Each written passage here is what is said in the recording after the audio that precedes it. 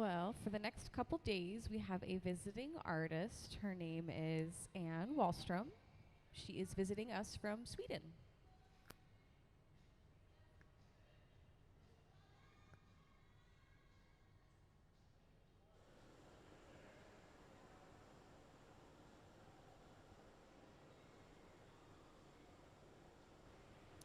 So to my left is what they made last week, as well as these.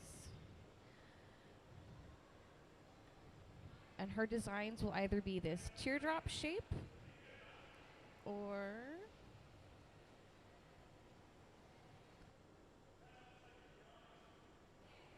kind of a stone shape is what she calls it.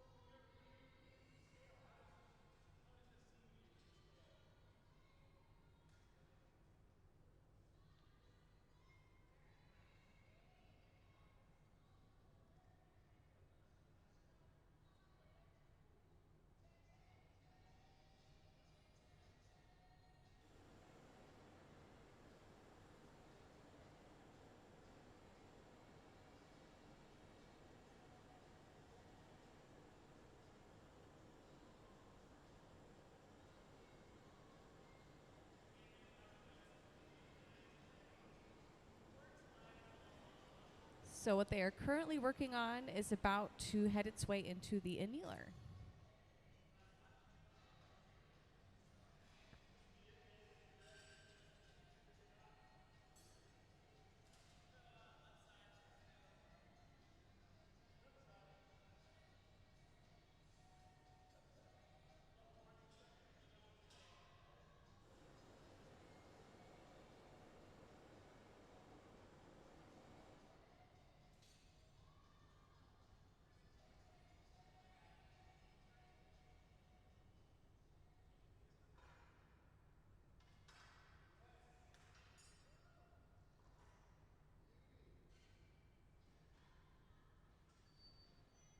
Let's give everybody a hand.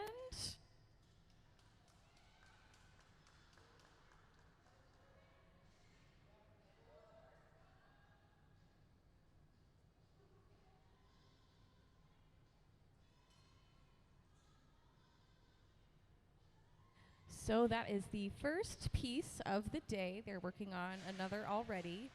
Kind of the flow of the floor right now is to my right. They're going to start all the pieces off, and when it's kind of halfway through that finishing point, it's going to go behind me. So as soon as a piece is being finished, another one is already being halfway through being started.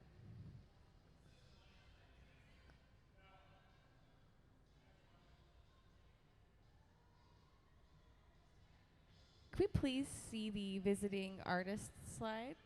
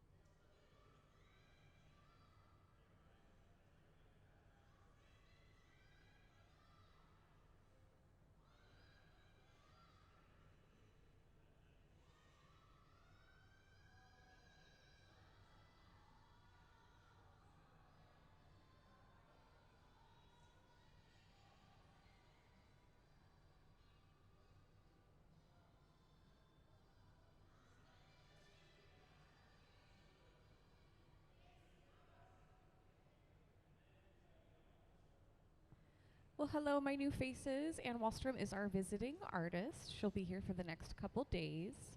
They are starting on a new piece right now. And that piece in the picture is actually directly underneath it from her last visit with us, that purple and clear one.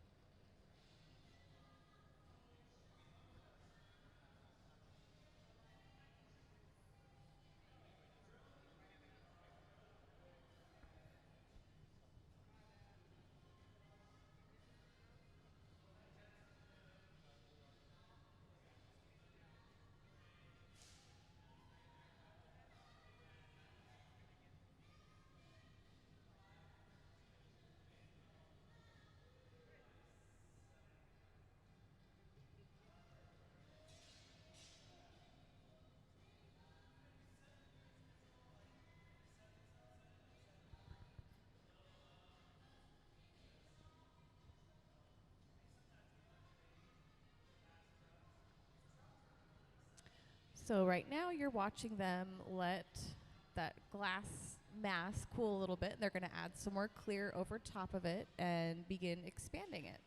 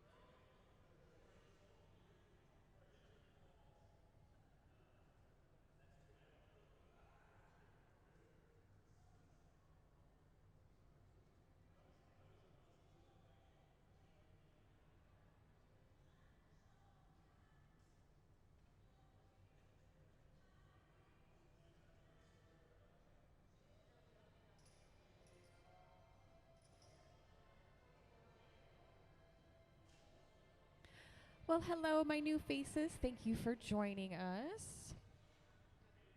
If you are not familiar with our artist's work, here's some slides from her last visit with us.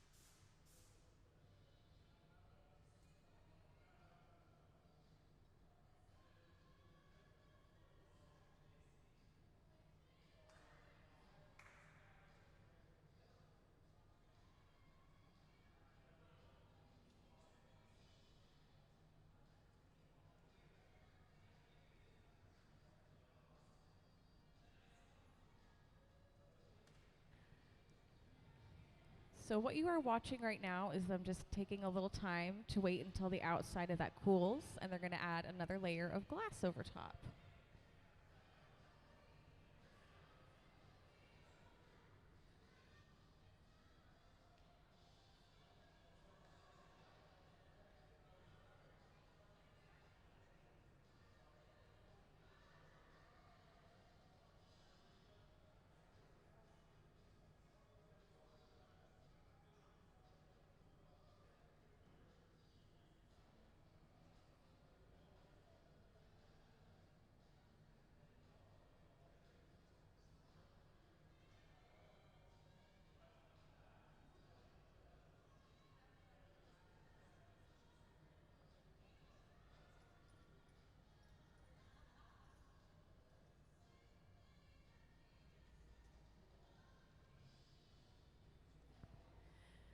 Well, good morning. Hello, my lovely new faces. Thank you for joining us. I am Michelle. I will be giving you a rundown of what happens here on our hot shop floor. What's going on for the next couple days is we have our visiting artist, Anne. She is visiting us all the way from Sweden.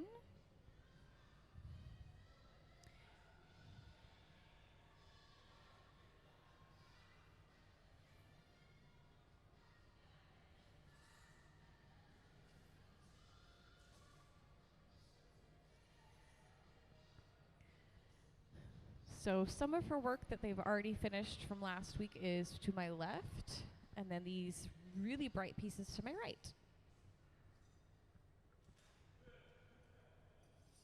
And if you are not familiar with any of her work, there is one piece directly behind me, that purple and clear one. And can we see some of her work from last time with us?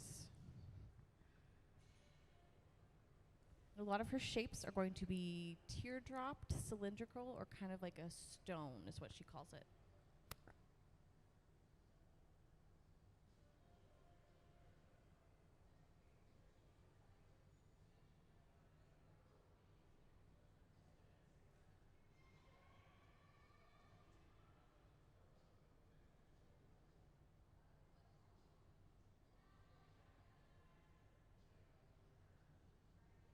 So she was actually invited to come work with us. A lot of artists that come in,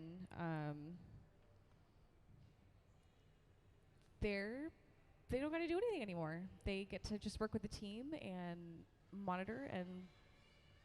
But there's a lot of trust. There's a lot of trust that goes between Anne and the hot shop team.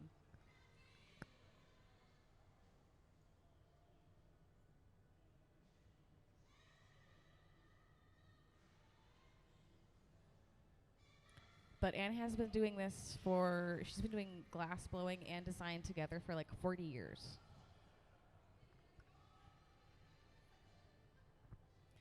So my lovely new faces, raise your hand if you have never been here before. So nobody, almost all of you. Everything that you see on this floor begins in one place, the furnace. We have 2 of them on the hot shop floor.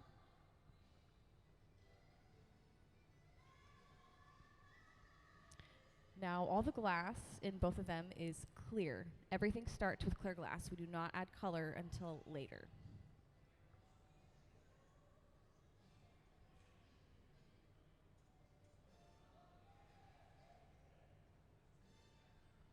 And they really do run 24/7. Even when all the lights in this building are off and we are at home having dinner, it is still on.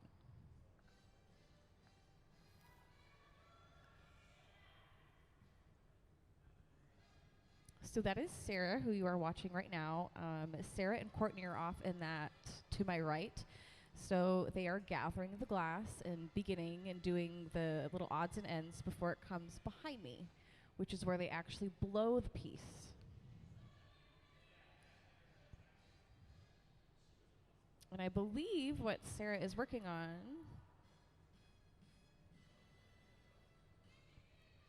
is cane like this, which they will take it and heat it and kind of draw it on to the piece that they are working on.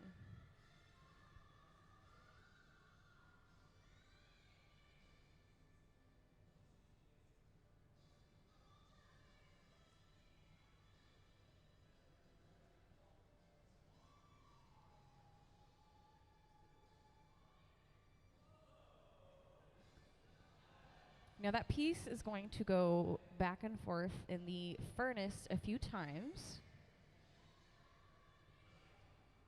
And the furnace is just essentially, not the furnace, I'm sorry, the glory hole. The glory hole is essentially just a reheating chamber for the glass.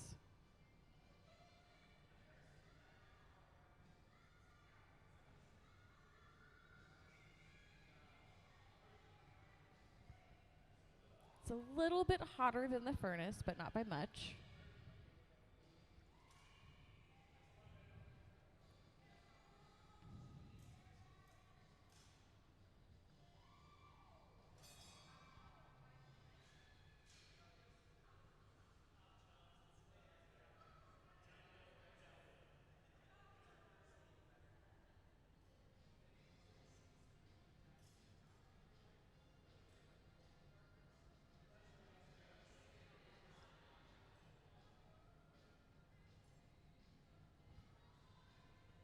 So that piece they are currently working on is actually taped in front of the man sitting down, that little black teardrop. And Ben is sitting at the bench. He is one of our resident artists.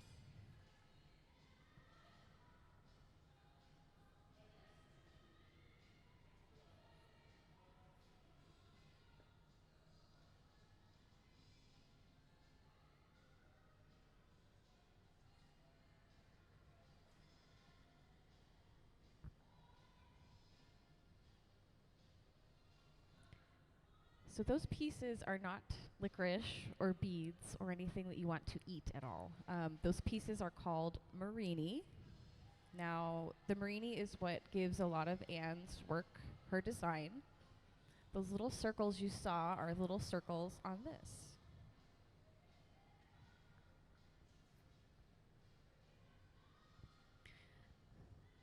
So Anne has a really nice supply of these over here, and she will lay them out on this ceramic tile and bring them over to the right, where they will, in process, put them on the glass.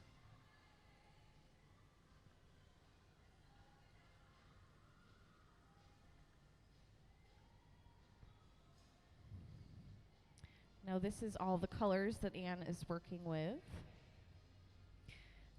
Now if you've wondered how we color glass,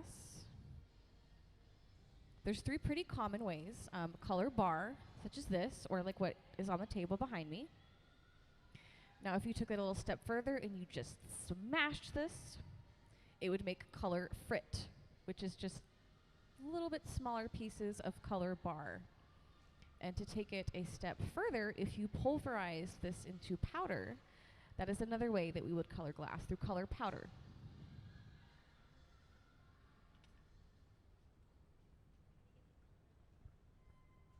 How do we get the color in the first place? So I do know that gold gives us red, maybe not this red precisely, but like copper, certain precious minerals help add color. If you're familiar with ceramics, I couldn't think of that. Ceramics, this color is, to my knowledge, almost identical in how they do that.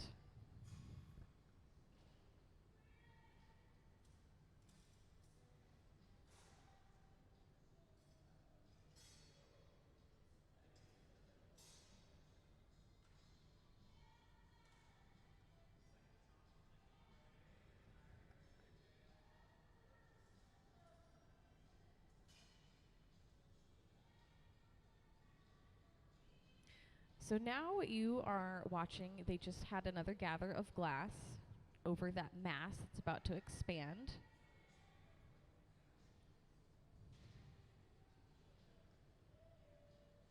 You can see those little marini circles glowing, as well as the cane drawing they drew on there. And it looks like a towel underneath it, but that's actually just folded up newspaper that they have wetted down.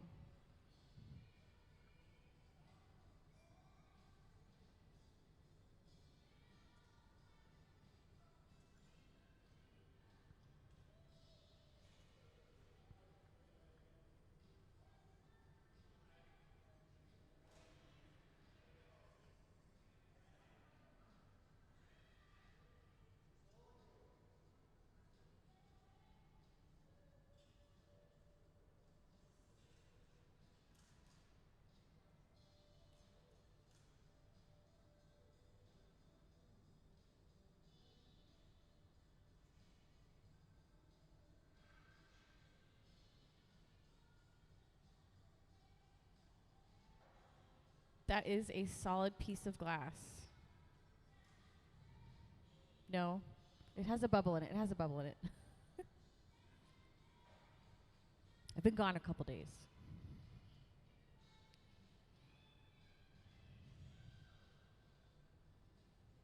It's probably a little hard to see from where you're at, but there is a bubble in there.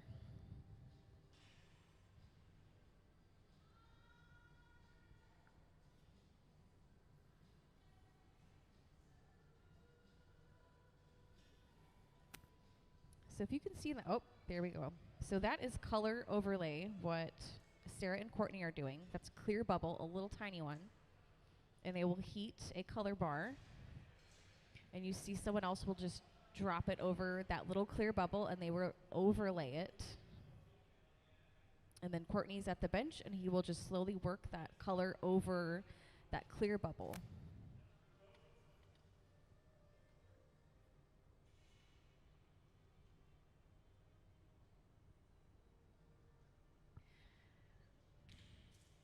Can we actually see the color overlay slide, please?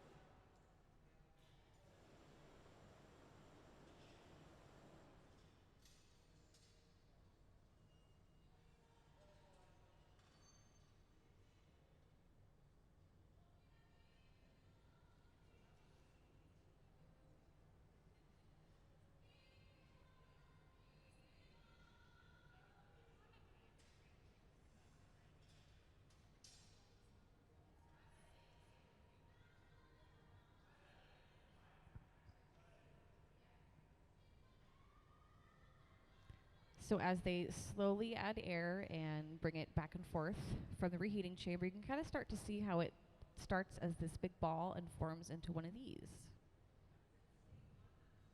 How does it stay on the stick? So there is, you see those, the jacks and that kind of square, roundish connection piece between the big bubble and the stick.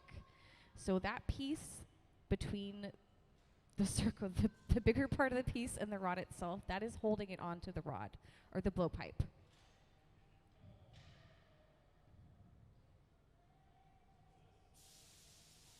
That connection piece is actually called a moil.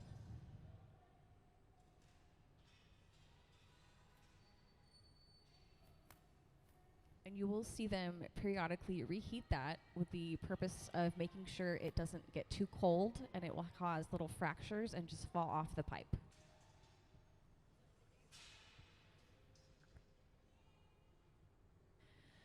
So you can either keep the piece on the blowpipe and never transfer it to a punty pipe and work with the other end, but the reason they do that is what they're working with right now is the bottom of this piece. Everything in glass is backwards. So you work with the bottom. So they're making the base of this shape right now. They're going to take another pipe after a while and transfer that onto the other punty rod. So they can start to work and shape the top of the piece. Now you don't have to transfer or punty up any pieces at all. It's absolutely up to how you want to do it.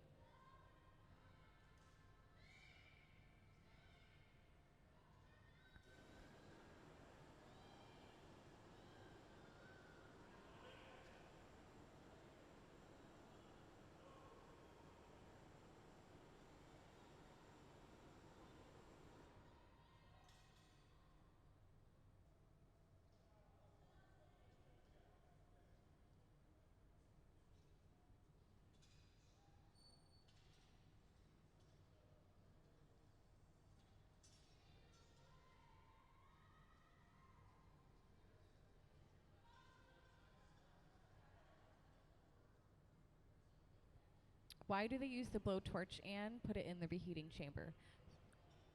So when you are working with glass, temperature is very important. Now they will specifically heat areas of the glass so that it's hot, and as soon as it goes into the heating chamber, it's even hotter.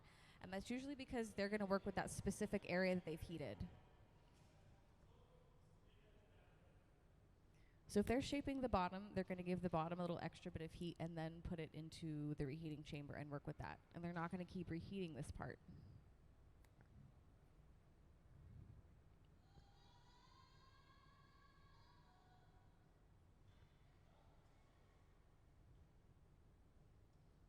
Now, since the piece is expanding, another reason too is as they blow air into it, they only want it to expand in certain areas. And that's only going to happen if you heat the areas before you blow air into it.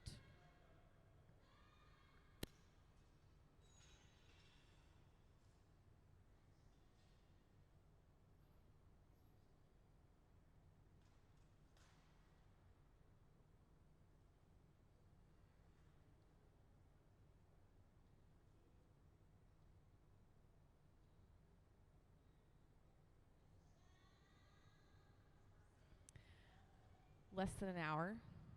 Yeah, the question was how long do these pieces take to make? So with the team behind me, it goes fast. As soon as this piece behind me is done, there's one already halfway finished to the right.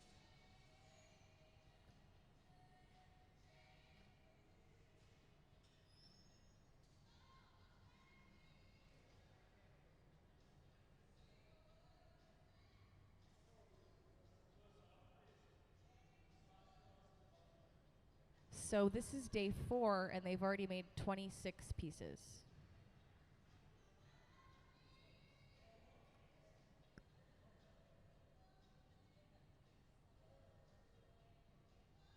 These, currently what she's working on, these are all going to Traver Gallery in Seattle. So originally, I think it was 2019, they said that Anne was supposed to come down and COVID happened.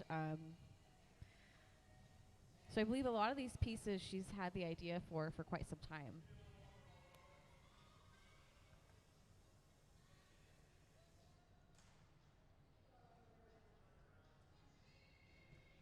So if you're watching in that right corner at all, I don't think they've added any color to that piece yet, but the team to the right, they inherently gather the glass, add the Marini and the color, and once that's finished, it gets sent behind me. So that piece of glass on the end of that pipe, that's the same one you watched them just drop some color onto about 10 minutes ago.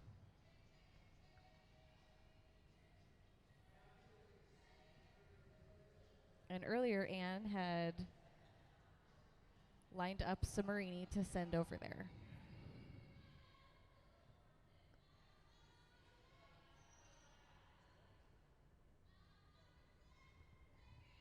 To also give you an idea on which pieces are being worked on, it's going to go from left to right. So the drawing, if you can see it from there, to my right, that was the first piece they worked on, and right now they're working on the one behind me.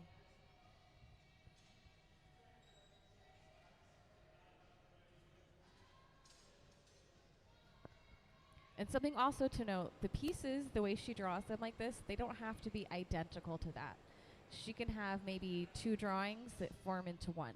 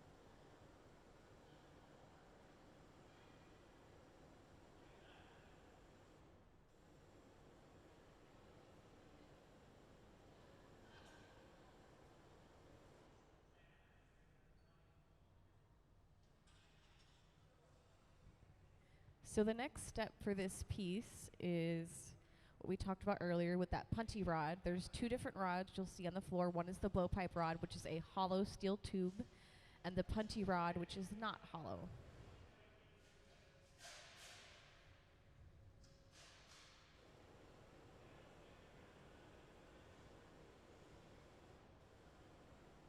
But essentially, if you're transferring the piece from one rod to another, regardless of what it is, it's basically just to help them further work with the piece.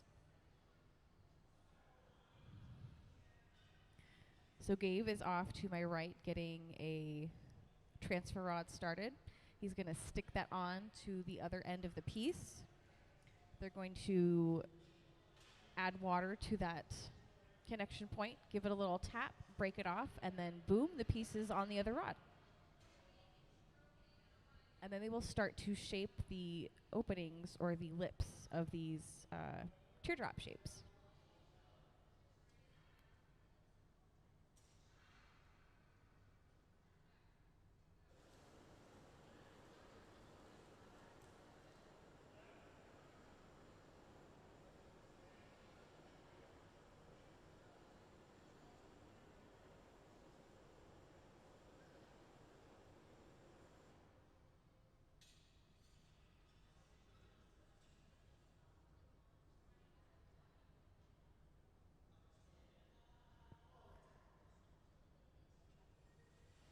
He's in. So I know it looks like Gabe is dipping it in the bucket. What he's doing is he's letting that excess glass fall into the bucket. He hasn't dipped the rod into the bucket.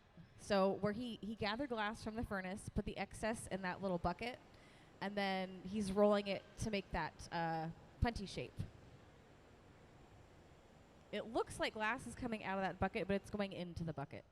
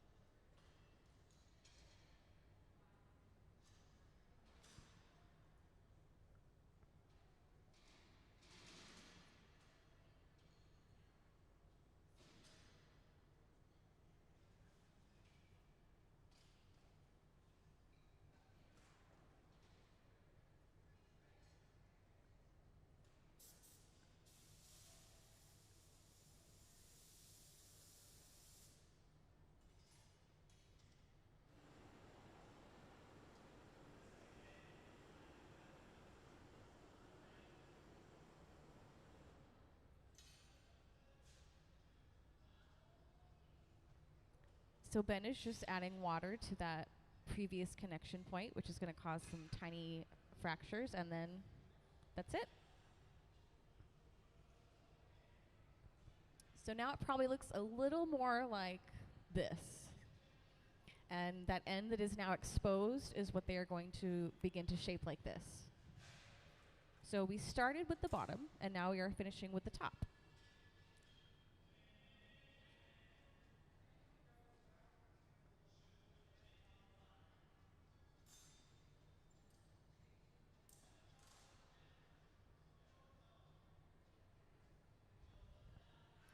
Now, if you're wondering why Anne, who is in the blue, why she's holding wooden paddles, those are really wooden paddles, and those are to help block and protect everyone from the heat coming off of that piece.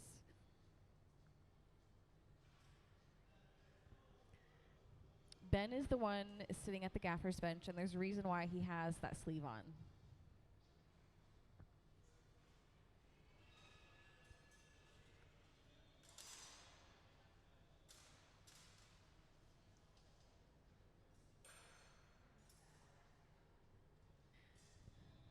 So those are these Marini pieces that we see on the table. And that is the process that happens over to the right, is they put all the color and they give it the design before it comes behind us. Now you can physically put the Marini pieces on there like that, or you can roll them over.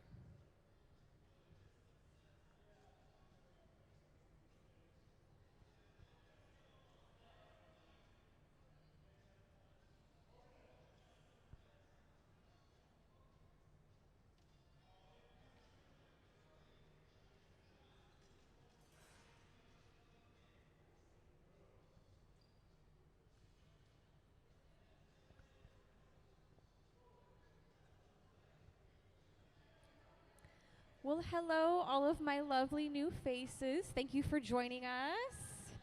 I am Michelle. I will be your MC for the day. What is going on right now in the Hot Shop? And Wahlstrom is our visiting artist. These are some pieces that have been made last week, as well as these in front of me.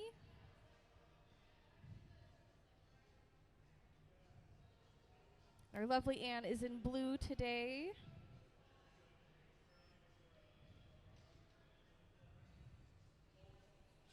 So the piece that is actually in that picture is below that same picture. So if you want to see some work from her from last time, it is back there.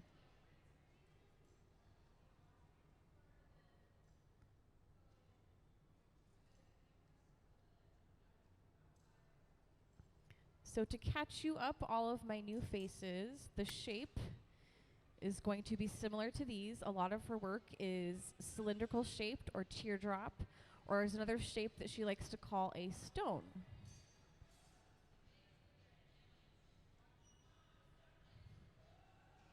Now, Anne has around 40 years of glass blowing and design experience behind her.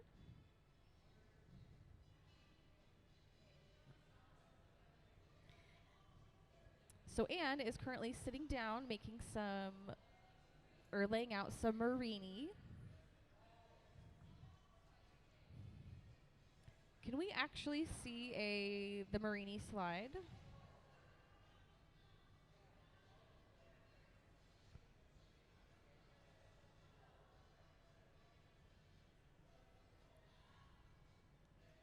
So these little tiny pieces she laid out start from cane, and they cross-section cut it,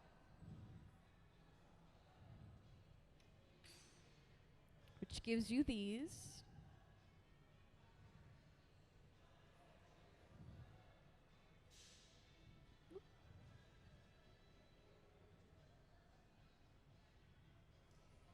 Which you can kind of get the idea of how this turns into those circular patterns on the yellow pieces.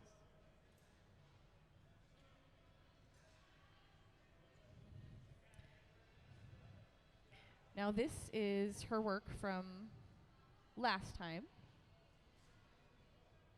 which gives you an idea of how those pieces actually create that design once they're laid on the glass.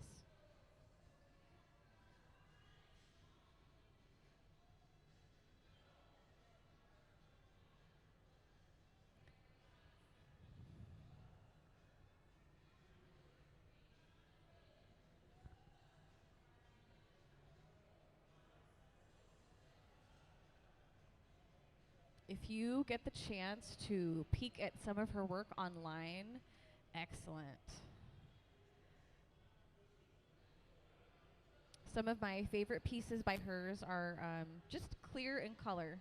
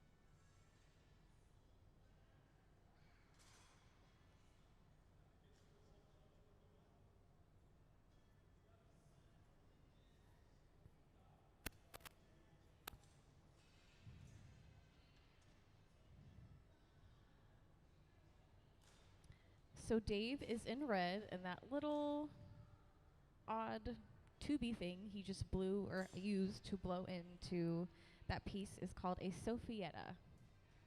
A lot of the words for anything in glass, most of them, I want to say almost all of them really, are Italian or come from Italian words.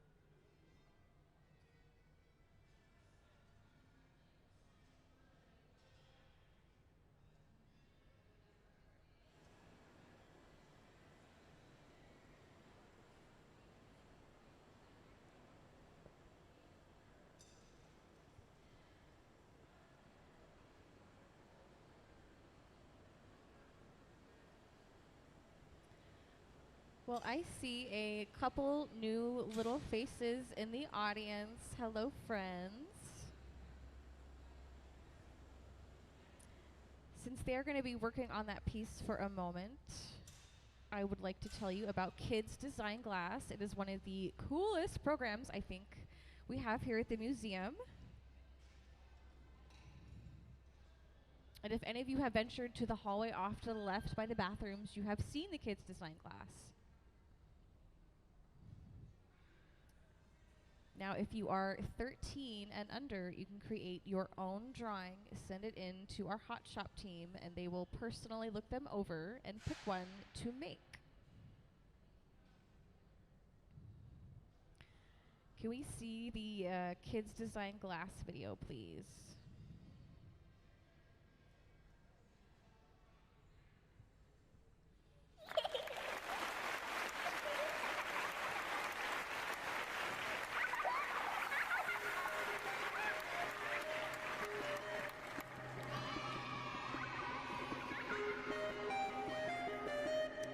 It's a baby monster. Pip is a baby monster that loves to smile and laugh. Even though he's little and cute, he gives a big cry. Also, Pip loves food, especially bananas. He will eat any speck of food in sight.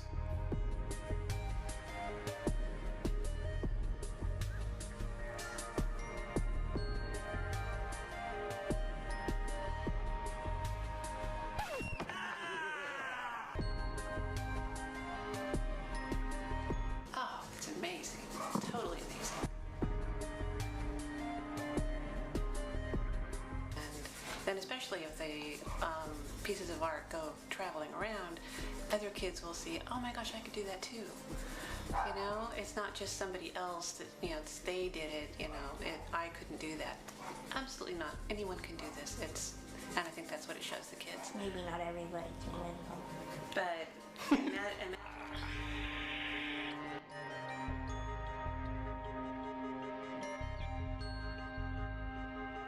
I think it's gonna stand up there with one of the coolest things that a museum has ever done.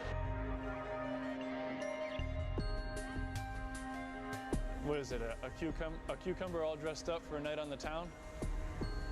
That's pretty ridiculously funny. The funnest part about this project is how fresh the ideas are coming from the kids who they have no idea of glass blowing techniques. They don't care. Nobody saw this coming. We'd make one piece and it was given to the family. And then we realized, well, wait a second, there's something more here. We started to get more drawings, more interesting drawings, and it really kind of snowballed a little bit. Bacon Boy was special.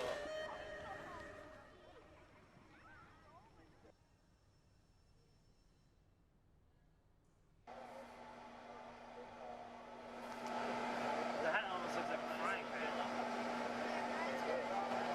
Maybe he's wearing a frying pan.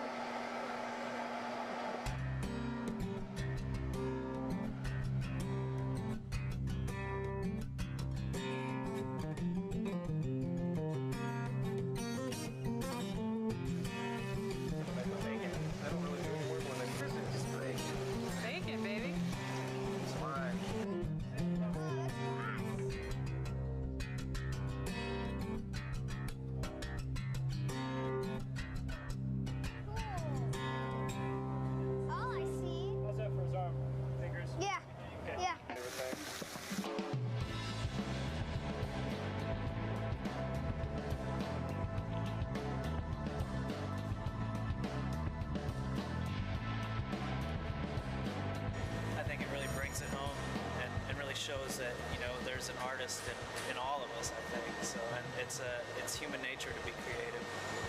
So I think we lose that as we get older sometimes, and it's cool to see this pure creative nature that children possess.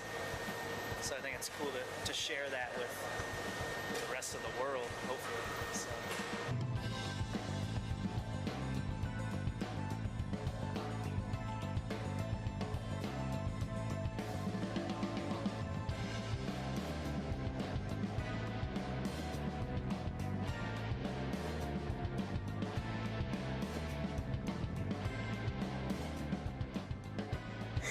Thank you for supporting Kids Design Glass.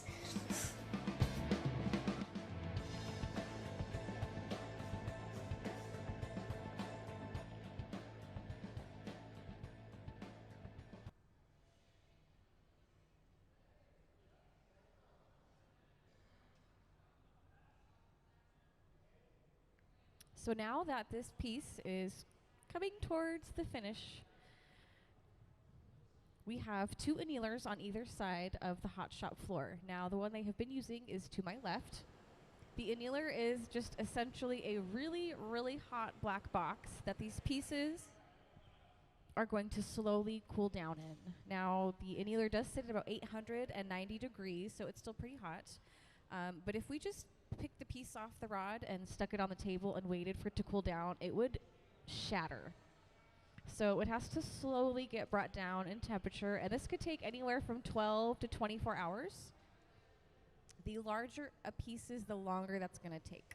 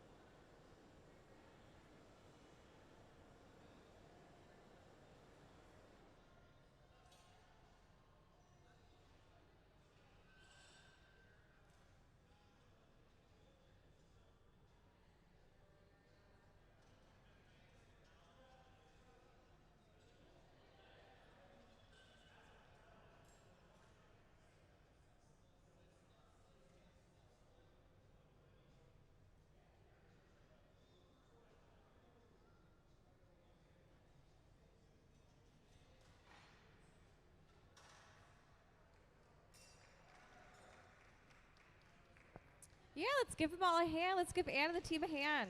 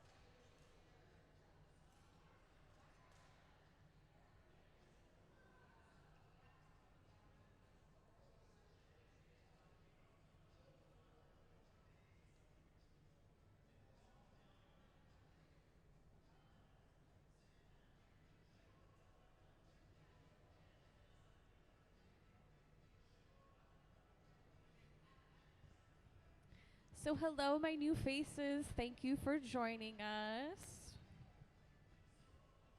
We are about to see another piece being finished.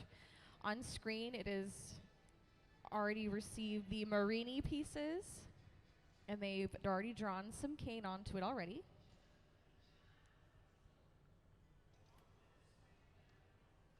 So they've taken something that looks like this and heated it as they drew it on to that bubble. And then they have already placed these little Marini pieces on it.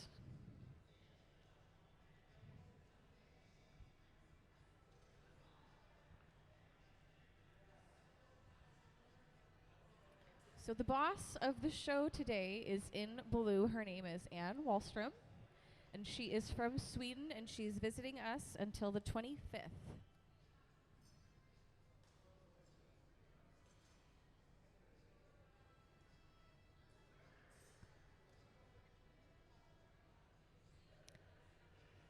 So the question was, how do they get the colors in the piece? So all of the glass that starts out here is colorless. There are 2 furnaces on either side of me, and they're just a big housing chamber for glass. And when they pull the glass from there, it's clear. So this is a red color bar, and these are the ones that Anne has been using. But you can color glass. The most common way you'll see here is 3 different ways. Now, this is a color bar. What they will do is heat this up and overlay it on a clear bubble on a blowpipe rod, and it will cover that clear bubble. Then they will add another clear layer of glass over that, like this. Instead of blue, we'll pretend it's red in our mind. And then they will add that other clear layer. So it looks orange or red or blue or green, but there's just a thin little layer of color.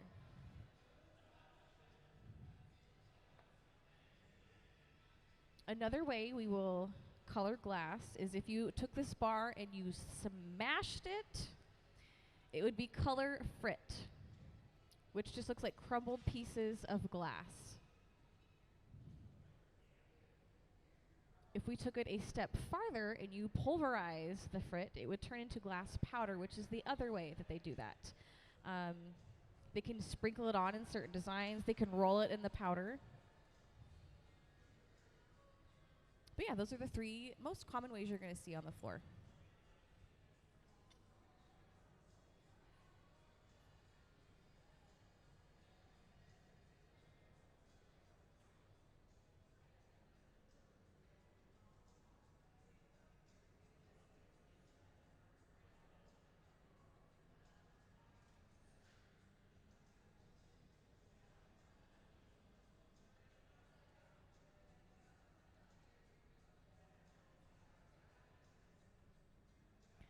How long has Anne been doing this? I know she has about 40 years of glass blowing and design under her. A long time.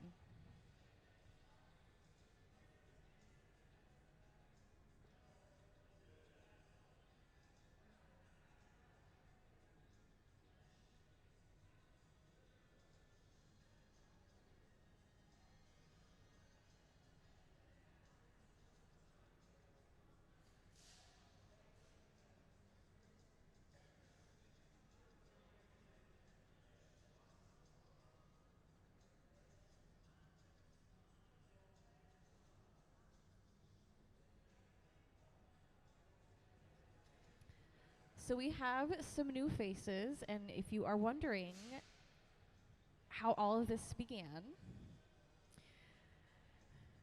it starts with the furnace, which there are 2 on either sides of me.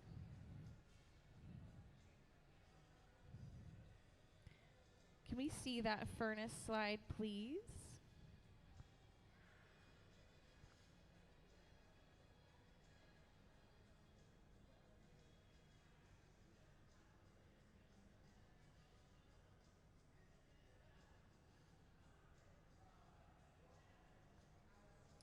Well, no slides, so I'm going to tell you about the furnace.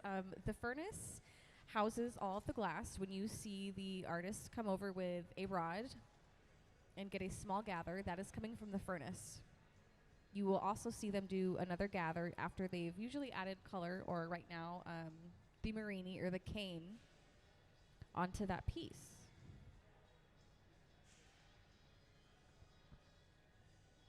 And behind me, it has already been colored. They've already added these marini pieces.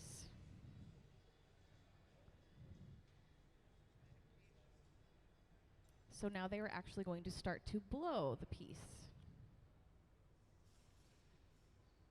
And right now, all Gabe has in his hand is just some folded up newspaper they've added water to.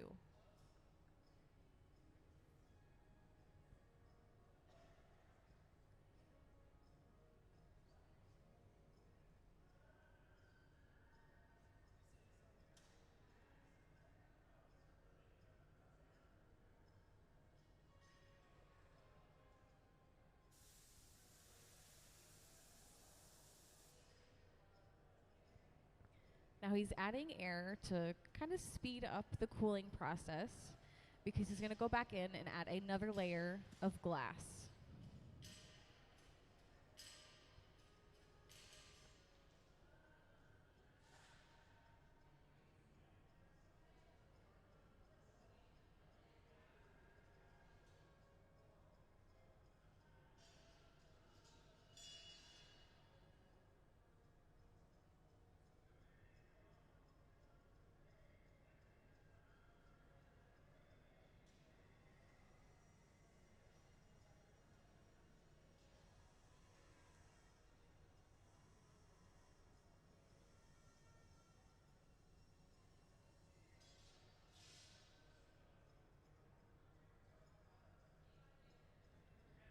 How long does the blowing process take?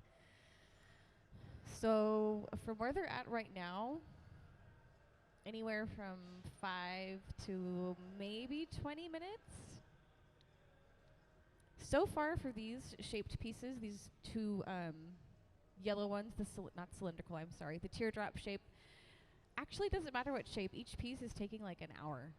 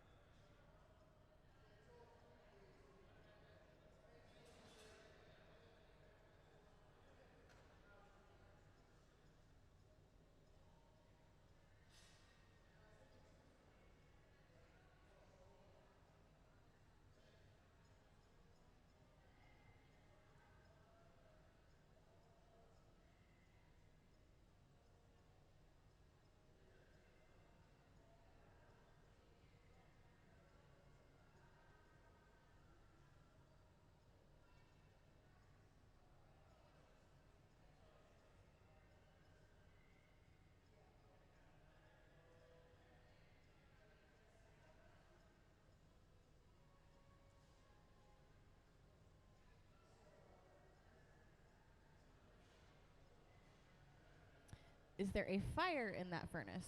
So the reheating chamber, there is no fire actually going on in there. It is just really that hot that it looks like it.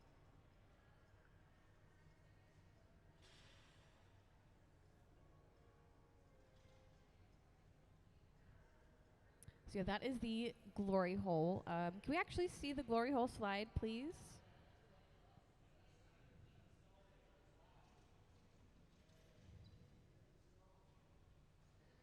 So it is essentially just a reheating chamber for the glass. There is no glass in there.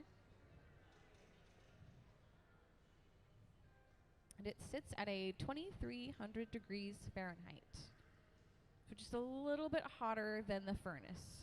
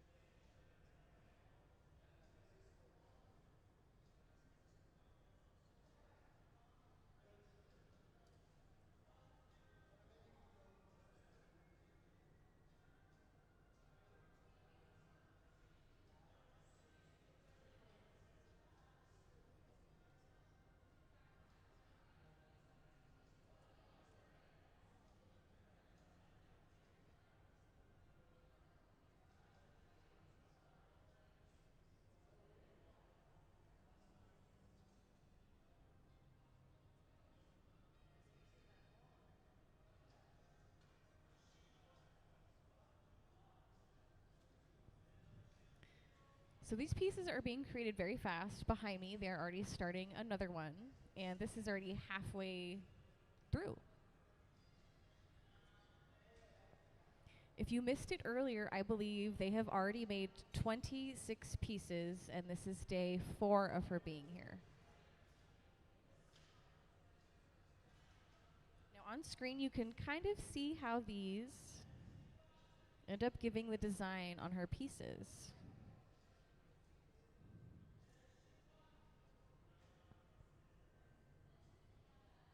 See all these cute little candy pieces. They're not candy. It is not black licorice. It is glass. These are called marini.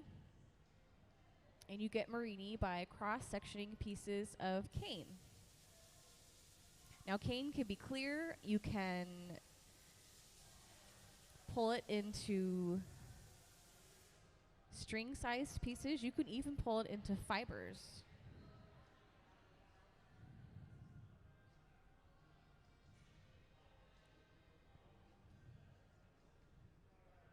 So that single cane they have pointed on the top. That's what this looks like. It's just clear glass with a strip of white in the middle. Now you can combine multiple pieces of cane and cross-section them to get marini. Or you can simply just cut this one piece and that can be your marini. What do they do with these? So this is, if you can see both sides, or all 4 of her pieces, right? Now, these stripes have either been drawn on with what looks like a big tip of a crayon made out of glass that they've made over there, or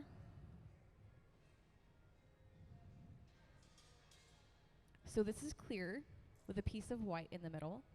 And if you imagine if it had black or gray and putting it next to each other, and as this piece expands, it will give you that color. I can't speak for this piece per se, but that is how she's getting them colored. Now these ones,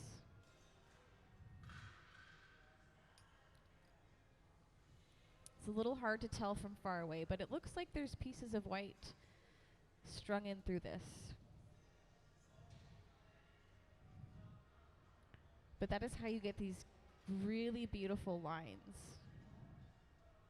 The circles, though, I'm pretty sure you can kind of understand.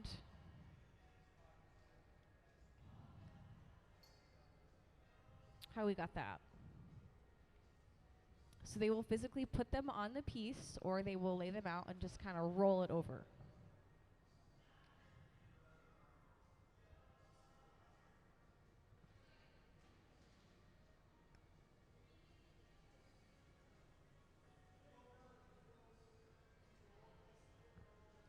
So raise your hand if this is your first time at the Hot Shop.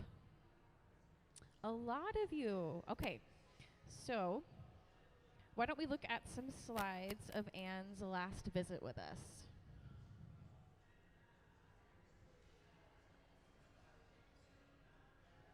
So those pieces are marini on that, to give you a good idea on how she creates it too.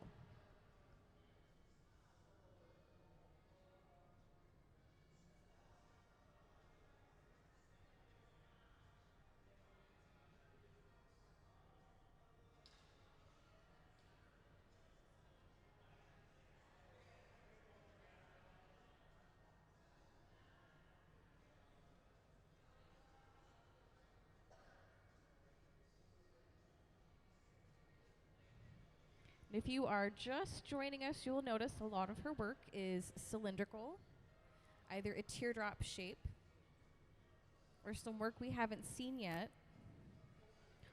Looks a little similar to this, or what Anne likes to call that shape is a stone. So what we are watching right now is they are about to expand this piece. There's already a little bubble in there. I shouldn't say little bubble, like a good fist-sized bubble.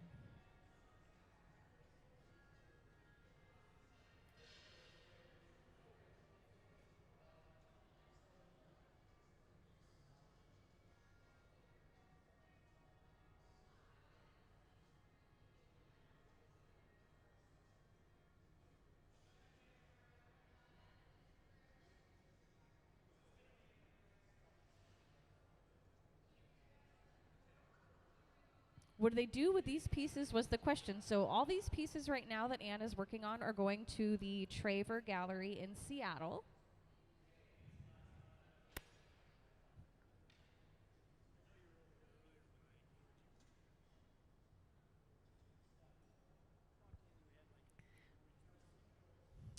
So the question was, how do these all get started? So we have some new faces, so I will begin and explain the whole process over again. So I'm really sorry if you've already heard this. Can we see the slide of the furnace?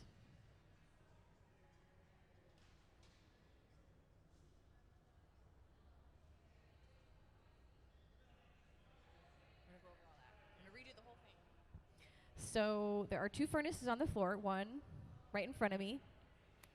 All the glass in there is clear. We do not start with colored glass. Now, the beginning of these pieces, which that was the question, how do these pieces start? It is starting far over in that corner.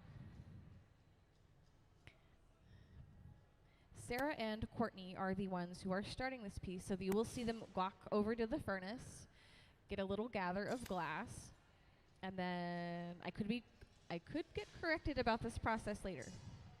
But you'll see one of them get color, drop it over that little clear gather they started, and then slowly it's going to get bigger and bigger.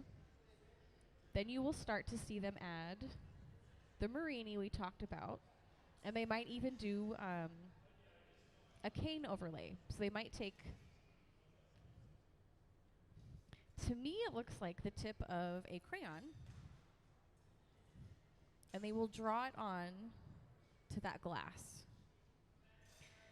Now this is just a solid white. There are some that they've already made that have lines in them.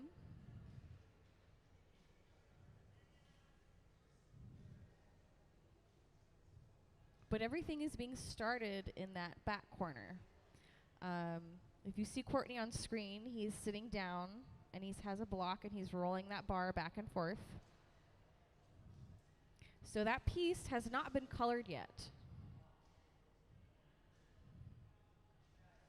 It does look like there's a color overlay. I'm not over there, so I don't know what color they were intending it to be. And you see him going over to the pipe cooler.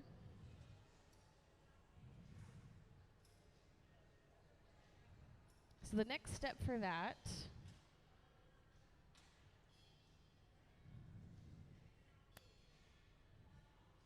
is going to be adding the Marini or the cane. I'm not quite sure yet. But once they finish with adding the color, and it's time to blow air into it to actually blow the piece, it's going to go behind me. So as soon as they start the piece and add color over here, they're already halfway through a piece behind me.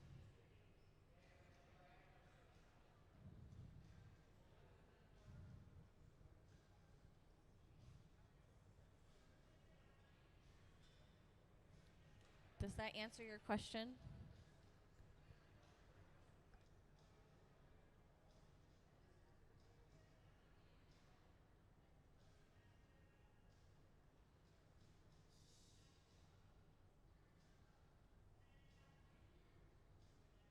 So how do you make that glob hollow? So there's a process that's happened between what we see Courtney doing and right here. And Gabe is actually blowing air into the pipe right now.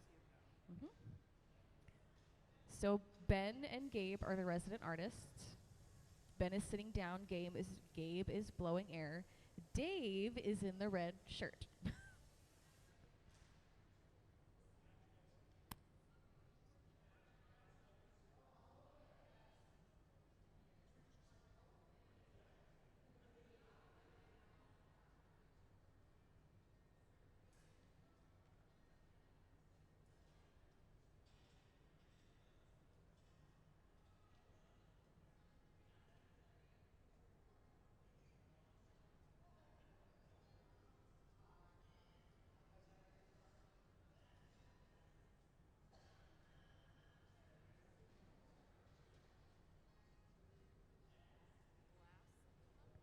So the question was, are all the furnaces the same temperature and do they all have glass in them?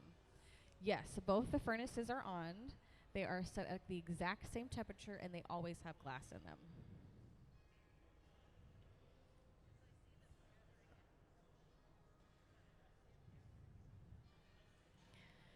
So they might be gathering out of that one today because they might have just charged that one.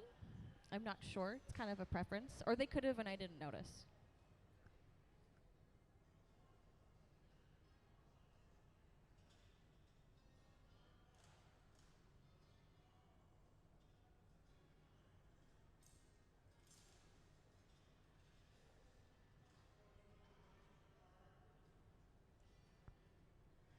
So if you're wondering what that tool is that Courtney is using, that is called a block.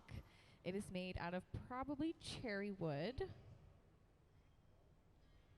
All the wooden tools, by the way, that they use on the floor are made out of fruit wood because it burns slower.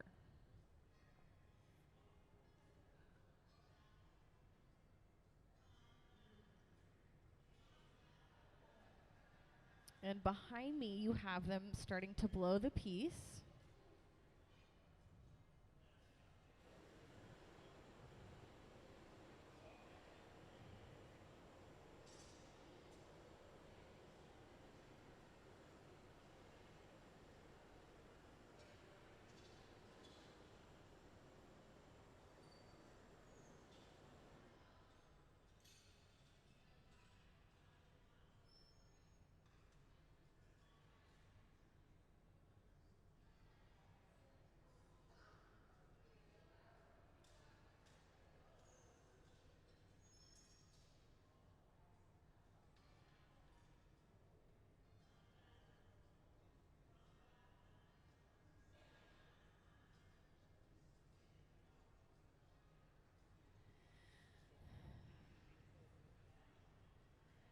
I believe,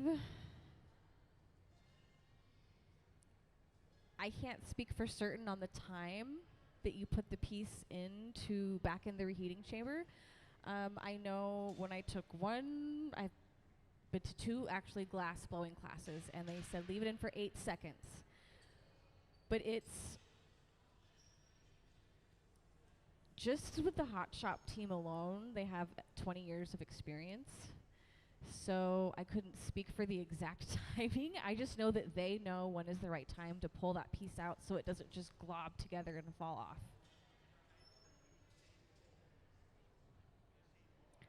The whole time. So the rod doesn't transfer heat as much as you think it would, but eventually you do see them go to the pipe cooler and cool that off if they need to choke up on what they're doing. But they can use the same one the entire time. So right now what's going to happen is you've seen them on that one blowpipe. Now, glass is backwards. What they're doing is they're shaping the bottom. Now, they can't just have someone hold it with their hands and then they shape this. That's not how that works. That would not be very safe. What they're going to do is they're going to transfer it to another pipe. You will see Gabe, the man in the black hat, he's going to get a gather on glass on another rod. You'll see him stick it to the bottom of that piece, and they'll begin to work on the top. So really the rod is just for however long they need to work with whatever side they're working with. Some of her pieces, they don't transfer it. So those stone shapes, they don't put a punchy rod on the other end and shape the bottom. Just these teardrop vase shapes.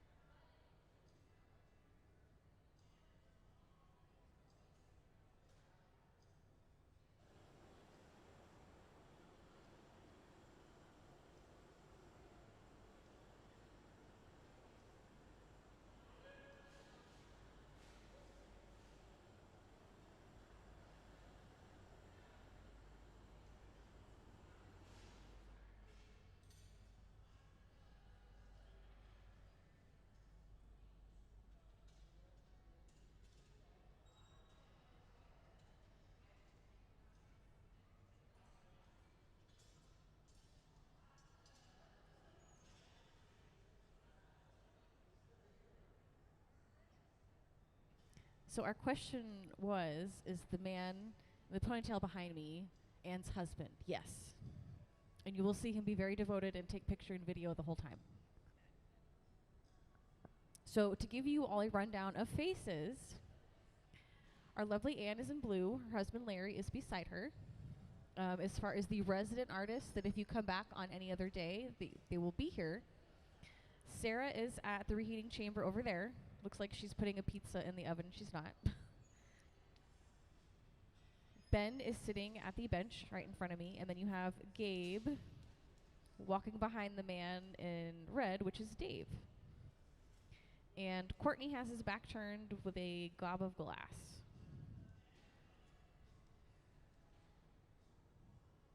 So there, our hot shop floor right now.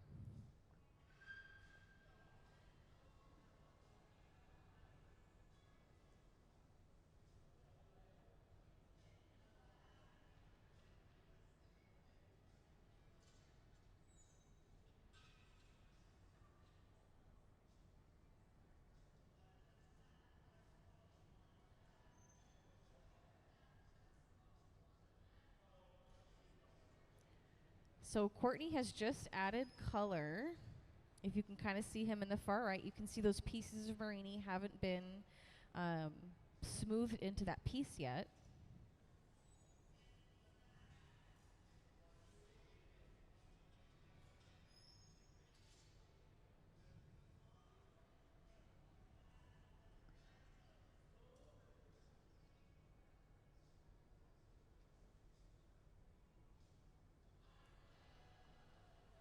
So yeah, he's just using the jacks to pick up those little pieces and just stick them on there. You can also roll it.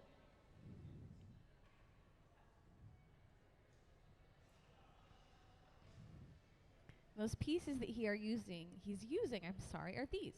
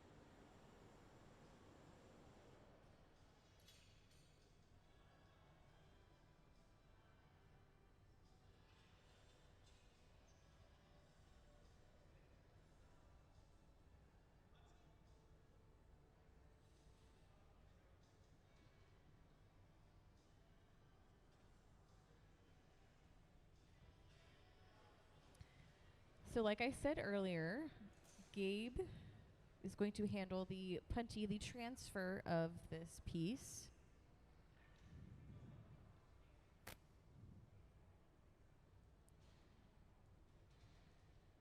So he's already grabbed that little gather that eventually is going to be stuck on to the other end of this piece behind us.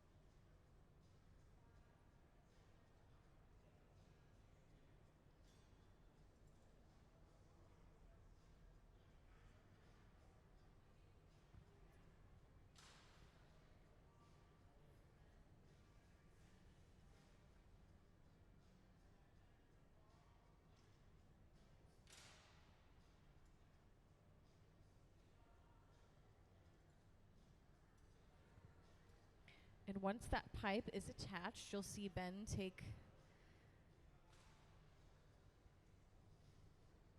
probably the jacks, because they'll only be turned around as this happens, but it'll dip them in some water and let water run on that connection point, which will cause some tiny fractures, and then they just give it a tap, and it breaks right off.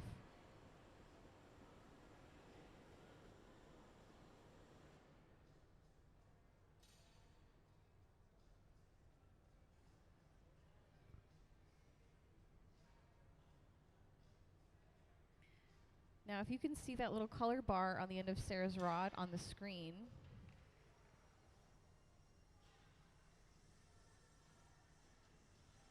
that is just one of these, and that was how they began that color overlay process we saw earlier.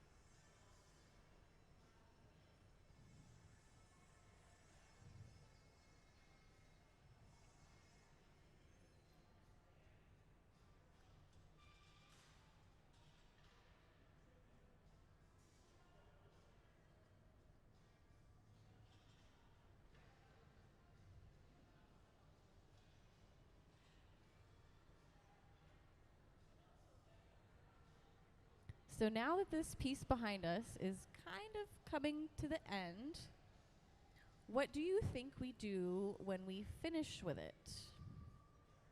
Raise your hand if you think we just leave it on the floor out in the open. Good job, we don't. If we finished it and left it here on the table to sit, it would actually probably explode. After they're finished with this, it's going to go over to my left in the annealer, that big square black box over there. Now, the annealer sits at about 890 degrees, and once the pieces are finished, they will slowly cool down in there.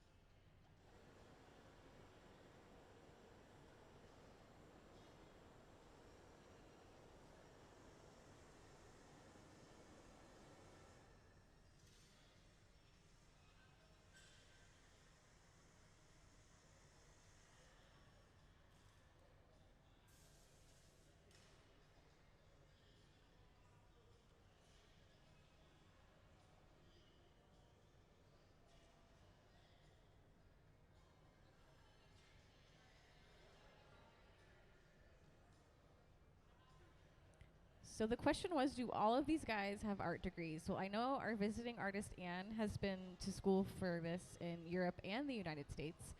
I know our Hot Shop team, 2 of the members did go to school for glass blowing. One of them was lucky enough to be apprenticed into glass.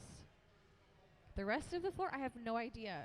But how you get into this is either someone apprentices you and teaches you, or you go to glass blowing college, which is a thing.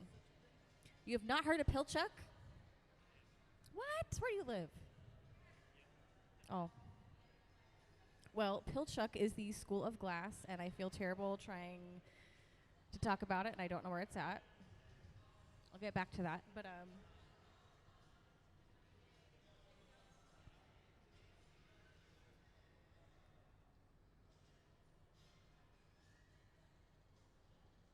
and if there are any veterans in the audience, the museum does an awesome program called Hot Shop Heroes.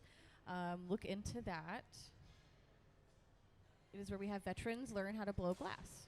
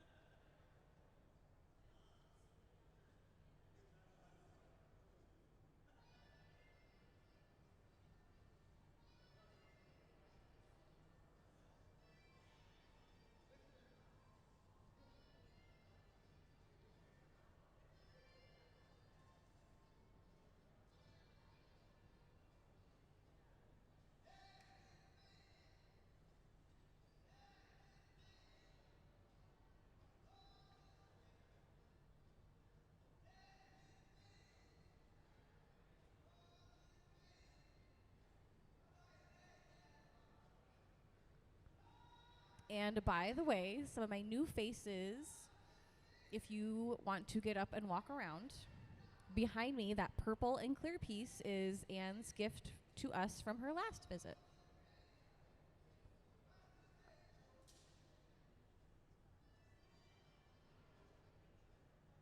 Yes, you can take pictures. You can take pictures, you can take videos.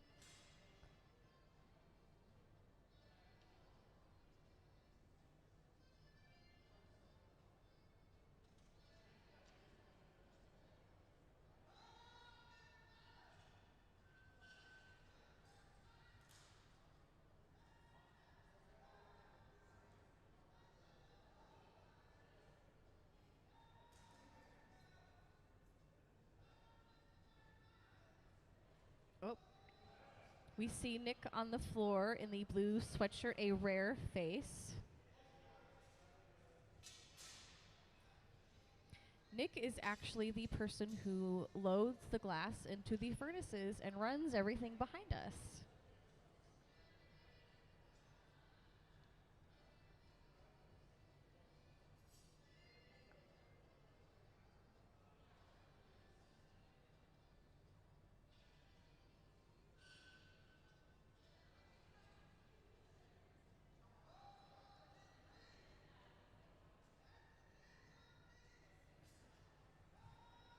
Now, if you're watching Sarah, that big gray thing over there, that's called the garage. That's just essentially a place where we park glass or things until we need to use them. And Sarah had some white on the end of that rod for a color overlay.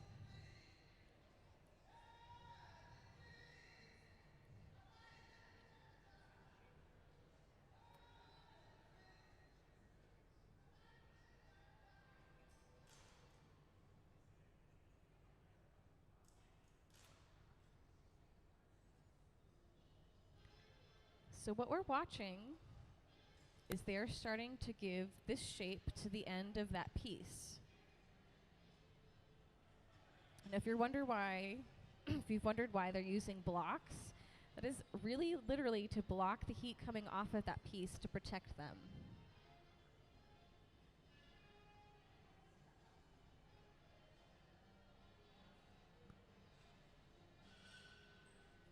I said blocks, didn't I? I meant paddles, wood paddles.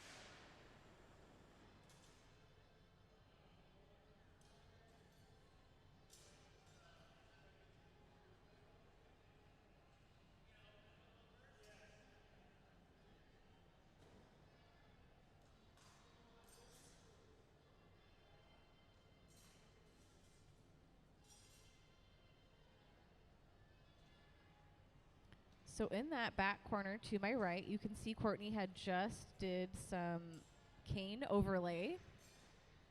That piece kind of looks like a brain a little bit. And eventually that textured white that you see is going to get smoothed out.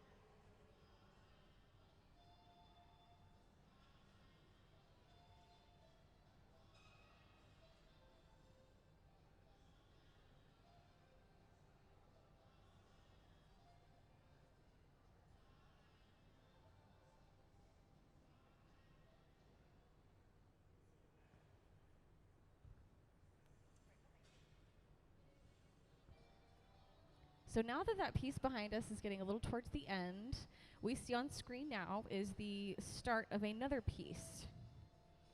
So if you've looked at these pieces on either side of me and wondered how they came to be that color, you can see that white striping on the piece and kind of see similar designs on these pieces in front.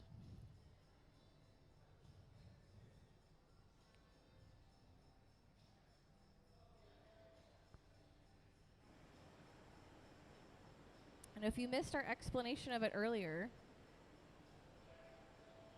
in my hand it looks kind of like the tip of a crayon. They will actually heat this and draw this on to create that design. If you see those little white spots on there too, those are those cute little pieces of Marini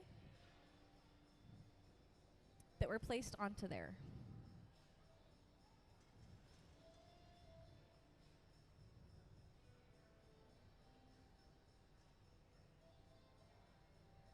Now, once that piece is ready to be blown, like what's going on behind me, it will remain over in that back corner. So if you were just joining us, the way the floor is working, everything is starting over there. So you're starting with that little glass bubble, putting that color overlay, adding some more clear, growing it, putting the cane overlay and the Marini on it. Then it ends up on its way behind us.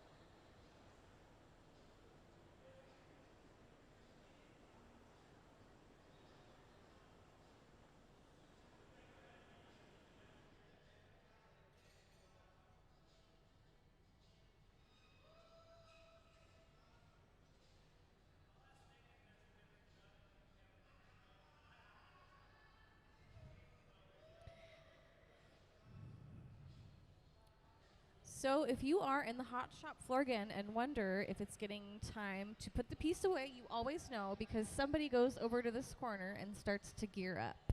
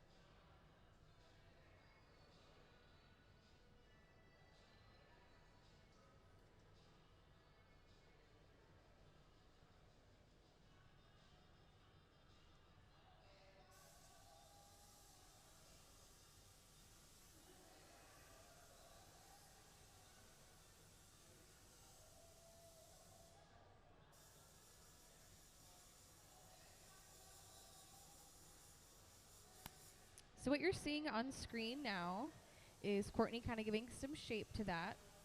And he has put a starter bubble in there. Now all he has in his hand to help shape that is just folded up newspaper that they have wetted down.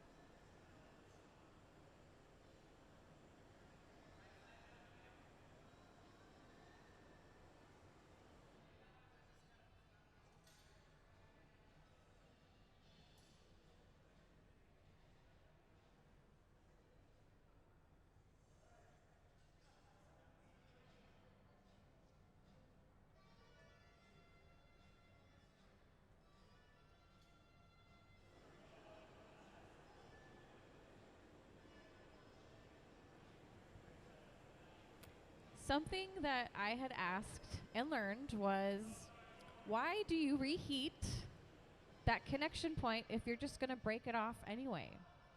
You know, why would you make that warmer before you break it off? And it was explained to me, if that one area is hotter, when you put the water on it, it will cool faster and be easier to break off. If we didn't do that, the piece is more likely to crack all the way up instead of just that one connection point. Because in my mind, if you're going to break it off, why would you reheat it? It's just going to keep it on there longer. Kind of the opposite.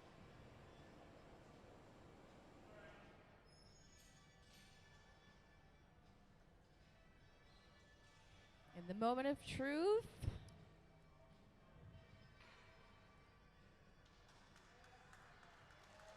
our team a hand and Anne.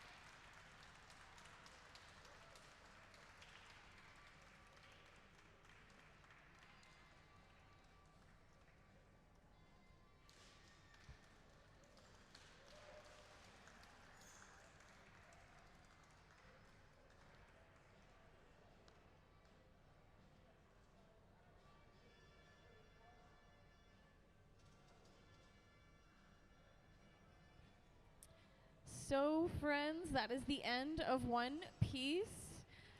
If you want to see the beginning of another one, you can absolutely sit and watch that.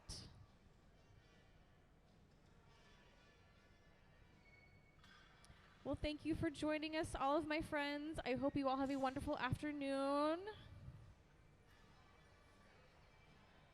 How long will that stay in the oven? Anywhere from 12 to 24 hours. So it depends on how big any piece is. Something that one of the artists told me was the lens for the telescope, some very important telescope. I think he had said it took 18 months for that to anneal. Yes. So smaller pieces like goblets and bowls, you know, about 12 to 24 hours.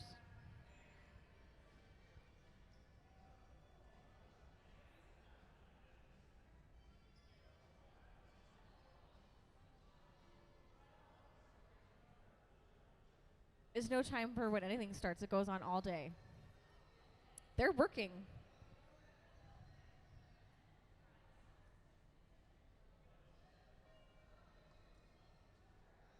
They are continually working. So one piece just finished. So that means there's one that's already halfway done that's about to come this way.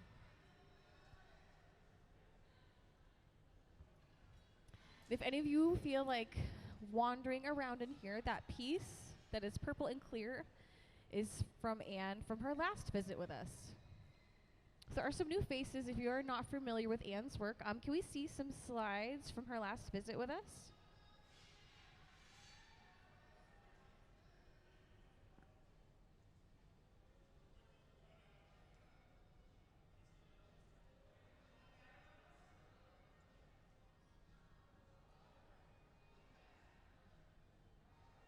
We might have to wait on some slides, but for sure there's a piece back there.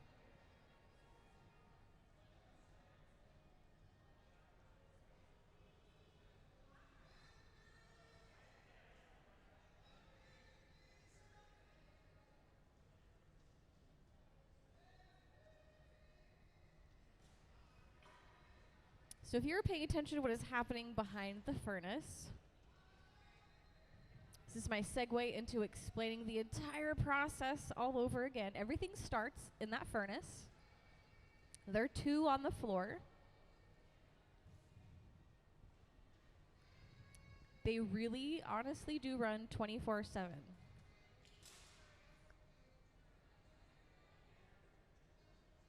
Each furnace is the same temperature, so everything behind, so to my,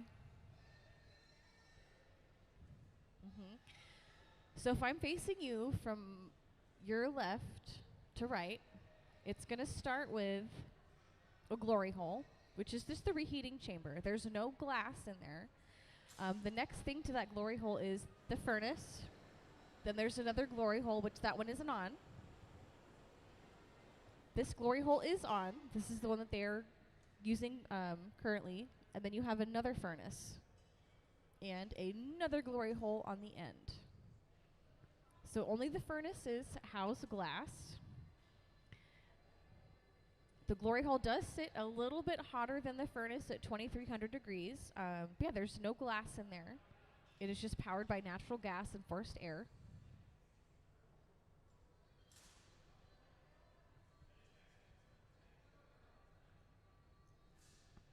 The reheating chambers we have here in the museum, though, are one of the largest, which is why we can create such massive pieces.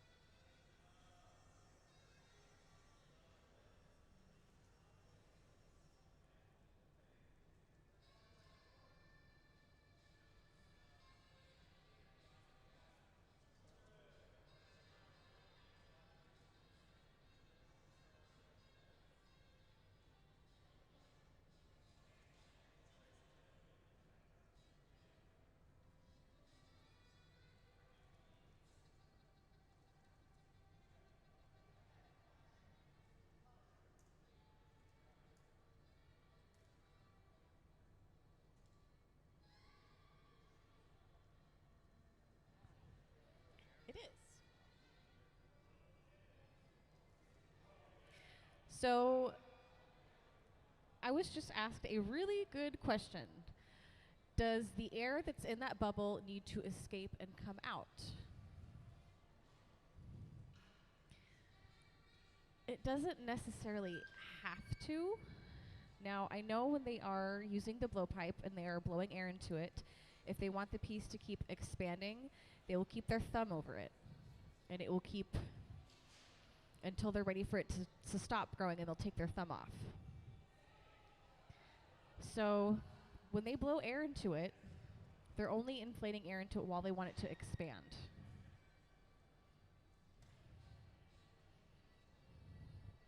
And once they no longer want the piece to expand, they will stop. So the piece is still attached to the blowpipe. That air they've blown in is eventually going to escape out of there.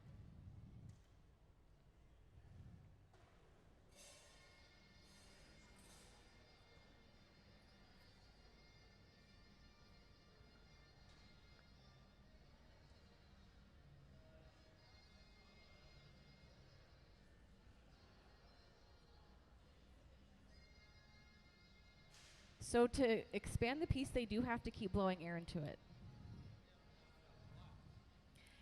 It has to have enough glass. It also has to be hot enough. If it is too cool when they're trying to blow air into that, that is just beating a dead horse at that point. Well, now that I'm out here with all of you lovely faces, do we have any questions?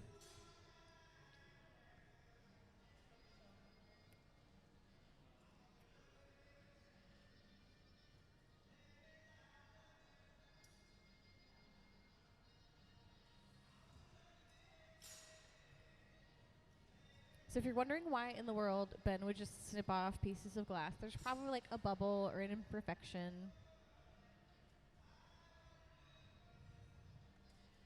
Just give it a nice little trim up before we shape it.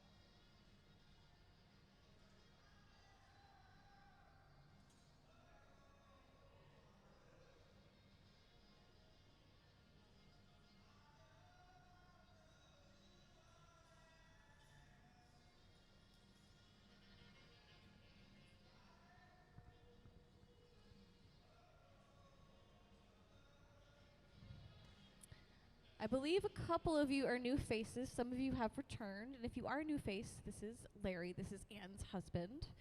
This is our lovely visiting artist, Anne, sitting down. And the 2 resident artists on the floor, which will be here any day that we are open. We have Ben behind me sitting, and Gabe in the black hat.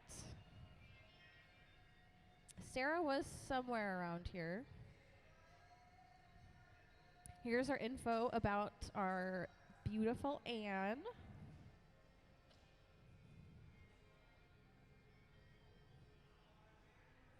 That piece in the picture is the one underneath the screen back there.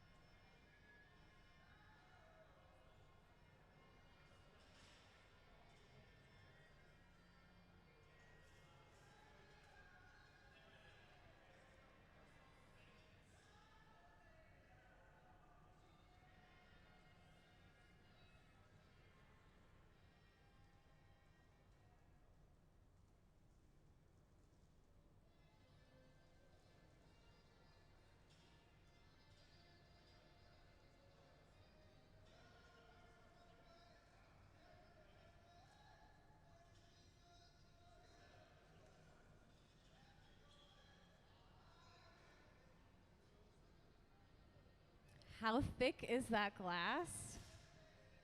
They make it look very easy, but if you pay close attention on the screen or when you see them on the floor, they are dripping sweat right now. And when they pick that up, it is heavy.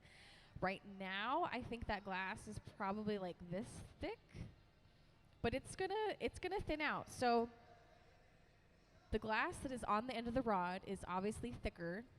And now when they transfer it to another rod, what you're watching is they're shaping the bottom.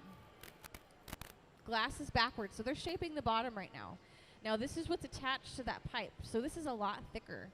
So you're going to see them pull and stretch this out. Now this is right now about that thick. So the piece that they are currently working on, it's probably about like 3 times that. Which is why that has to be very hot when they blow air into it, or it's not going to go anywhere.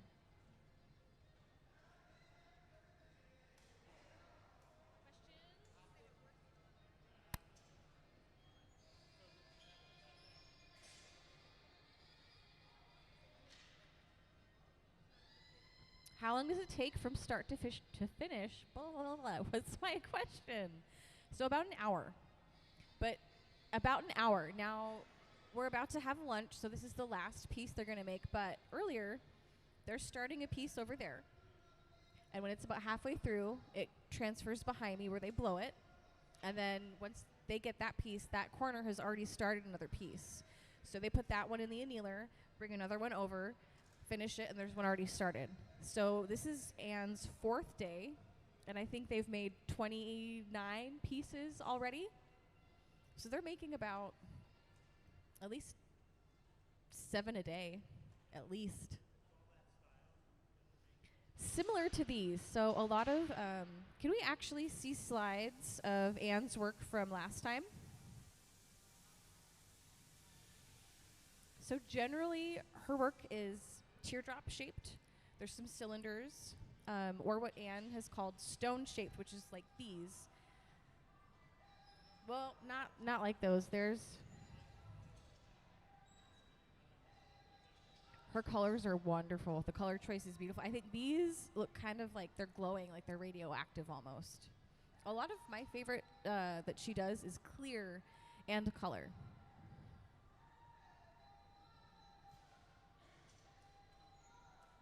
I think the funky, neat thing when you see her work that's clear and you see the lighting, it creates this really cool shadow.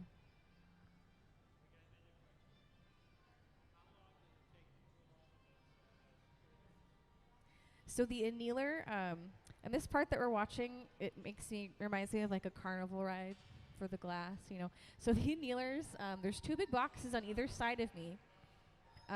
Actually, there are a lot of annealers on the floor. There's this cute little one in front of me. There's one that's open over there. You could probably peek in and see the cool little things they made. There's another one over there. The one we are using is to my left. The annealer sits at about 890 degrees. And if you just broke that piece off and set it down on the table and said it's good to go, it's going to blow up. Maybe not in a big apocalyptic sense, but it's going to shatter. So it'll sit in the annealer for about 12 to 24 hours and slowly drop down to below about less than 100 degrees, where they'll finally take it out. And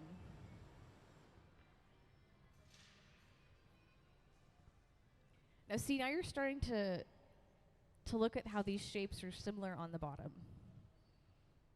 And the next step is someone is going to come in with a punty rod with a glob of glass on the end of it, stick it to the bottom. The reason they're going to do that is they can transfer it onto that rod, break it off the previous one, and begin to work with the top of it.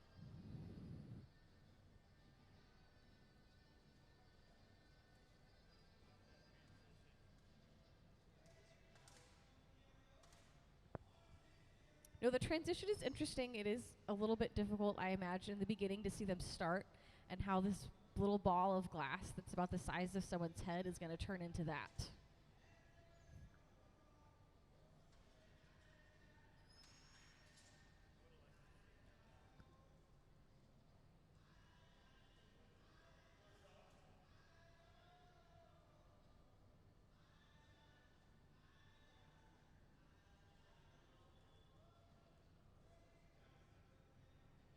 So what you see Larry doing and why he has those paddles blocking Ben is that piece may not be glowing red as it was in the beginning, but it is still very hot.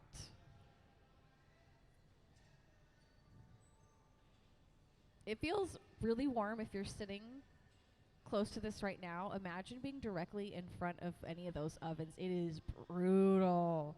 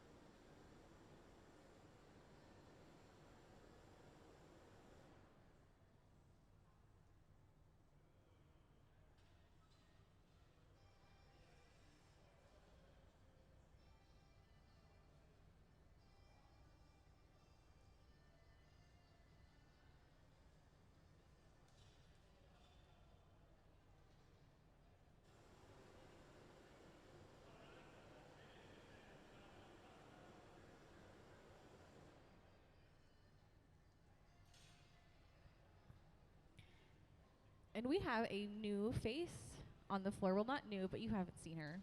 So Sarah is standing next to Anne's wife, Larry. If you've ever wondered how these pieces stand up or we get them to just be on their own, that is Sarah's job. She cold works with glass, so she is the one who makes all these beautiful pieces and all the pieces you see in the museum. She's the one that makes sure that they stand properly.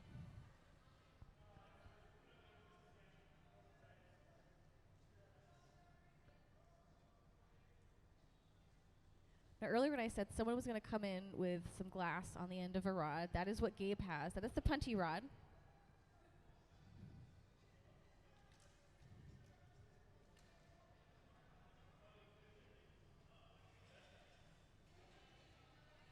I think we need to reheat it a little more before we stick it on.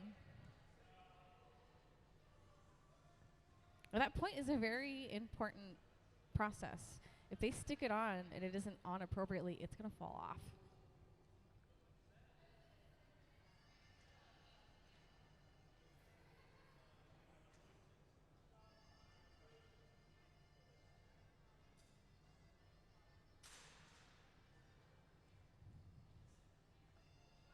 Of course they got it, though. They got it. They're masters.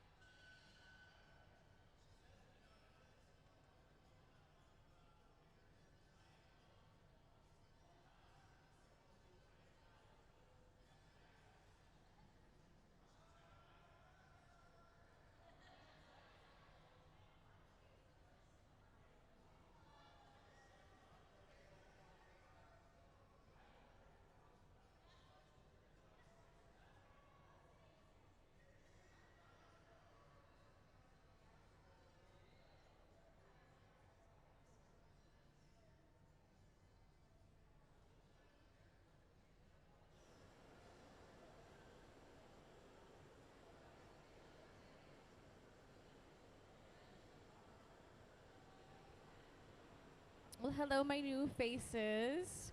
We are coming to the end of this piece. Our lovely visiting artist, her name is Anne. She is here until the 25th, I believe, Anne Wahlstrom.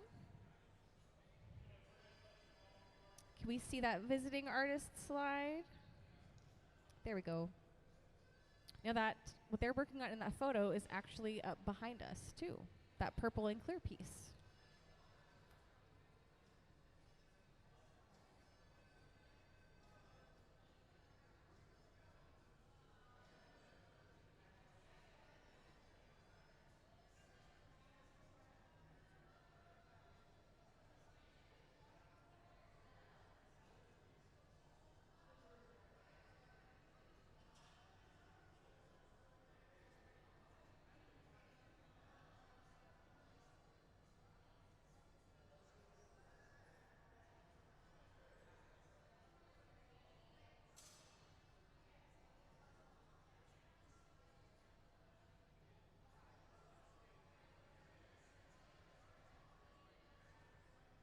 So the question was, how do we get the stripes and color on this glass? So all the glass we start with is clear. We color it later. There are 3 primary ways you will see us color glass here on the floor. One is with color bar. So they will usually color overlay this. They will start with, pretend the blue is the red. They will start with a clear bubble. They will heat the color, overlay it over that bubble, and spread it to cover that entire clear. Then they will go over again with clear over that color or overlay it. So it looks like the entire piece is orange when in fact it's just a thin little layer. So that's how they start all these pieces. So these have been yellow overlaid. I can't say for that darker piece, but that other one with the pink, that's a pink overlay.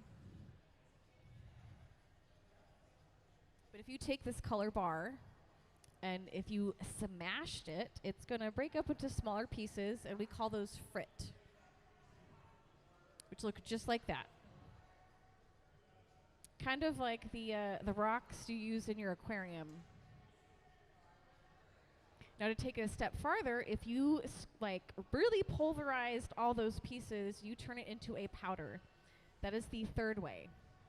Now this is showing if you wanted to make a pattern, but a lot of times they'll just have the powder in a bowl, or there's an area back here where they will sprinkle it on over top. Powder, actually, if you don't heat it enough, it looks matte. And then when you really, really heat it through to the glass, it starts to get that glossy appearance.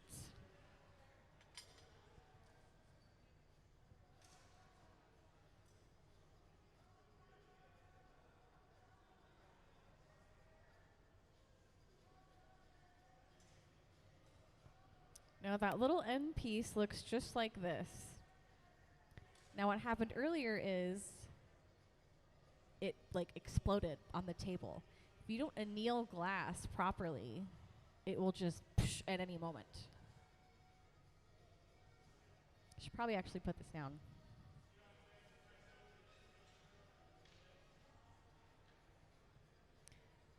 Now the only glass that does not need to be annealed is cane, which that is also how they have been coloring and making that design on those pieces.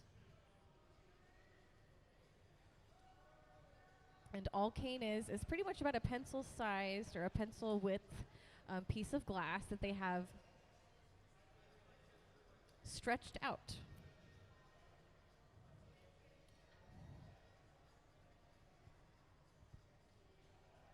Now the cane does not have to have color in it. It can have fibers of color in it. Most of the time it does have color though. But a lot of her pieces have been created just like that.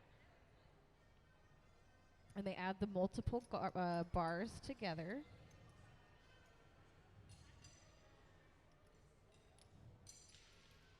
Then you stretch them out again and you cut cross sections of them, which is how you get these really funky little pieces down here.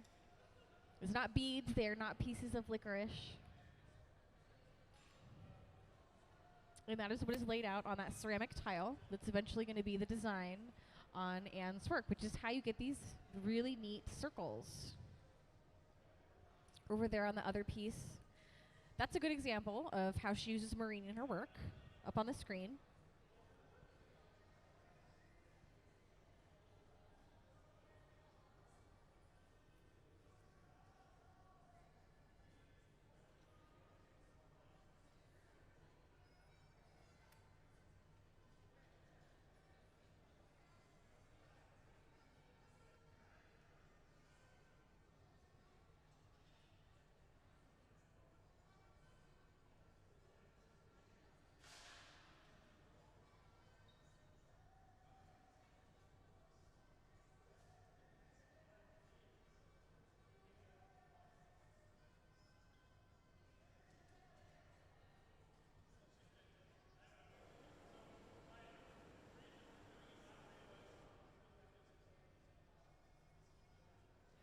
Thank you, friends. Have a wonderful afternoon.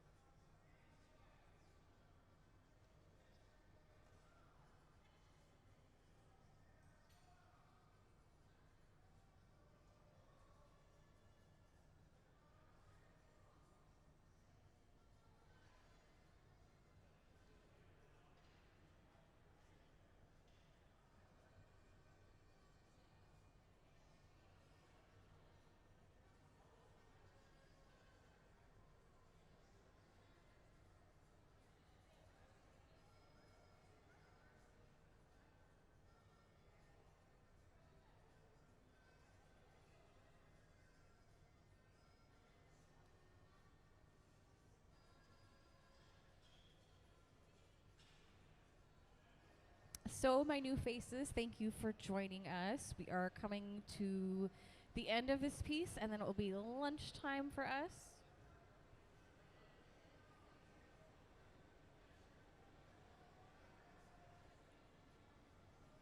What you're watching is Ben pull out the lip of that piece. So, if you were here to watch them transfer the piece, you know that we started with the base of this piece, and this was attached to the original blow rod, the blowpipe.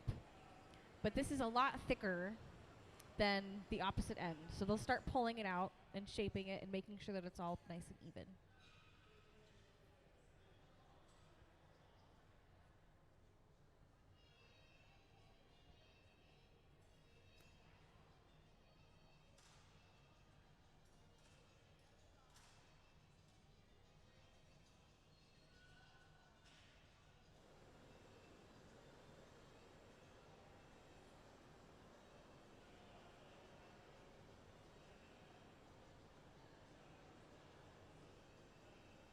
So after the finishing touches are administered to this piece is going to end up in the annealer to my left, which is that giant black box.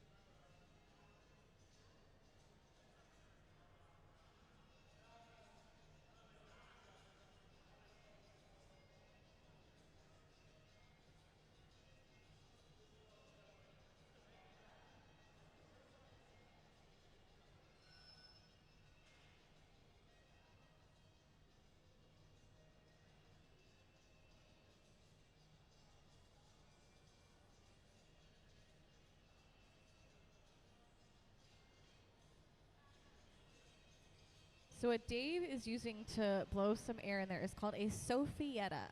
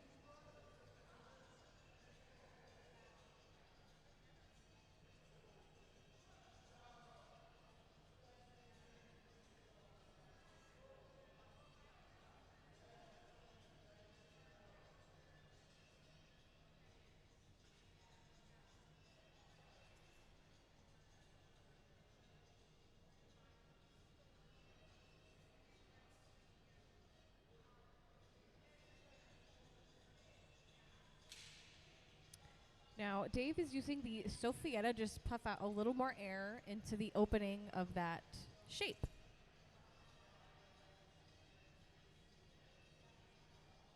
The Sophietta is essentially just a tool that specifically targets air where you want it to be. The paddles are wood. They are made out of cherry wood. The blocks as well. So fruit wood burns slower. So it's way better to use than I couldn't. It's not leather, so the blocks are kept in water the whole time. The paddles aren't. Oh, the cloth they're using? That is not cloth. That is folded up newspaper. So the tools, some of the different tools they're using, there's wooden paddles, which you see in Dave's hand. There's cork paddles, which have grips on them. You'll see them.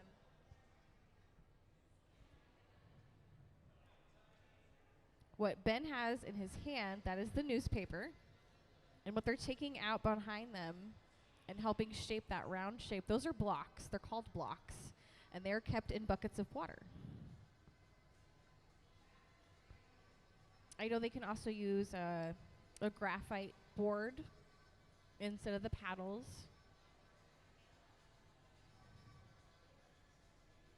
I've heard about artists using altered butter knives to help sculpt. So honestly, as long as it doesn't catch on fire, you can see them use about anything to work with the glass.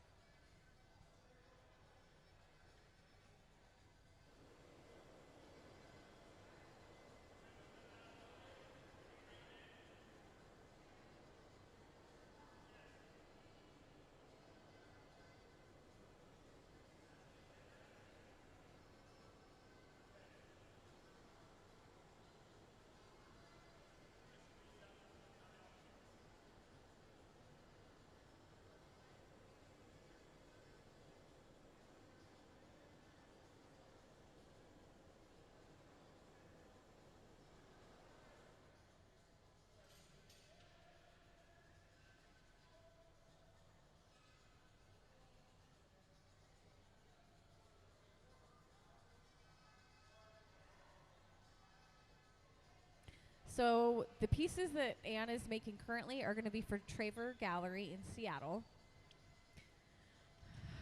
To my understanding, a lot of her pieces are created just for the gallery.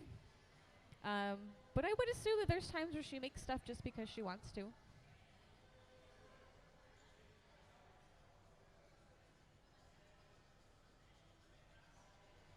I don't know how she sells her work. I could ask her. I know a lot of the artists, you go directly through them. But to my knowledge, a lot of her stuff goes to the gallery.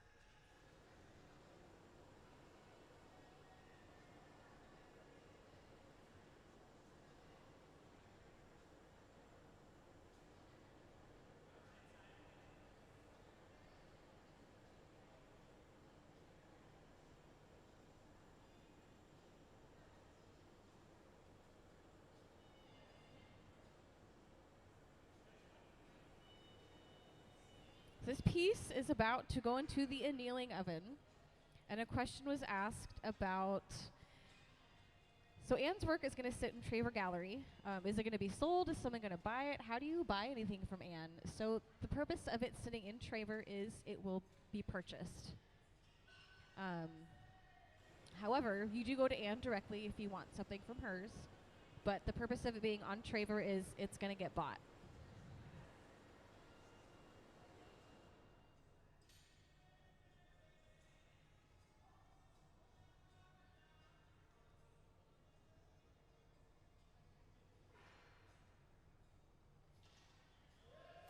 Woo!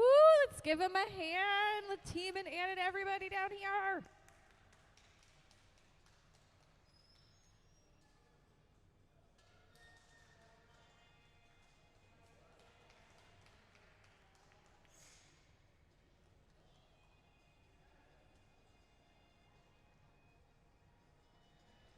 Okay, my lovely faces, thank you so much for joining us. It is now lunchtime here on the floor.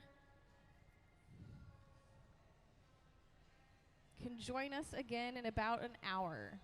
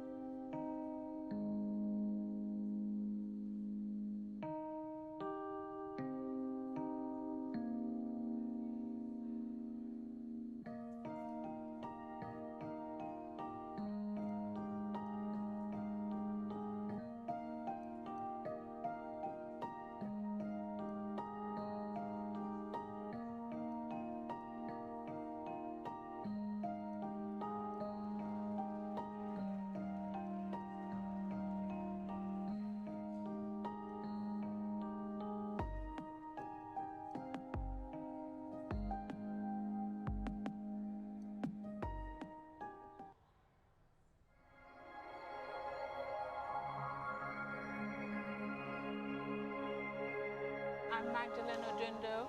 I come from Kenya, but I lived in Britain, work in Britain, studied in Britain for the last many years.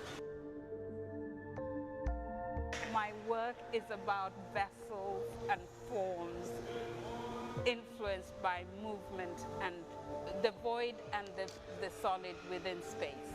As an artist, I work in clay. That's my main art form, my main material. I've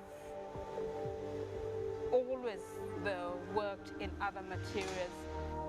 I think basically because I've always thought that an artist's life encompasses so many other ways of working. I come from East Africa, from the Lake Victoria area where the source of the Nile is.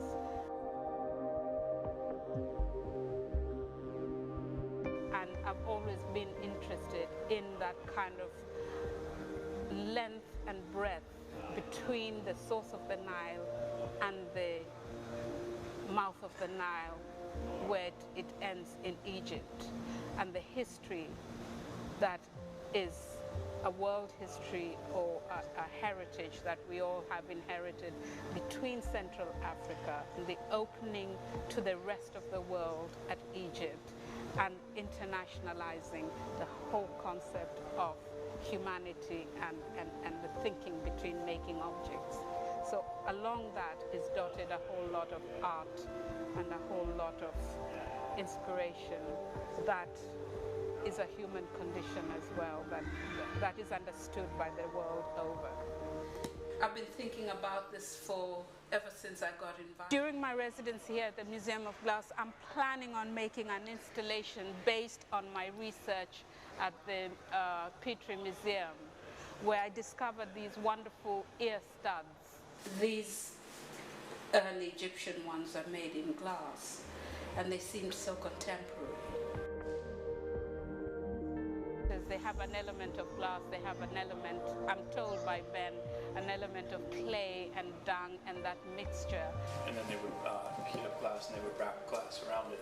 And then it would be cooled and they would dig out the core. And what I've done is I've tried to interpret these, and I'm trying to interpret this into an installation that is based on the senses, the sense of hearing, the sense of, you know, sort of translucency, transparency, the sense of being sort of transported through this clarity in glass that you don't really get in clay. Well, at the moment we're just working on the beginnings, and we're trying out some shapes and forms right through the next 2 or 3 days, and eventually we'll develop them in size as well as shades of white. And that's my intention, to have a very transparent piece of sculpture as opposed to a sculpture with too many colors. Yeah, that's better. That's a lot better. I've had recommendations from the world over that this is the best team to work with. So I'm looking forward to actually seeing what will come out of it.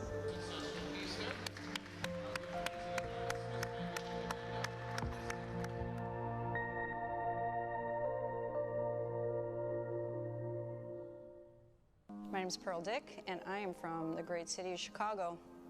Just finished an epic piece. It was one of the pieces like I do for a series called Bloom and Grow, which is a piece that has sculpted glass head and colorful floral type sculptures all around it, like where hair would be. This was a series that I started back in Chicago working with young people in my studio. The series is really about nurturing growth and beauty, and the relationship that you have with like a teacher and student or mentor and mentee, which is mutually beneficial and beautifying. So, like the flowers, is a symbol of like growth and beauty in a garden that you cultivate. When I was a painter, primarily before I got into glass, I always also painted heads and drew human faces. I really purposely keep them somewhat androgynous so that they represent humanity and not like a particular person. People have always been what interested me. Like when I go out into, the world, I notice people. I notice everything, but people in our relationships with each other is what I choose to depict in this artwork. So when I sculpt glass heads, like that head shape, to me embodies like our soul, our like consciousness.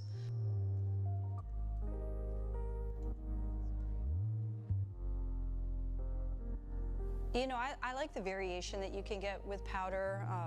Glass tends to look, a lot of glass can be like really glossy. And the powder, when it's on the surface, can give you a lot of interesting texture.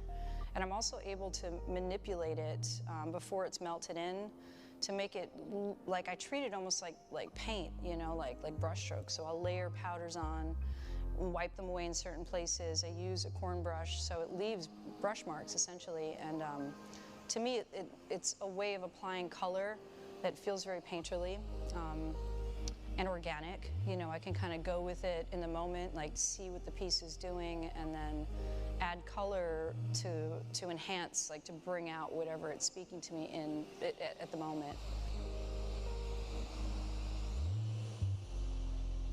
There's another technique that I'll use where, so I'll sculpt into a layer of clear glass. So there's a layer of powder that gives kind of a base color, and then I'll do a clear layer over it. And so when you sculpt into that, you pull features out into this clear layer that kind of disappears until you add that contour layer on top of it.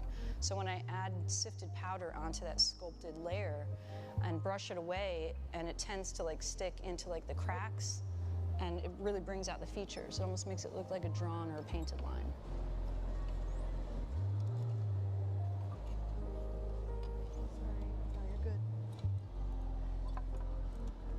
This team is unreal. I mean, I was so excited when I heard that I was going to be able to come and do this residency, because I know these folks are, I know how skilled they are, I know how cool they are, as people. But I mean, they're some of the most skilled glassblowers in the world here, and they're a real tight team. So I just knew that if I came in with projects that I have had technical issues with back home, that they could help me brainstorm how to make them succeed. And they did that and then some. Everybody's real chill. Everybody's just doing their thing, and you can rely on every member of the team, which is really nice.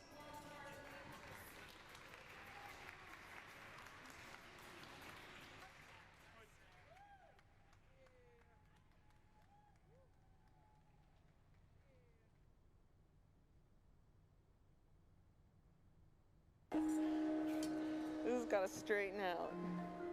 My name is Ann Gardner. Well, I think as you work in different materials and as you work through your own process of making work, that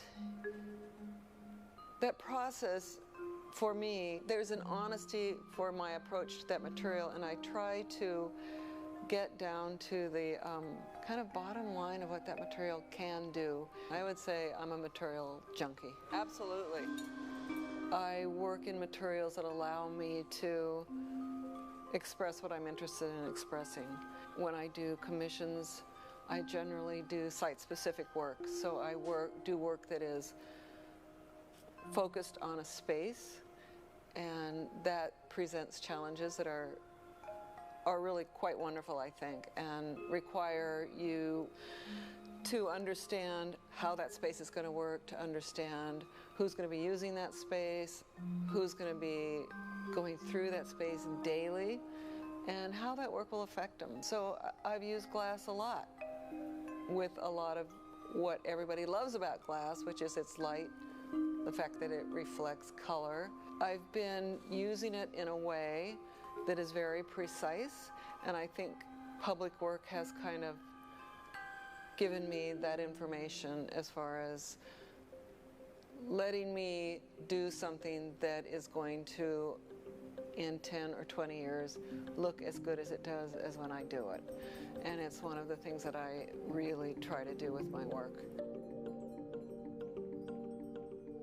My public work informs my gallery work, and vice versa a little bit, but my gallery work is really the work that is maybe more honest, which is something that I really strive for with my work. And that goes back to being the material junkie, which is that if I'm going to use a material too, I want to be honest about that material, and I want to be honest about why I'm using it.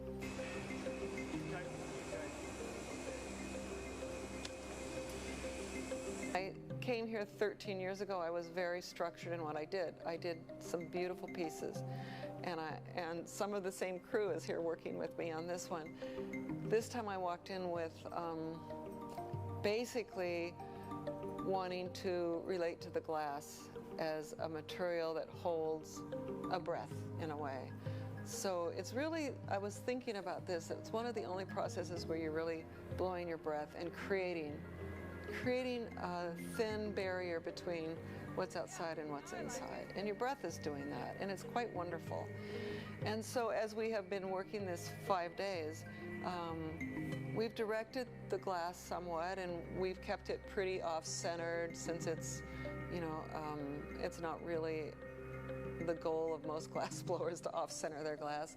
But we've done that, and we have been looser and looser with it, I think. And it has created some really wonderful organic shapes.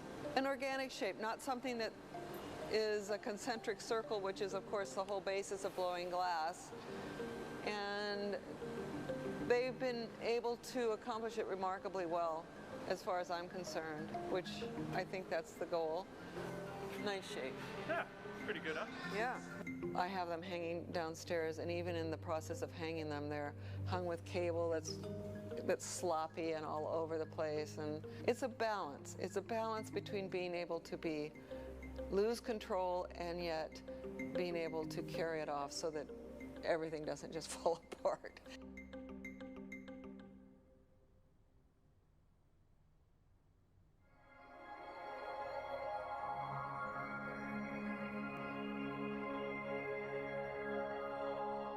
My name's April Surgeon, and I grew up in the Northwest, so I was born in Missoula, but I grew up in Seattle.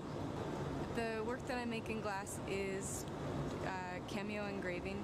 I'm using a technique that has a really long tradition in glass, and it's usually kind of put in the decorative arts kind of category of glass making, but together with Jerzy Hartsoba, we're trying to make glass engraving a little bit more contemporary, and so I've started to look at my local environments and use that as an inspiration and engrave that onto glass. I work from photographs mainly, so I'll walk around my city or when I'm traveling or whatever and take photographs. I work out what I'm going to engrave on paper before I actually start the glass process, so I have a good idea of composition and what's going to happen there. Once I have the composition laid out, then I fuse the glass and then I start engraving.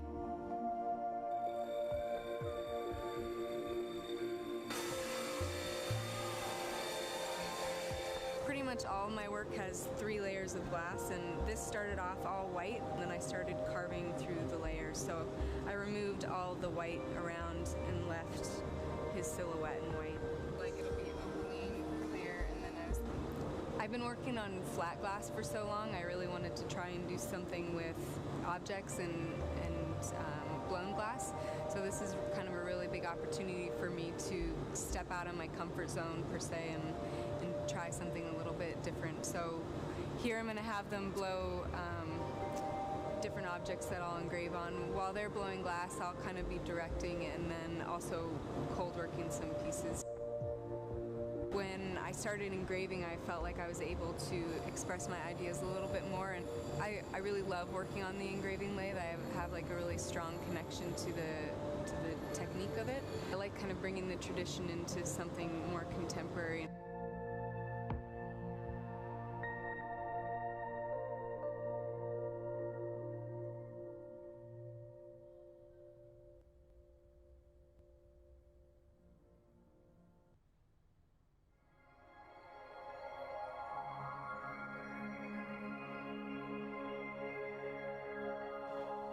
Deborah Cheresco, and I'm from New York. I've been working in glass for at least 20 years, and a lot of that time I spent fabricating work for other people and doing custom couture lighting. But all along, I've been having fine art inclinations, which I haven't hatched yet, and what I'm doing here at the museum is beginning a dialogue in basically me as a fine artist, which I consider almost my third incarnation as a glassmaker. Since I spent so much time focusing on getting technique, I realized that combining the two, technique and idea, is like having two full-time jobs essentially. And so now I'm trying to balance out the equation by spending more time on the idea and a little less time on the technique side of it. But I've been really latched on to the iconography of the maestro, which is the small tchotchke animals. The dog is a symbol. It's a sort of iconic representation of the vocabulary of a glass master. I call it the grand tchotchke. And I don't mean that to be diminutive, it means to be the opposite way. I'm trying to revere the maestro and that skill and combine it with a central idea to elevate it into a monumental piece of artwork, hopefully. I'm really trying to revere craft in a humorous way. I want to be made in glass. Help me. And in a beautiful way. I want to take the little trinket and make it into something drop dead gorgeous. I spent my whole life being a craftsperson, so I want to turn that into art. There's no reason that can't be art. That's what I decided. The dialogue is just starting with me. It'll probably be the rest of my life. I continue this dialogue, so this is like the first paragraph in the novel. I have to get some things made. I have to get it out there before I can respond to them. I have to get other people's reactions to them. I have to see what the reality is of what I'm putting out in the world before I can go on. I don't want to just keep repeating the same thing without getting feedback from myself and my artistic colleagues. I knew these people were really good at what they do, the best at what they do. But I didn't realize they were off the charts. They were like really off the charts with techniques and focus and their interests in what they're doing. I feel akin to them in a lot of ways, and it's hard to meet people at that level. And I think they're beyond like normal human beings, their skill levels. Down on your head a little. A little bit. I feel like I got what I need to get to the next level, to take the next step. So I laid the groundwork, and this, I'm just so happy with being able to take one of these home with me. It's like, it's something I can use to sell the project. I needed that. This is what I've been longing for. So it's really been good for me.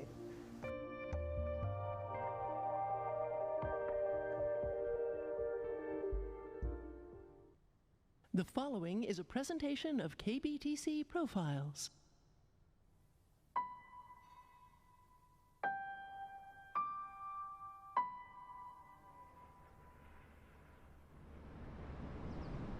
I was born on a little Air Force base out of St. Louis, Missouri.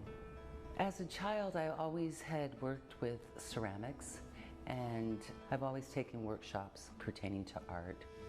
As far as my education goes with glass, I started at Pratt Fine Arts Center, and then I traveled the world to different museums, and I worked for different artists in places like Italy, Abate Zanetti, Nijima Glass School, which gave me an opportunity to see things from a different perspective and to see how other people made things. Well, my husband is a wonderful person, a wonderful artist. He truly is a historian of the studio glass movement and Italian glass making and the history of it. And he gave me an opportunity to travel around in the beginning years with him, and I've learned so much from him. Deborah's and my relationship has been very, very interesting in that we're polar opposites aesthetically. My work is very clean and almost geometric. It's very clean, organized, symmetrical work. Whereas Deborah, being a botanical sculptor, she's kind of at the opposite end of the spectrum, which I think is a very positive thing in regards to our relationship. You want water in here? Yes, please. Her approach to glass is very, very, very special to me, and how she approaches the material is very incredible, with this remarkable tenacity and fearless as far as how she approaches working hot glass. As an assistant, you kind of have to adapt to the style of the person. I show up to work and I mean, it's just different every day. Okay, Sabrina, I'm going to have you take the pipe, and then I'm going to come over with a bubble, and I'm just going to go across it with a blown bubble. Okay? Oh, nice. When you work with such a wonderful assistant, you don't really have to tell them. You just, I say I want a bit, and she brings the bit. It can be very peaceful, but it also can be very exciting and fast-paced when we're really going at it. Working for Deb, I've never worked for anyone who works in the style that she works. She's really kind of created her own methods for doing things. That's what gives me lots of texture. I'm a visual person, and it's really nice for me to work with my hands, but also to take things in visually from what I'm seeing around the world. Most of my work pertains to plants, plant structure. I've worked with orchids for probably the last 18 years of my career. Right now I'm working with freestanding sculpture, tree forms. My latest show is called Arborea, which is a Latin term for tree forms. It's currently at the Tacoma Art Museum. When we were thinking about the opening of the new Rebecca and Jack Benaroya wing, we wanted to work with an artist who wasn't represented in the Benaroya collection, but we wanted to have included in the opening. So we reached out to Deborah to ask her what would be the next big thing in her career and how could we help. And she came back to us with the proposal for Arborea.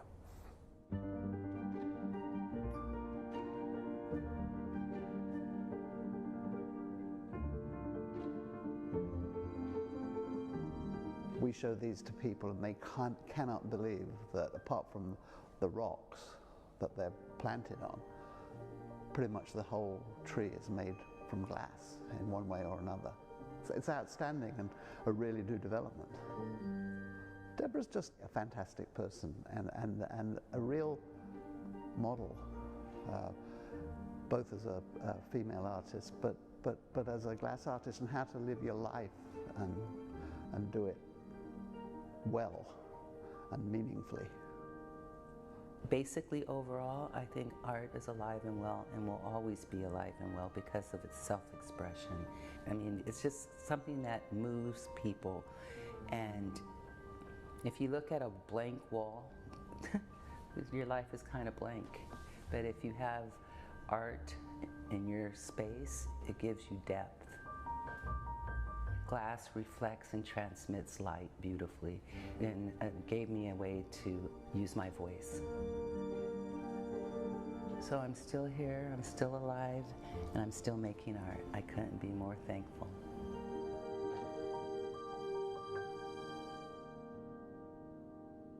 KBTC profiles are available at kbtc.org. So I want to show you this because I'm making this in glass today, which I'm very excited. This is a nuclear alert. My name is Etsuko Ichikawa, and I'm from Tokyo, Japan. My background is in painting, sculpture, and also I did a little bit of theater art, and that was my education. And then I started learning glass back in 1991 in Japan, and that brought me to Pyeongchang in '93, and soon after that I moved to Seattle. I think my theater background or theater art background is really well incorporated into my sculptures and installations, and because I like creating space where people can enter and experience and could be more interactive. Performative part of glass blowing became a part of my work, doing glass pyrograph work. It's really intuitive, moving my body and using glass as a material to draw. And that gave me opportunity to be a performer. And then the other side of this is that because of what happened in Fukushima, which is my home country, Japan, and that brought me to think about how can I incorporate this into my work? Thinking about environmental issues, thinking about what I make to speak up or deliver a message if possible. That's why I started working on filmmaking, and then I went to a nuclear cooling tower at SATSO, which is in Elma, Washington.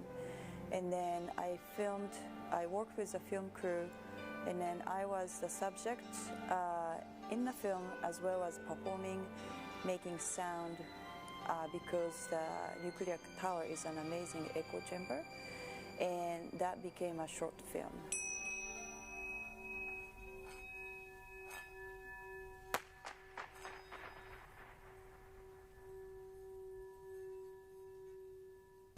I think that my residency is just the perfect opportunity for me to explore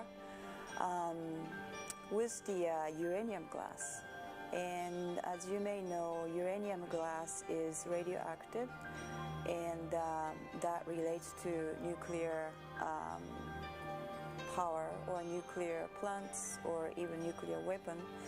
So my goal through this residency is to experiment and see how this material would react with black light, and how can I incorporate that in my work. And what it means for me to make artwork with this material. And honestly, I don't know the answer. I actually don't know where this is going, which is probably the most exciting part of this residency. I named this project called Jomon Vitrified, and Jomon is the time period. It's like a prehistorical time period in Japan. And then my reason of using this Jomon vessel and applying uranium glass to create that is to ask a question what we are leaving for the future, kind of like a wake-up call. And Fukushima disaster was definitely my first wake-up call in terms of thinking about how and who I want to be as a person and as well as an artist. And I could keep making, for example, paintings or blowing glass, but why? And I think I really wanted to find a reason after experiencing nuclear disaster. So this very similar thing and feeling I'm having these days because of what's going on in the world right now. I think this is a critical question and a practice as an artist that what do I really want to make and why? And I think that's a great motivation as well as a drive for me to keep making.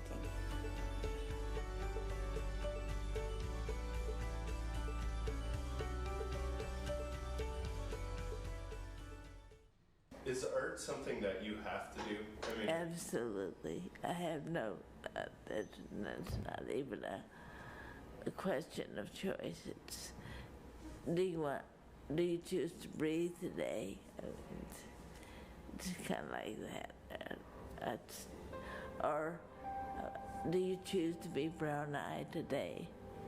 It's not a choice. I knew I wanted to be an artist when I was in high school. Maybe even earlier. One of my stories that my mother tells is when I was in kindergarten, I went and came home with a drawing that looked like a bunch of scribbles. She asked what it was, and I said, well, the teacher told us to draw something useful. And she said, well, what is it? I said, well, it's a toilet paper factory. When I was in high school, I actually got together a group of the neighborhood kids, and we sat in my mother's garden and painted the flowers. So I was painting flowers way back then. After school, I majored in drawing and painting. And for my graduate show, I painted on glass. Back then, there was, I think the whole state of Georgia didn't have a glass blower in it. I'm still a painter, and I still do a lot of work on paper and paint. I do lab work, torch work pieces, large-scale bronze and glass pieces, and public art, but all of it has kind of a interest in the natural world.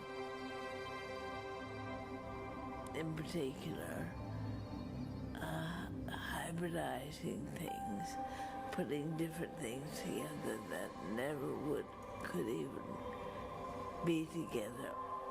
Something that really feeds my creativity engine is my garden or flowers or anything that grows. It's just fascinating to me to really examine it and all the various aspects of its life cycle. My home and studio and garden, my favorite place in the whole world. My respite, my solace. I love it.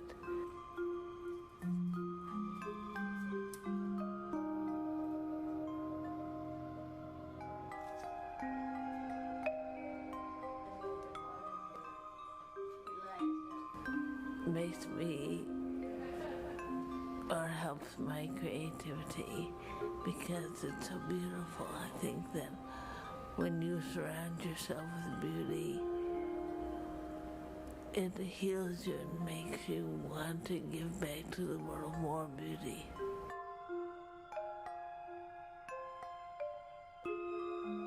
Yeah, I really want it to be incognito because I like to have people over, but only when I invite them. I don't want the general public dropping by.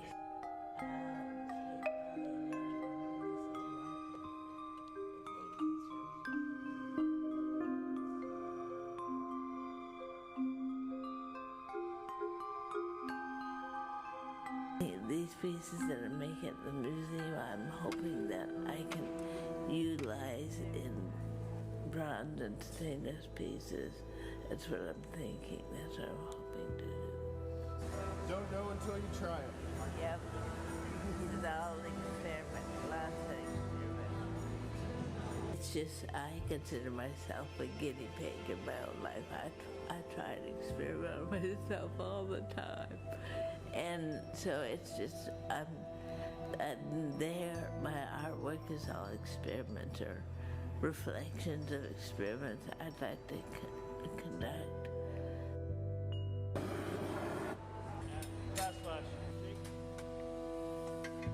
In art, you can create anything you want.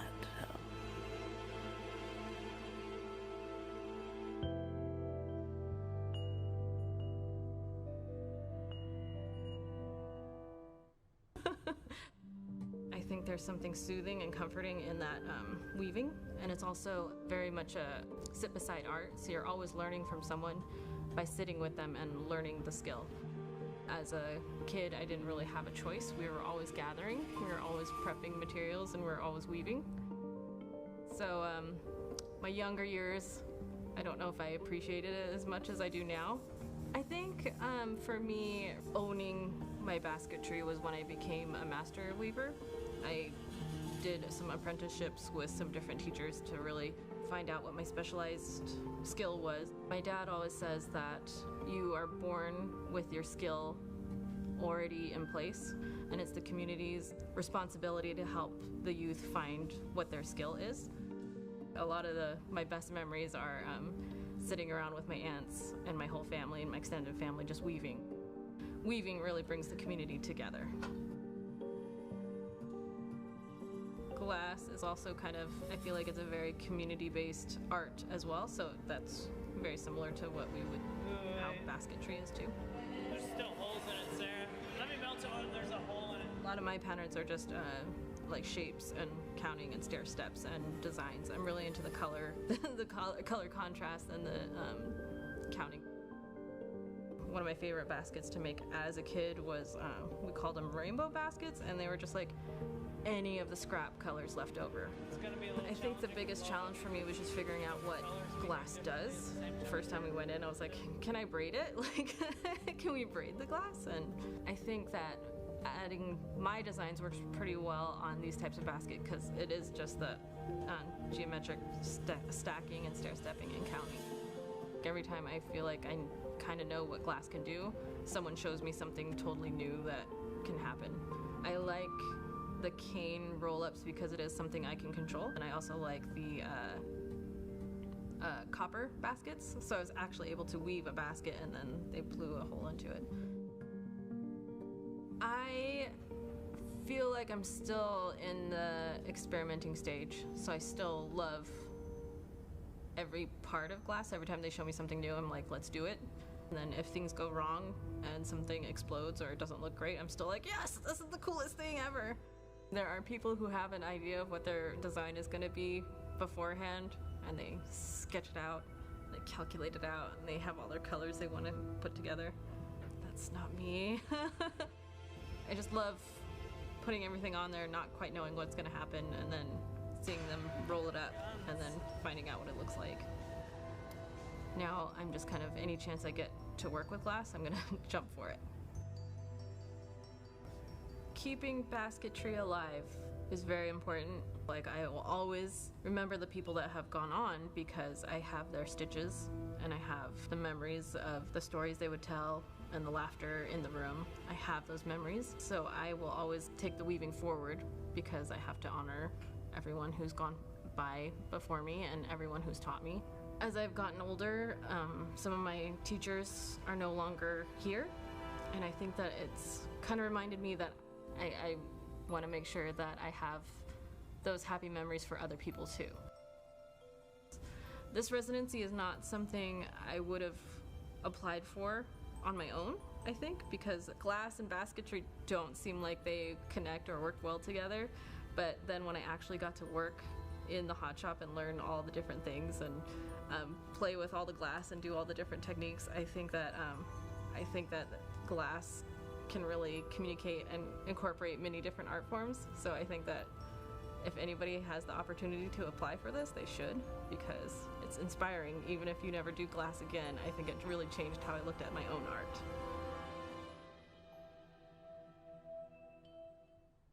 When I was 8 years old, I had a splinter of glass in my hand, and I remember looking at it, and this voice in my head said, glass is going to be a big part of your life forever.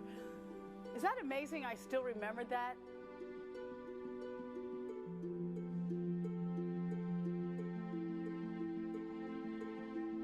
You live through your work, and maybe that's why I like nature so much and animals.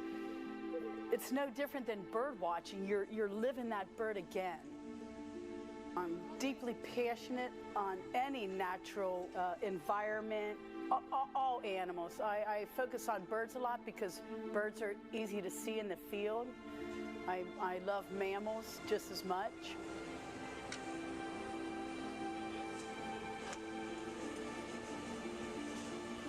I worked for Bill Morris for 20 years. I made stuff for him for 16. And Bill said once, Karen, we are so lucky to come in and continue making art, like being forced to think, evolve. And you do that every day of your glass career. That's richness. That's living a story. And I've been in glass for 30 years, and every day I love it, even when it beats you up. But I love being my age and not burned out on it. That's what brings joy to my life. I'm so happy to be at the museum. I'm just honored to have a residency and work with the dream team. These new pieces with all the fusings and stuff, it's so nice to be able to have gaffers make them so I can sit back and think about color in different forms while they're executing them. They take a lot of thought in the layering process and in all the different highlight colors. So I really like stepping back and seeing the team, make the work for the most part till I have those control issues. Ben, I can see from the camera that you're not holding the paper correctly. Do I do it like this? Now that's how you do it. I'm going to make 2 pieces of each idea. It's a slow process because sometimes I layer the forms in different colors or different shapes to get the final effect, but it's slow, it's time consuming, it is not my personality. But for me, this is not the easiest series I ever did because I like making parts and being busy and hands-on. And this is a lot more thinking and slower work, so it's actually taking patience. It's true, I have a short attention span, but I'm always curious. I lay in bed at night and think, wow, wouldn't that be interesting to make this or how to make this? I can't even sleep at night till I get things figured out. And that's part of the passion of it. That's what makes me happiest most about glass, is figuring how to make your ideas.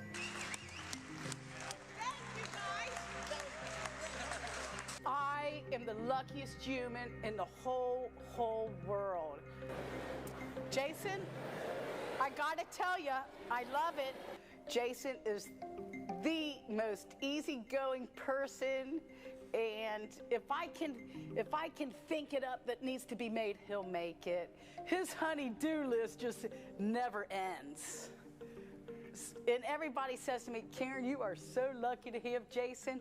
And I say, I know, he is the best. And we have the most beautiful marriage because it's all love, and he's easygoing.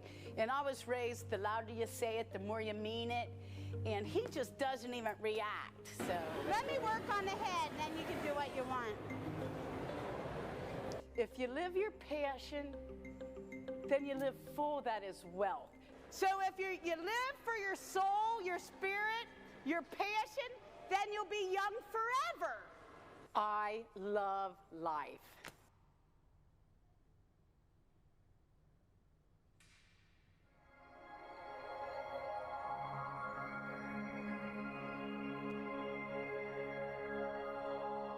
My name is Laura Donifer, and I hail from Ontario in Canada. I live out in the country there. What I do as a glass blower is mainly work with vessels and a lot of different colors.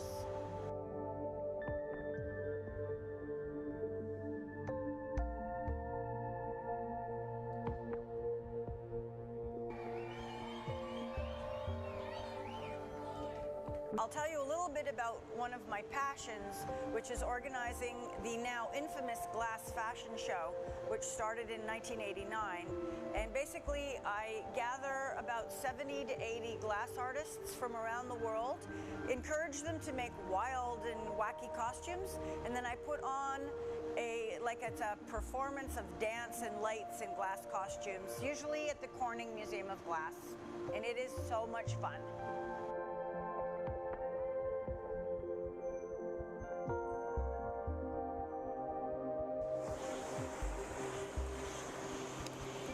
What I'm planning on focusing on this time at the Museum of Glass is experimenting with different color applications for my pieces. So different shards, things that I haven't really done before with cane, meaning that the team here is so magnificent that we have a little meeting and decide what technique we're going to try.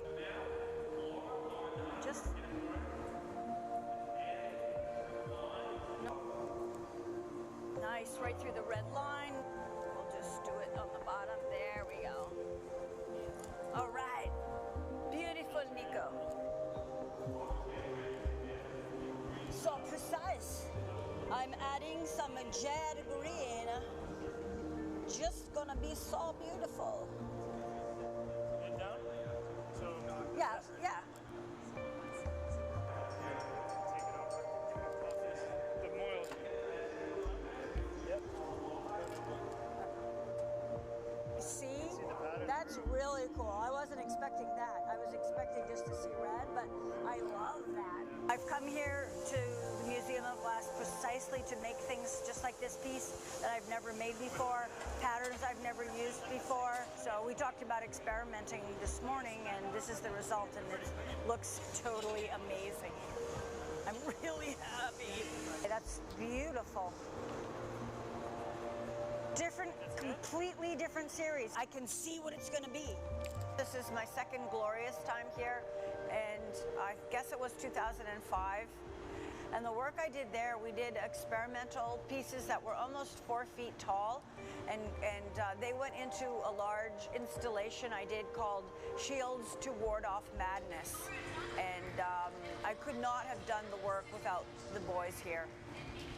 Last time I was here, we started doing something that glass blowers do, which is when the molten glass comes out of the furnace, you smack it with your bare naked hand to leave a handprint. And we coined the term slapping the rabbit. So it was like, let's slap the rabbit means let's hit the molten glass with our bare naked hand and leave a handprint. All the hands who want to see us slap the rabbit again, we're gonna slap it. Slap the rabbit. It is an amazing privilege to be an artist invited to come down here. And when you get the call, you like jump up and down for days. And the team here are the most excellent glass blowers, the most patient people, the most loving and kind guys on the planet. And I am eternally grateful for this amazing opportunity. Thank you so much.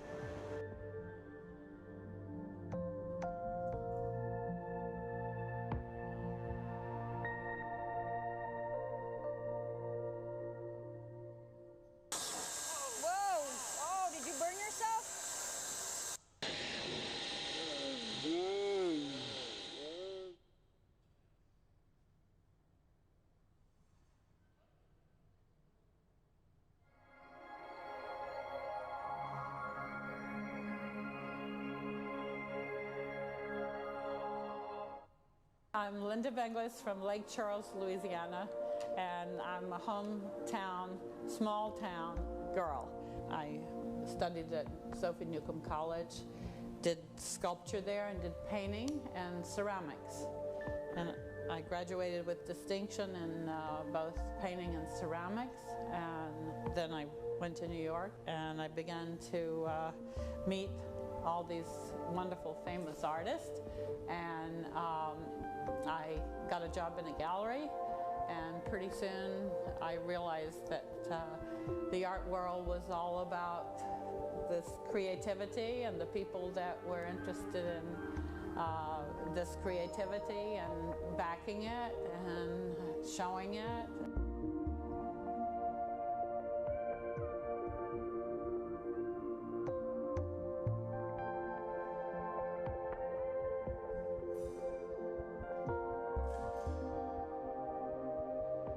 I began to show in Europe before I was 30 in Germany, so I was known in Germany for this kind of pouring and mixed media work, particularly in latex rubber and polyurethane and semi-flexible polyurethane. So I continued work to this day in polyurethane and transpose it into bronze, and I began doing that in '71.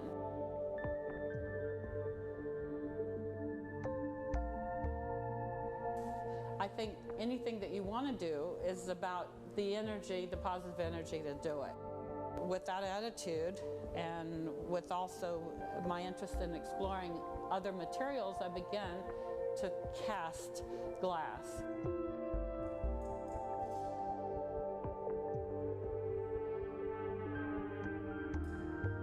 Well, this this week we began with the mask, the casting of the mask. And here you have the form positive, and here's the negative. Here's one of the mask, here's another. And we're going to blow the hot glass into the surface of the mask. I think this kind of idea of a kind of mythic approach to abstraction is innate. Since we were children, we read things. It's kind of a gestalt. We read figures into trees, and in clouds and in nature. So I decided that it would be really nice to take a generalized approach to the idea of the face, and to kind of think of the face as a kind of way to morph the material, morph the face, and also express what the material can do with the glass. Isn't that a good flash? You gotta push that in a little bit more.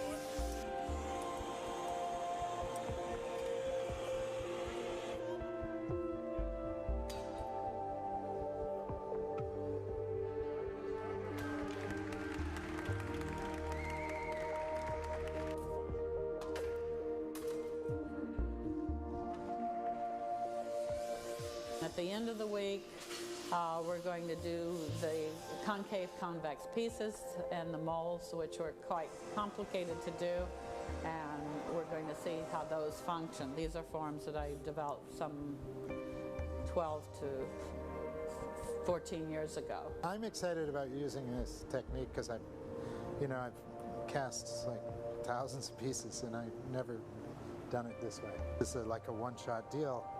If we don't get the glass to flow in, then we don't have a piece. So it's kind of a little more dramatic, and they should be when we're pouring them, be very dramatic. This facility is really incredible. I think there's a kind of wonderful camaraderie here, and I think there's an understanding that we're after the same thing. These are all artists I'm working with, so they're really understand if I say a certain kind of curve or certain play of light, we're speaking the same language, and that's really a thrill.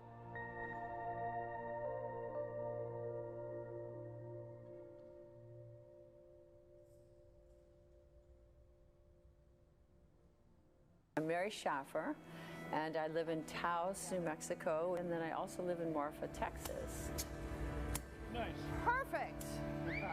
When you're a sculptor, you really love your tools. It's an extension of yourself, so of course I love tools. And then just finding them in junkyards and thrown away, and in old farmhouses and stuff, and realizing some of them were specifically made for people. Like I have a girl's hay hook, which is a tiny hand, she used to pick up the hay with it, or the ice tongs, or these old tools that people don't use anymore. So it was a way of honoring them.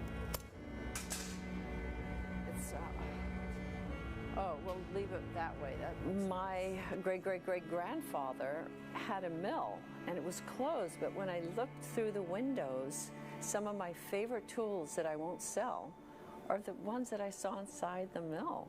It was so exciting to see these tools that they use that I love and honor, and that's sort of why. When I use glass with the metal and with the tools, it's a three-part process in a way, because there's this old tool which is beautiful in itself, and then I add the glass, which sort of honors it, makes it precious, and then the way it attaches to the wall. And then instead of just making one piece, I would make something like a tool wall and combine them and have them talk to each other and stuff like that. So we're doing some tools here, but we're also doing components.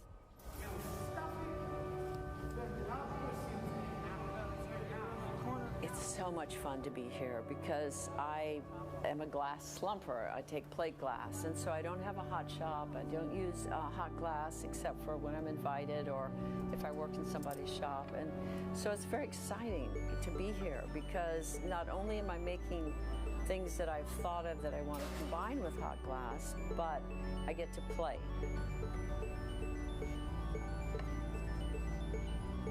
You find out, because I haven't worked with hot glass in a while, so you find out how it responds and how it's responding to the metal and stuff like that.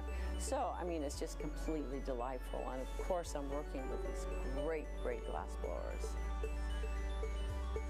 hope to leave here, and I will be leaving here with lots of components and lots of work.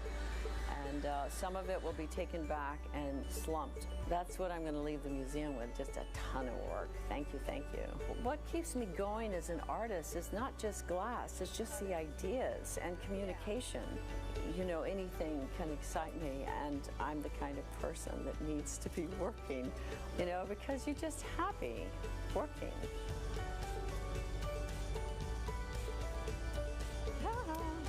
Funky, funky, woohoo!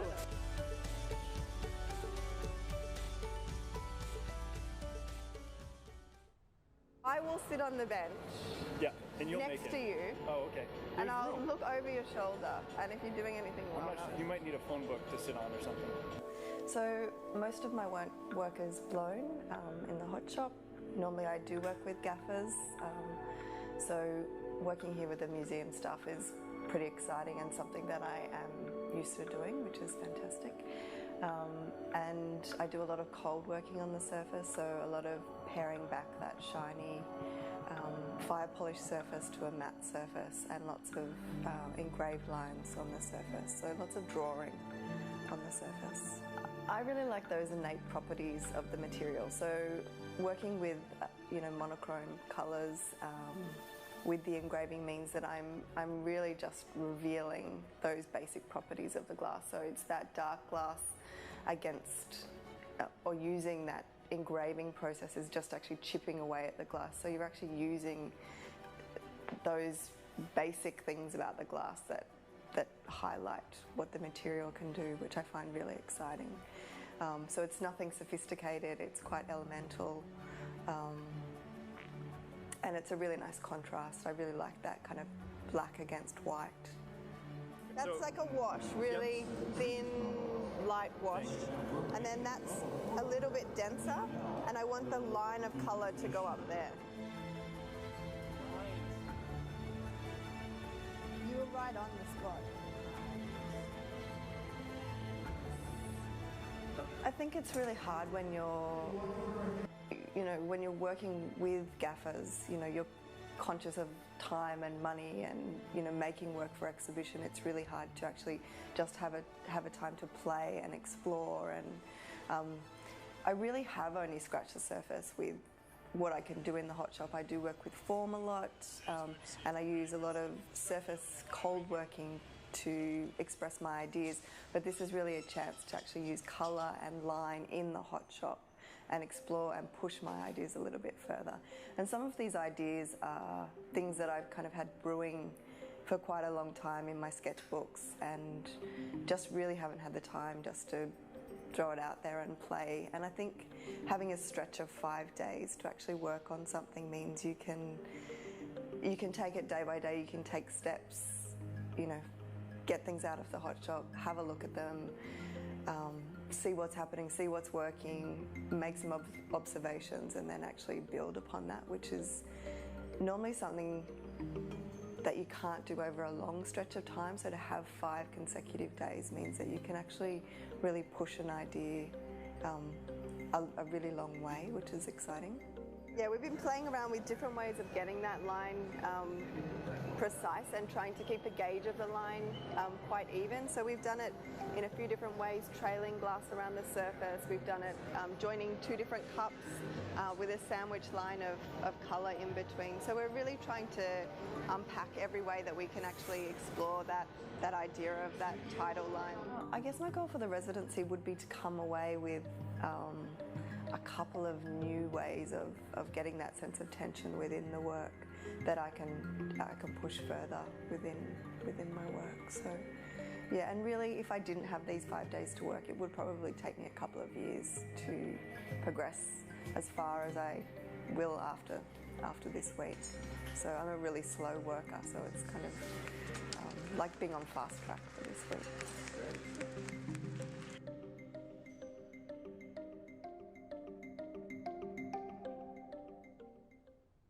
My name is Beth Lipman. I'm from Sheboygan Falls, Wisconsin.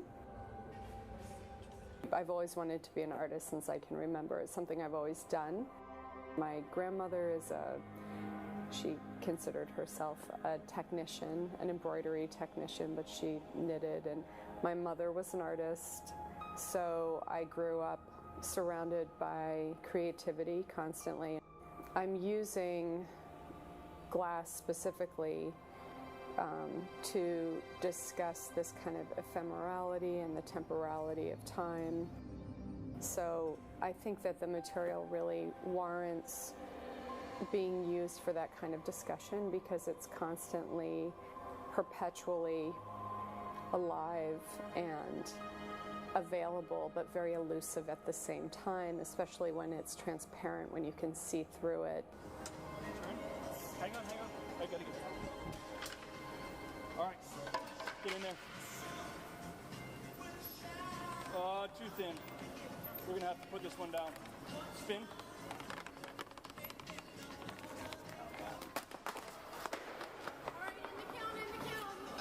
These happy little and large accidents that you're looking at are, they're actually really invaluable in terms of telling a story, telling a narrative, and they make a perfect low bowl form like this much more meaningful when you pair it with something that would be considered by some as a complete failure. That is so pretty, Gabe.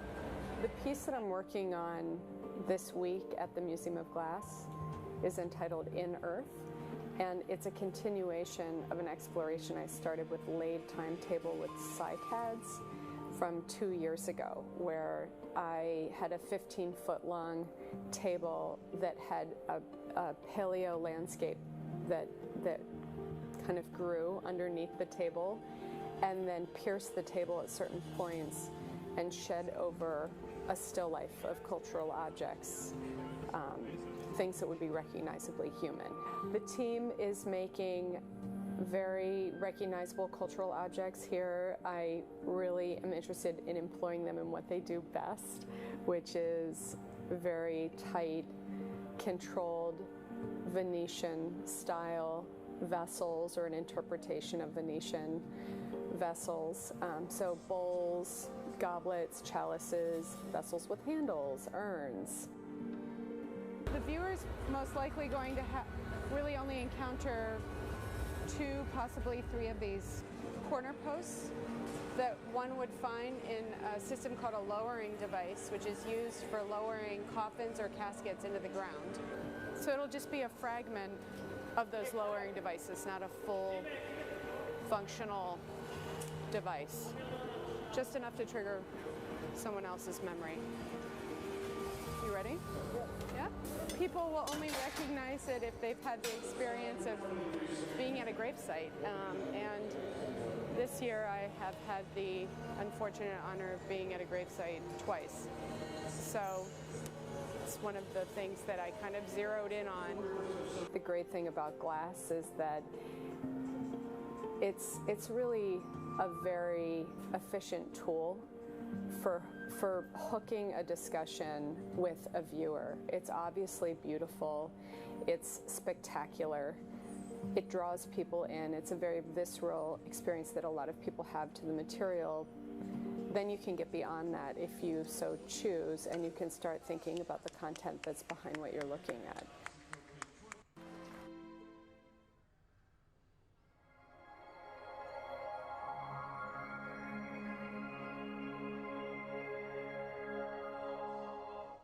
I'm Janice Peacock, and I'm from Lafayette, California. The things that I like to focus on are ancient. They look like they've been washed up on the shore or dug out of an archaeological dig. I grew up in Southern California where we didn't have a lot of things that were ancient, so it's always really fascinated me. And I like to focus on mostly masks, different stylized faces, and most recently African masks, and that's what we're working on today. This one, which is like this guy, and this is a buffalo, and this is another group from, ethnic group from the Ivory Coast. Most of these are all sort of on the west coast of Africa. The reason that I like to work with masks is because of their transformational quality. So I love the idea that by putting on a mask, you can become someone else, or you can become a spirit, and that with that comes power and the ability to have others see you as well as a different entity than you are. And so that's the thing I really love in working with glass, is its transformational process, and then working with masks, how those transform people and also how people perceive the wearer of the mask.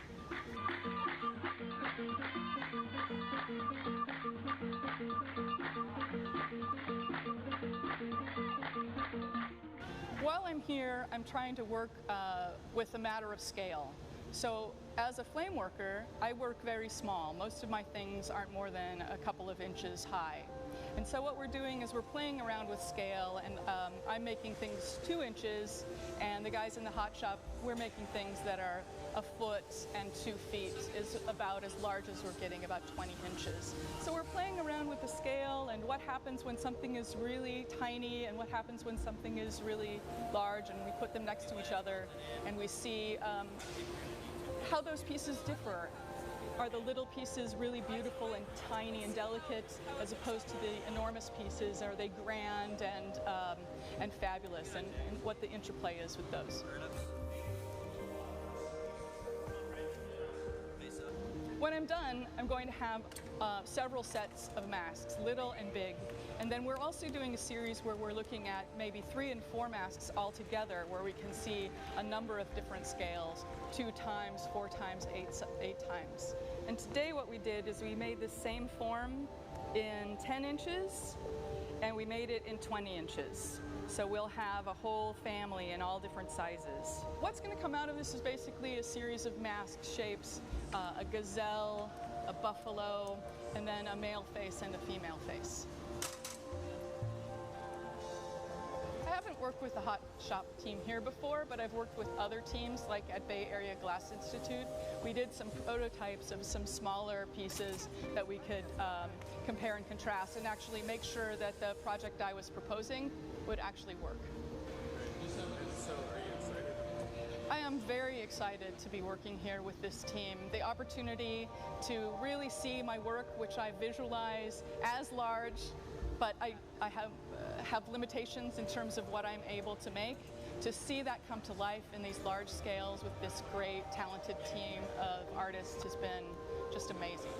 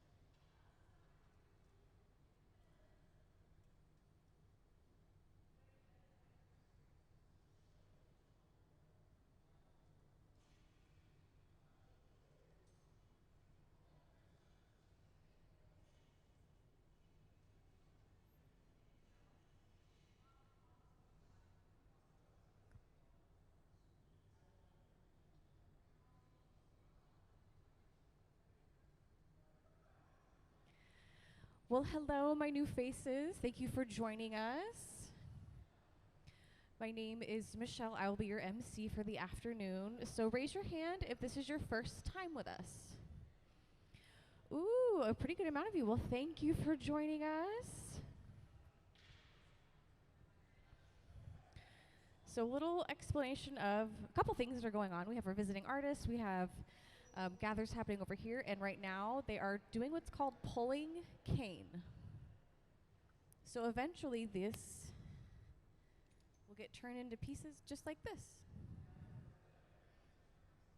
So if any of you were with us earlier, you did see some of these.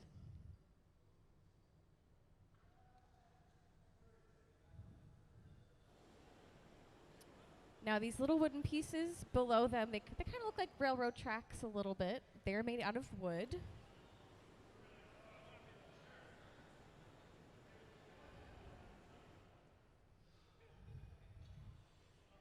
This is kind of a slow process, but it is neat. You do get to see the beginnings of a couple things.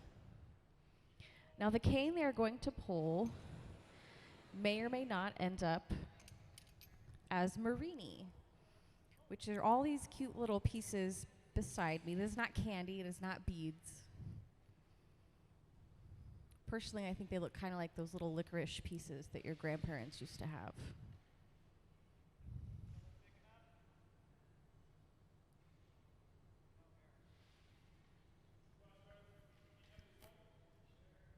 Now all these pieces, by the way, are how. So on either end or either sides of me, you have the pieces we made last week.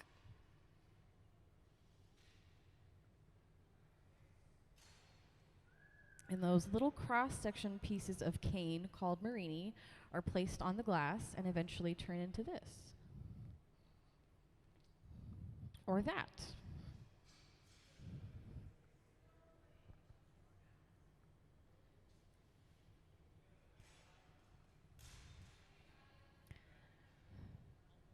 So our visiting artist is Wahlstrom. She is from Sweden. She's been with us a couple different times.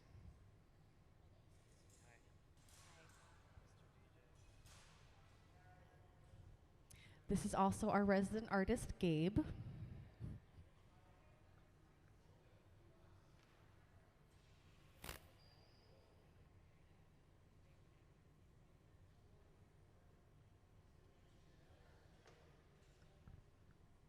So all these pieces that they are making during the time that Anne is here are going to go to the Traver Gallery in Seattle.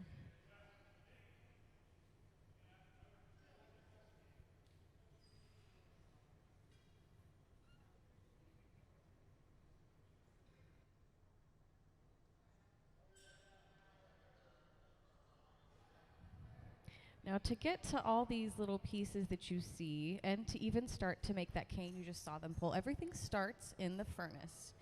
Now we have 2 of them on the hot shop floor. They're those big silver bins, I guess they kind of look like. Now they really do run 24/7. If you came to the museum in the dead of night when we were all at home having dinner, it is still running. They hold 1,000 pounds of molten glass, which is clear. We always start with clear glass. None of it is colored.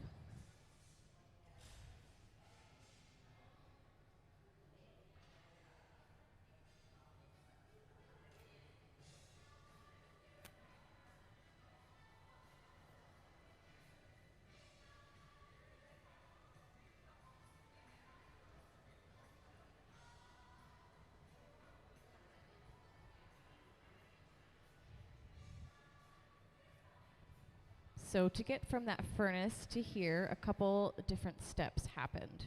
You saw one where they pulled cane, which creates these.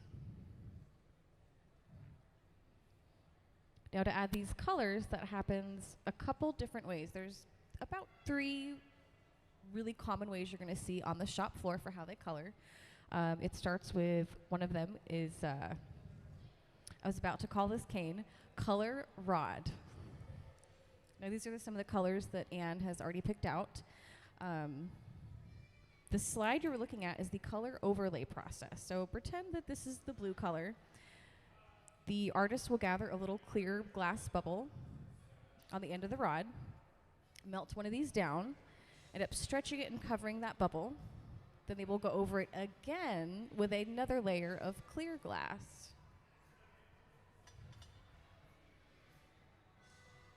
So this is that little piece in that photo. It looks orange, but it's only a little clear layer. Now that process is how they started to make all of these. So that pink one was color overlaid with a pink, and these were with this really awesome yellow color.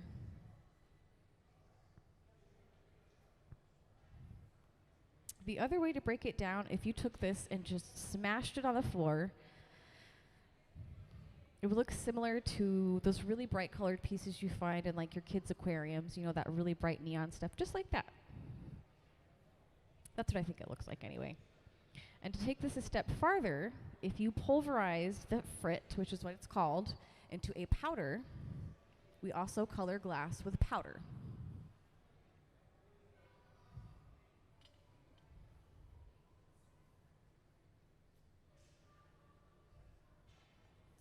So behind me, actually, Gabe has a white color rod on the end of that.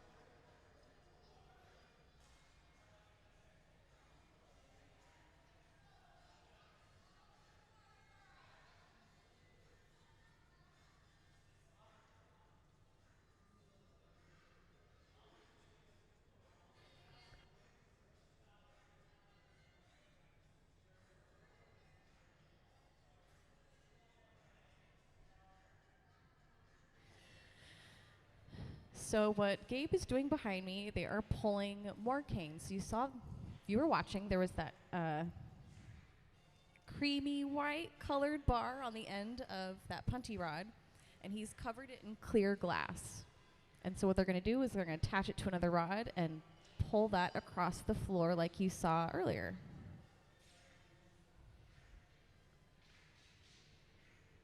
What you're watching right now is the color overlay process.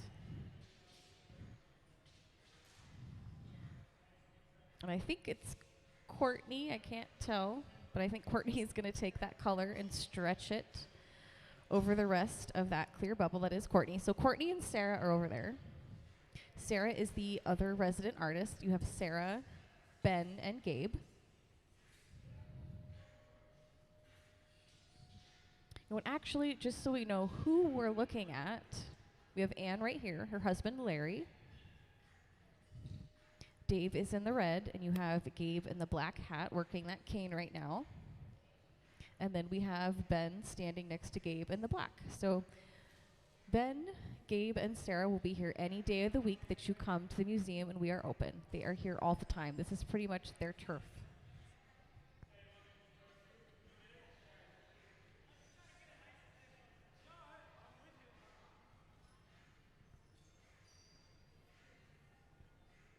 Now, other than pulling cane, the other things that are going on the floor right now. Now, that corner is starting all the pieces. That's why you just saw them do a color overlay.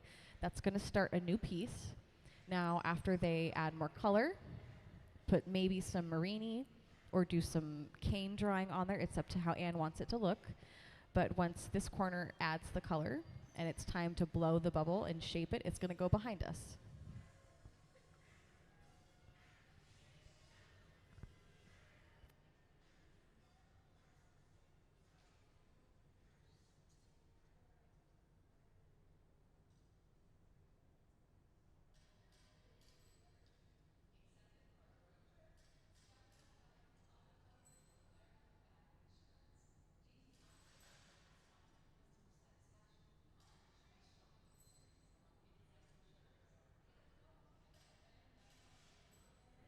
They might not do it today, but the other day, they did a similar process, and she stood all the way up top over there and let it slowly drop. But that was to make Marini. I don't know if you're going to see that today, though.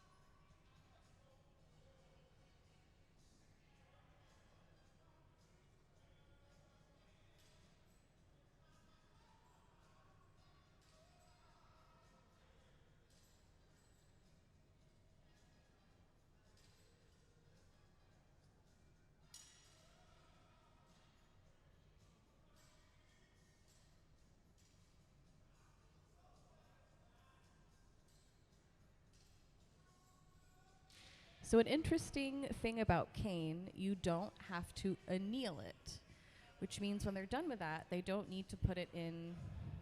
So I have a annealer in front of me. The one you're going to see today is that big black box to my left. So all the annealer is pretty much a housing unit that's going to lower the temperature of the glass. It sits at about 890 degrees, and these pieces will sit in there for maybe 12 to 24 hours and slowly drop down in temperature. Cane, however, doesn't necessarily need to have that done to it.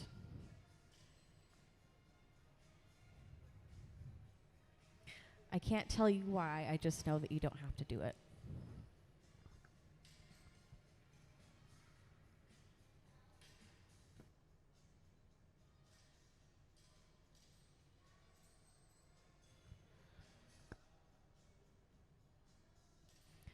Does anybody have any questions about what we're doing so far?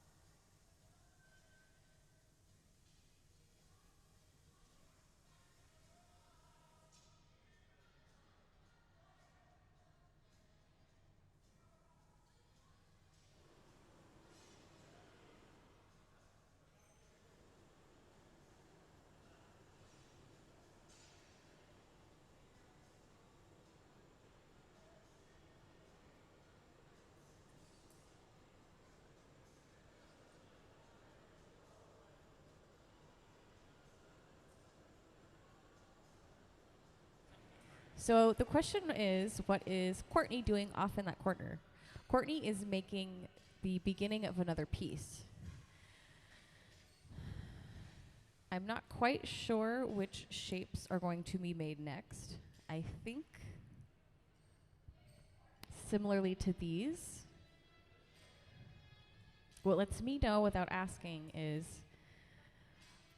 these drawings will be pinned up down here, and the one that's farther that way is the one they're going to work on first, and the one that's behind me somewhere is the one they're going to work on afterwards. But nothing is up right now.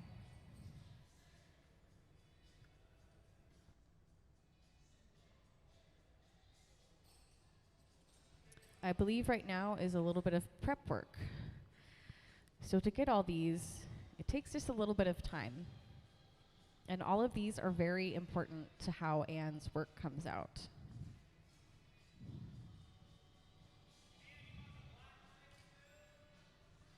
Like this cane, looks like it has tiny threads of color in it, which is how they made this design. Those little threaded designs on all of these. The circular patterns, though, those were made with the Marini. Another way that they added that color, that striping you're seeing, I think these look kind of like the tip of a crayon. Now, they make the same shape a little bit bigger, but there's that striping in it. And they have taken them and either just drawn them on over at this point on this side. The other ones that look like this have little threads in them, which is how you got this design.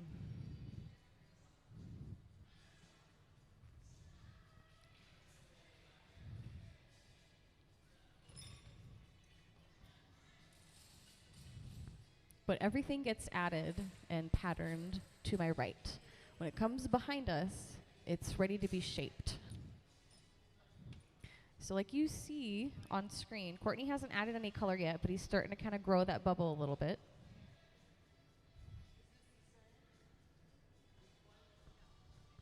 So it's really kind of a two-stage process right now. What he's using to shape that is a block. It's called a block, and it's made out of cherry wood.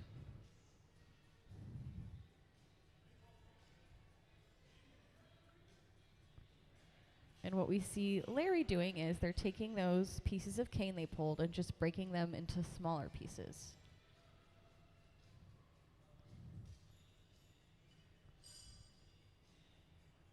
So this is Anne's 4th day with us, and we've made close to 30 pieces already.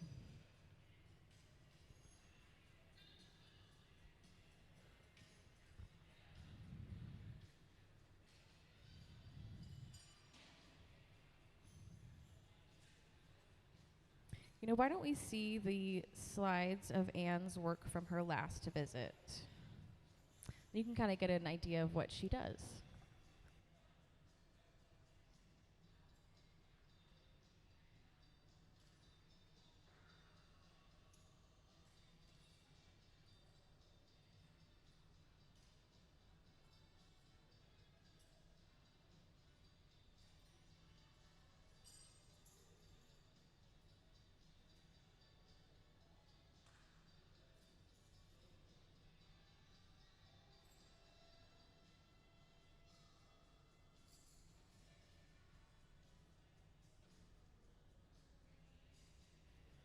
So the shapes that you've seen that kind of sat on a smaller base and looked like stones, that is what Anne calls that shape, as stone.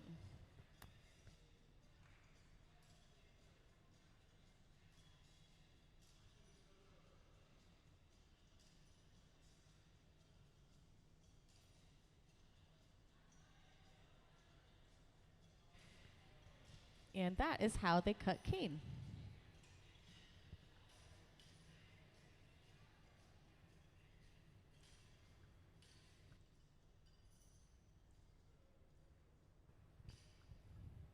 So we see Larry getting that cane down to size, and then in front of him, you have Courtney and Ben at the furnace. So Courtney is adding another layer of glass.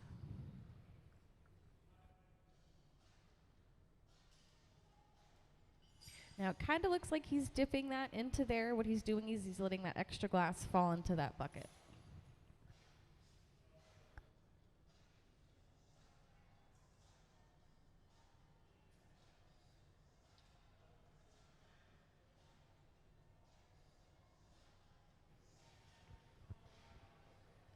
So where he's at is the pipe cooler. There's two of them on the floor. There's one over here as well. All it does is just run some water along that pipe. So they are made of steel. They don't transfer as much heat as you would think. Oh, this is the Marini pickup. So Anne has laid these pieces on a ceramic tile, which you see, and they will either roll those pieces on or they will physically place them on.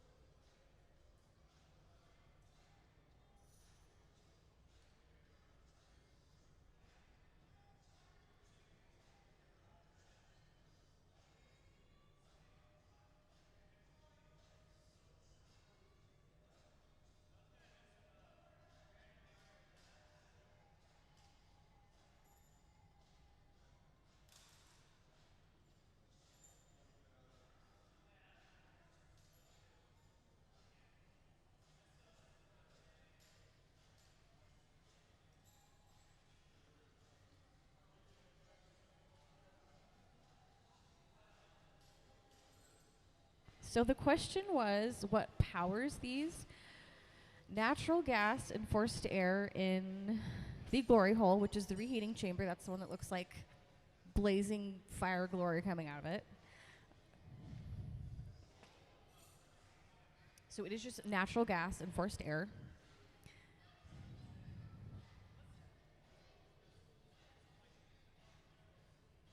And the furnace is the same, so they're both equal. The furnace, however, though, sits a little bit lower temperature than the reheating chamber.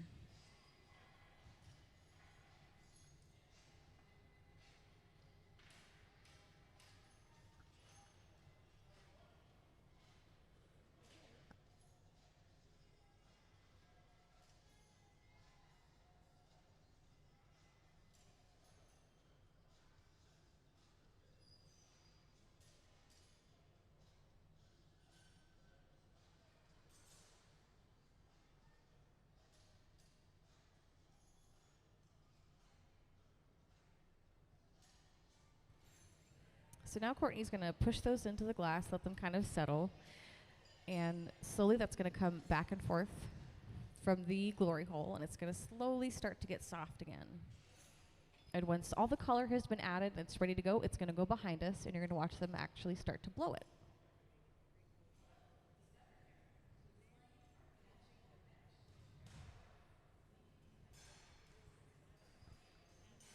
It does have an air bubble in it now, just not to the extent that's going to happen once it comes behind us.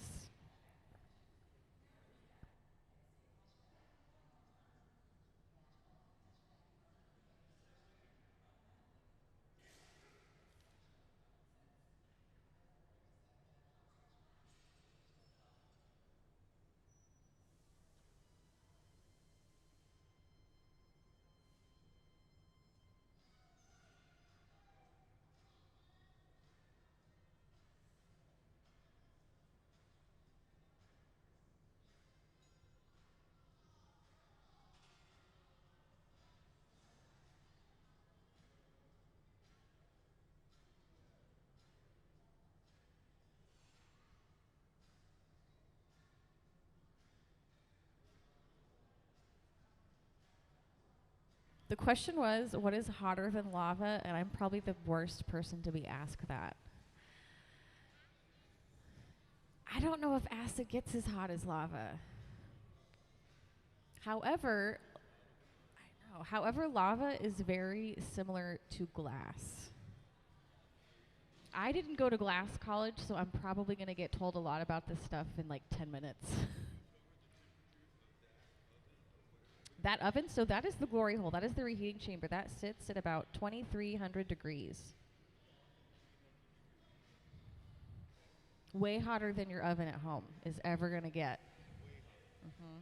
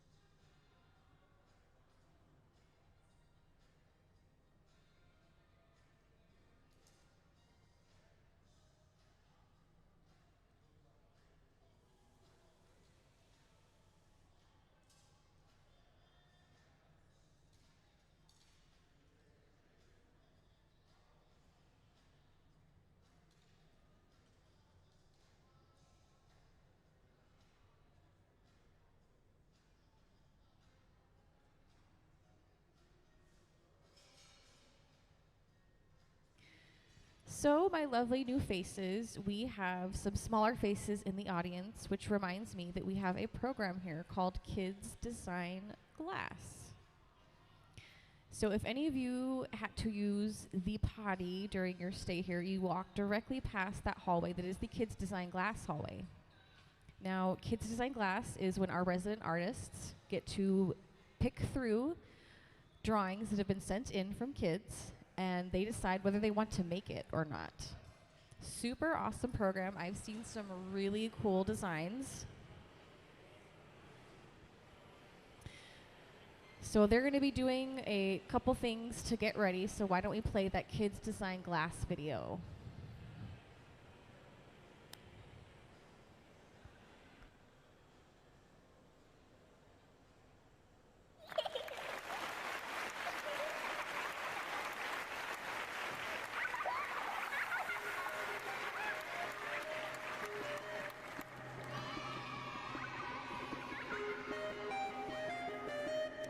It's a baby monster. Pip is a baby monster that loves to smile and laugh. Even though he's little and cute, he gives a big cry. Also, Pip loves food, especially bananas. He will eat any speck of food in sight.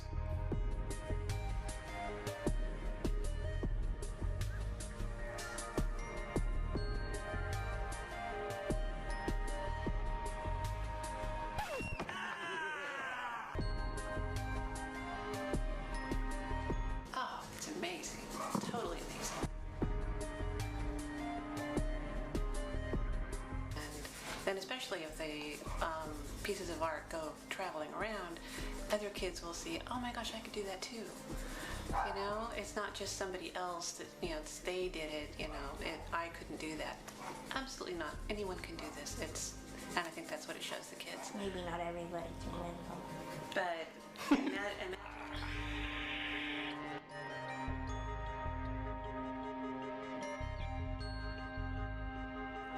I think it's gonna stand up there with one of the coolest things that a museum has ever done.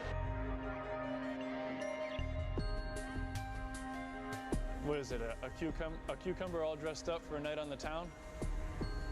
That's pretty ridiculously funny. The funnest part about this project is how fresh the ideas are coming from the kids who they have no idea of glass blowing techniques. They don't care. Nobody saw this coming. We'd make one piece and it was given to the family. And then we realized, well, wait a second, there's something more here. We started to get more drawings, more interesting drawings, and it really kind of snowballed a little bit. Bacon Boy was special.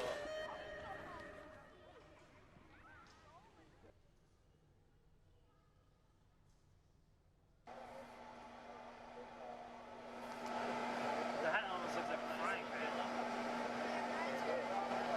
Maybe he's wearing a frying pan.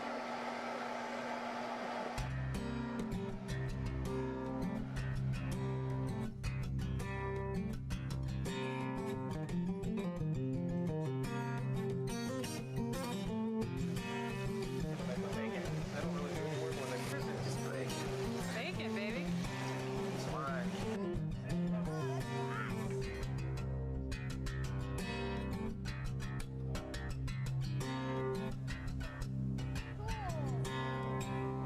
Oh, I see. How's that for his arm? Fingers? Yeah. Okay. Yeah.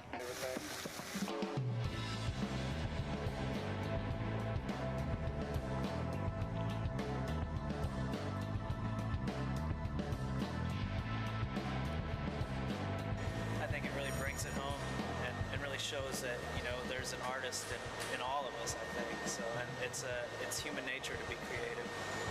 So I think we lose that as we get older sometimes, and it's cool to see this pure creative nature that children possess. So I think it's cool to share that with the rest of the world, hopefully. So.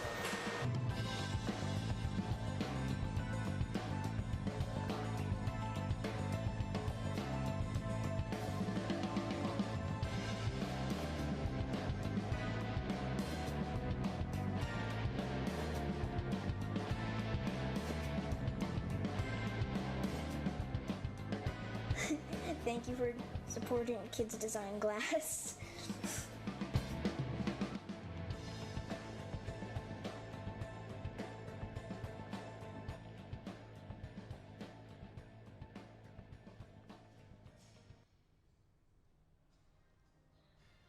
So yes, if you have any lovely little faces in your lives, 13 or younger, go online. If you want to grab an application today, you can go to the front desk and grab a Kids Design Glass application. It is free to apply.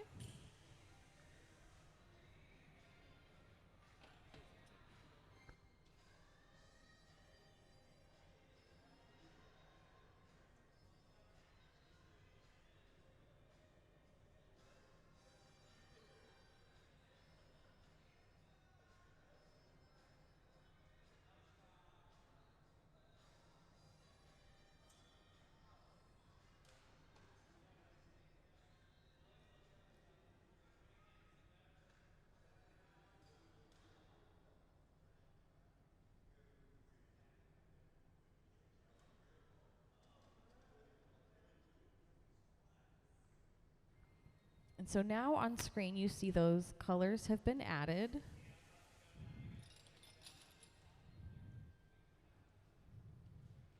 Now another layer of glass is going to go over top of this, but first it's got to cool down just a little bit.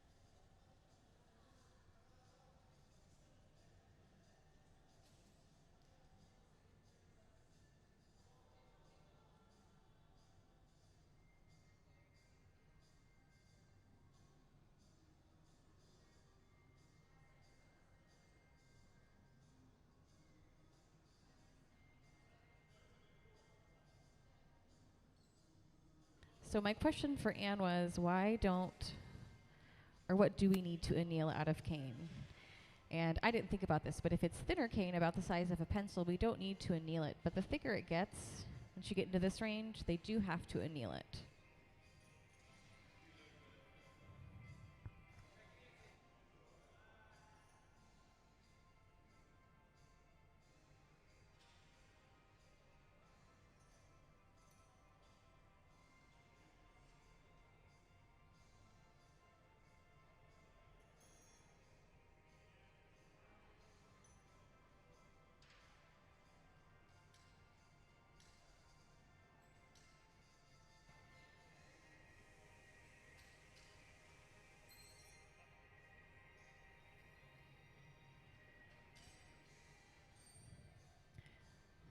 So a lot to watch on the floor right now, but if you were watching them get ready to pull that, you saw them color overlay that to create this piece to pull. They started with that creamy white color and then overlaid the clear.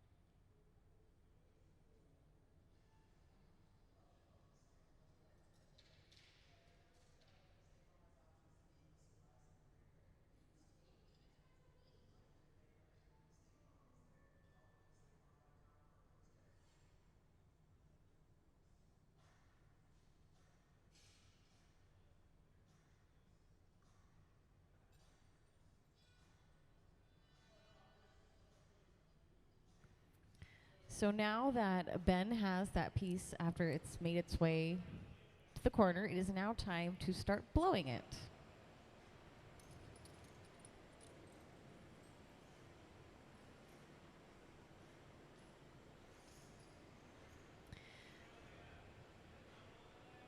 And the kind of general idea or the feeling they want for that piece is now taped up by the glory hole.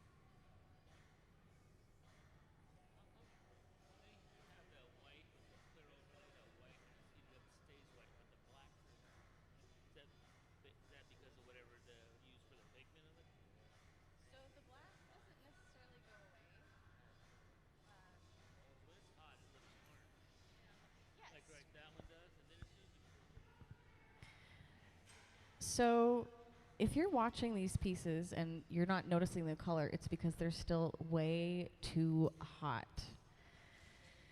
Now think about your oven and the heating element in your oven. And the warmer it gets, the hotter it gets, and it starts to turn orange. The same thing with the glass. if you can actually see the true colors of it while they're working with it, it's gotten too cold. The only time you're really going to start to see those colors pop out is towards the end when they're about to put the piece in the annealer. That is how hot the glass is. It is glowing. Something I had learned, so I'm completely new to glass. I am not a glass artist. I've only been lucky enough to go to some of the classes here. So everything I learn pretty much as you are learning it as well. But I did learn that color heats at different temperatures. And sometimes colors don't really want to work together too well. So that's an entire added on part of making these pieces. How much does that weigh? 8 pounds, so it's like a baby.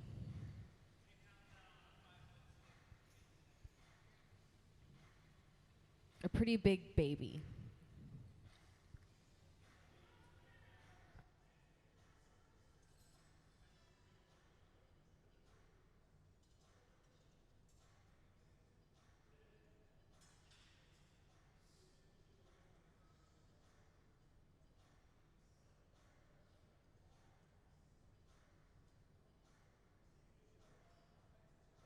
Or even a bowling ball. So just imagine having a kind of semi-moving bowling ball at the end of a steel rod that you have to work with. Because if you watch the glass, it is moving. There's a reason they're continually spinning it to keep it even.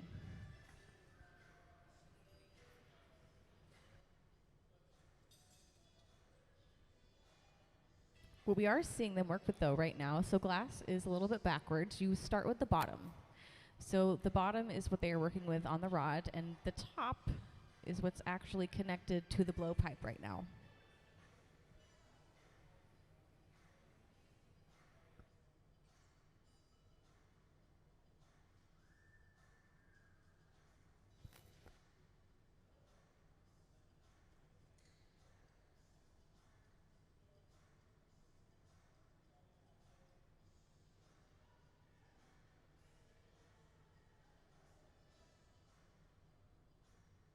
So the question is, what is the visiting artist's role? Do they blow glass? Do they just kind of let everybody know what they're doing? It's kind of mixed. So Anne has been doing design and glass blowing for about 40 years. I could ask her, but I kind of feel like a lot of this is a trust process, that she trusts the team to do it. I don't know, Anne. Would you still love to blow glass, or do you like trusting it to the team now? I did it for many years.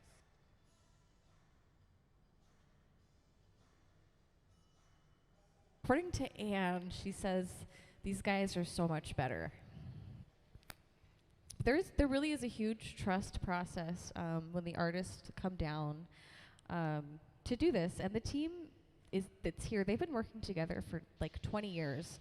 Anne has been working with them since 2003, and she's continually come back to specifically work with this team. But I've seen it mixed. I've seen other artists that like to actually be on the gaffer's bench, and some of them, they're like, no, these are my ideas, and I trust all of you, and you go have fun.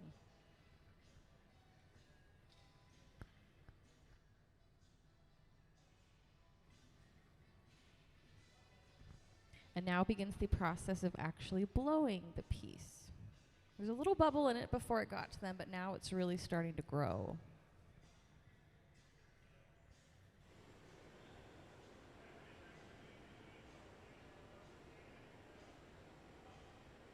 Now the reason they're going to add some heat onto that connection point every once in a while is glass has to stay at a certain temperature. If that connection point, or what's called the moil, drops, it's going to cause some tiny fractures, some stress fractures, and that piece will just fall off.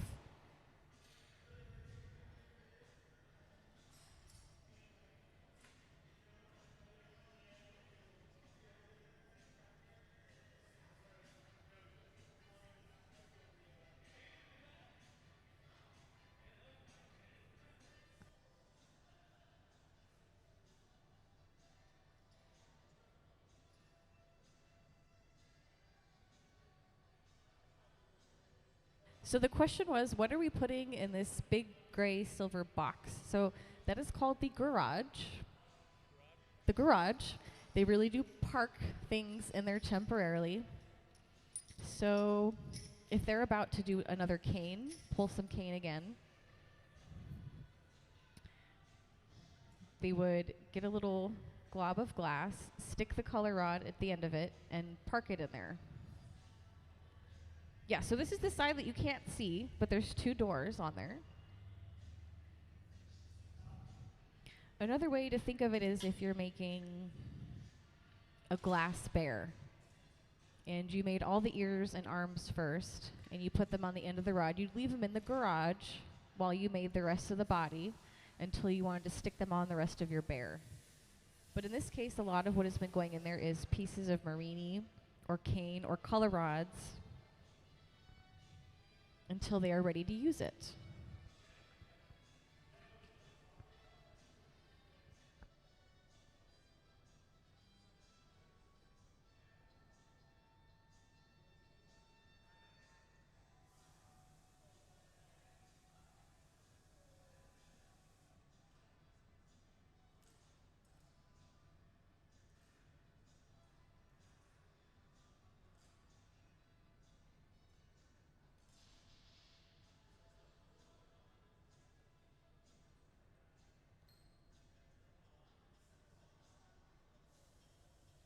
So question was, is that just water he's putting on the cloth, or is that some sort of oil? That's actually folded up newspaper, and it is just water.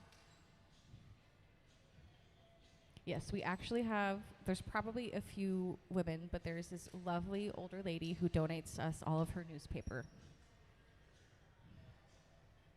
Which, if you want to contribute and you don't want your New York Times, we will gladly take all of them.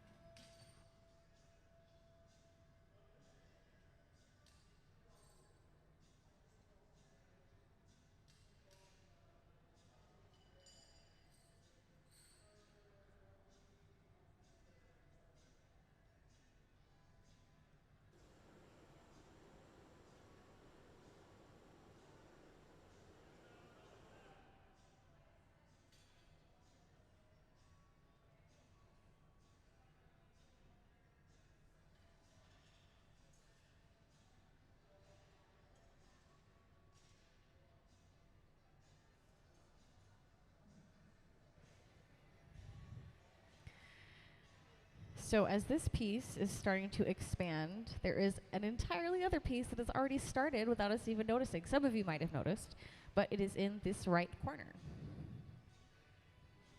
There's no color or marini or anything on it yet. It's just that smaller bubble. But as soon as this piece behind us is finished, that other one is halfway started and we're ready to go.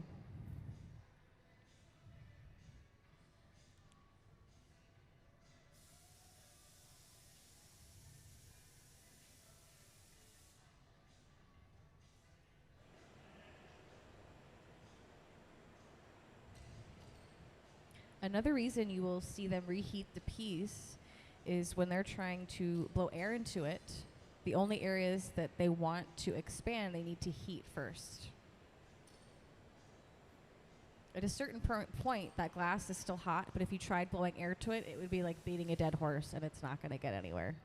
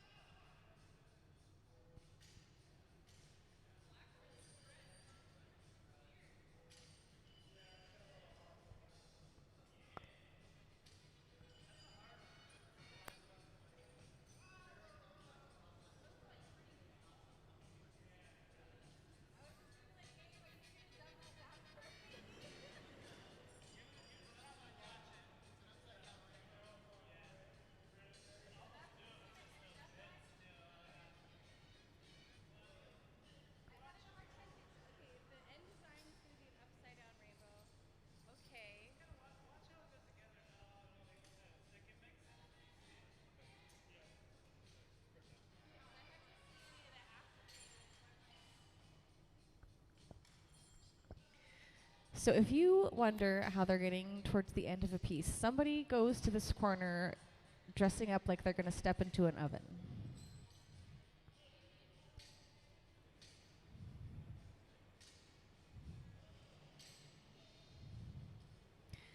So once they're finished with this piece, what do you think they do with it? Do you think they just leave it? Do you think they pick it off with their hands and we just kind of leave it on the floor?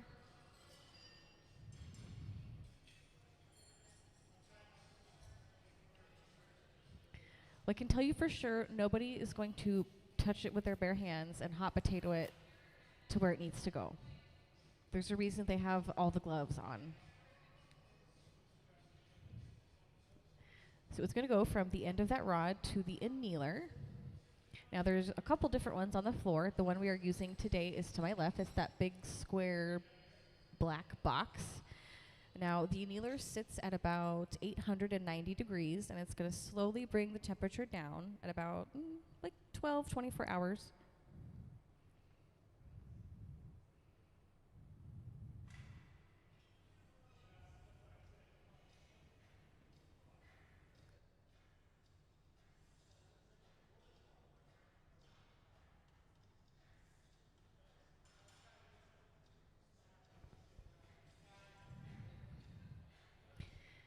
And like I said, I am not a glass artist.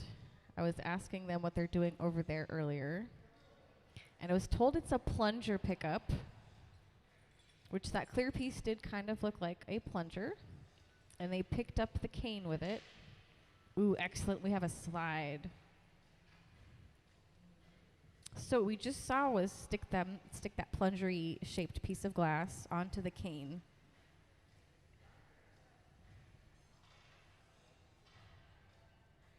So that is just another way that they create cane for Anne's work.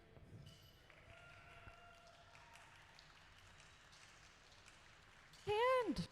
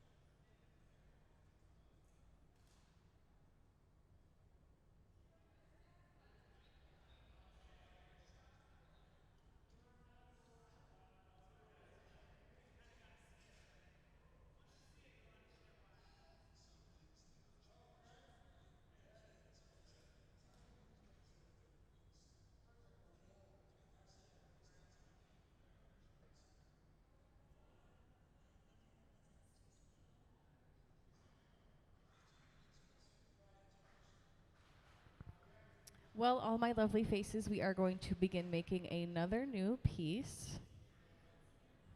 The process to do this design is wild. I'm literally learning about it as I can hopefully re-explain it to you to the best of my abilities. That slide we just saw, that plunger pickup, so they've already done that. And now they're shaping that glass together.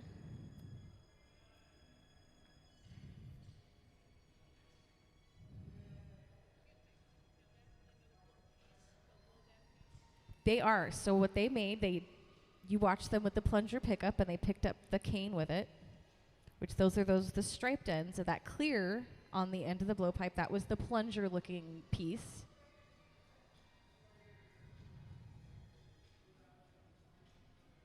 So eventually, this is the bubble you see them blow up to shape it. It's just not totally there yet. There's a couple more steps that have to happen.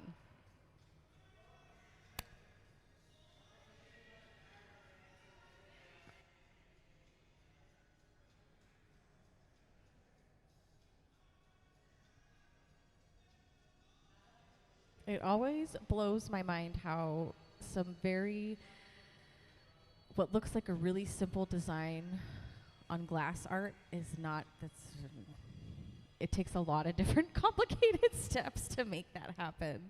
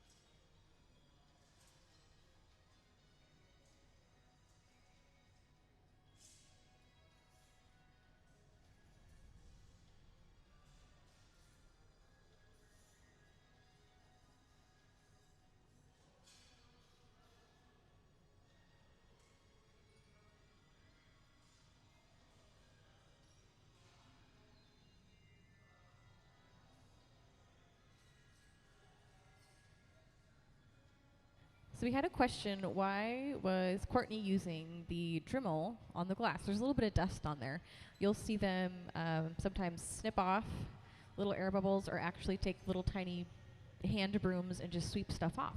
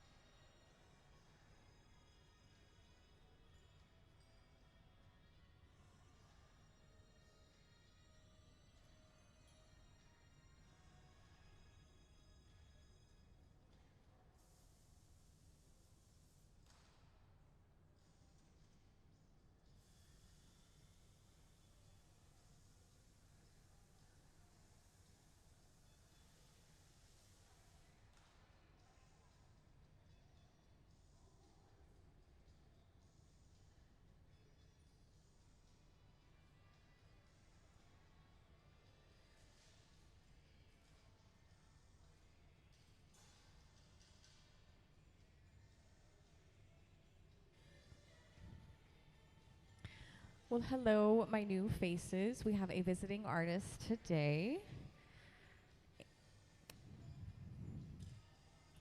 Ann Wahlstrom will be here until the 25th. Today's her 4th day with us.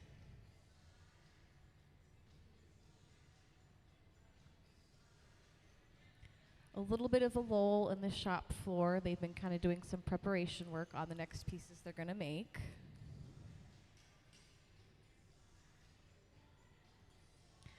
Right now what you will see them doing on screen is a plunger pickup with cane, which is a process that I hadn't seen at all.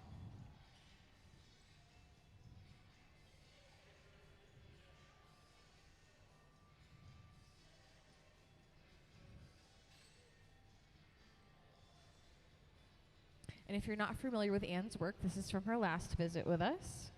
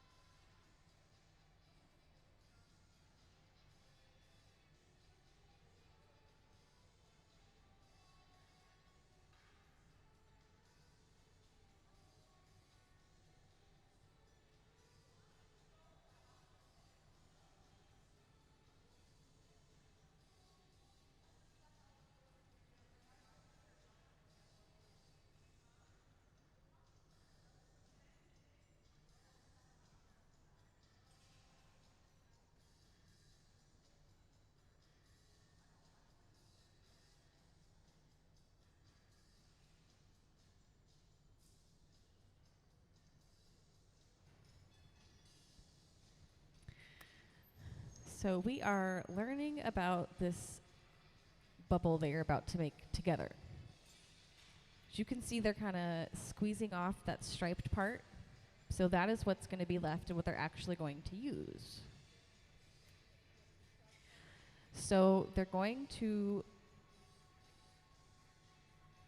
eventually that part with the stripes is going to go onto another rod. And that will be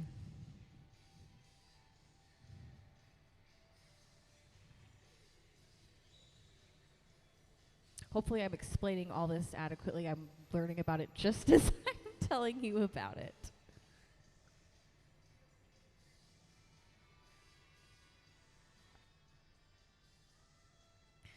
So as it was explained to me, they're only using just the end of that, which is why now they're starting to kind of neckline it off.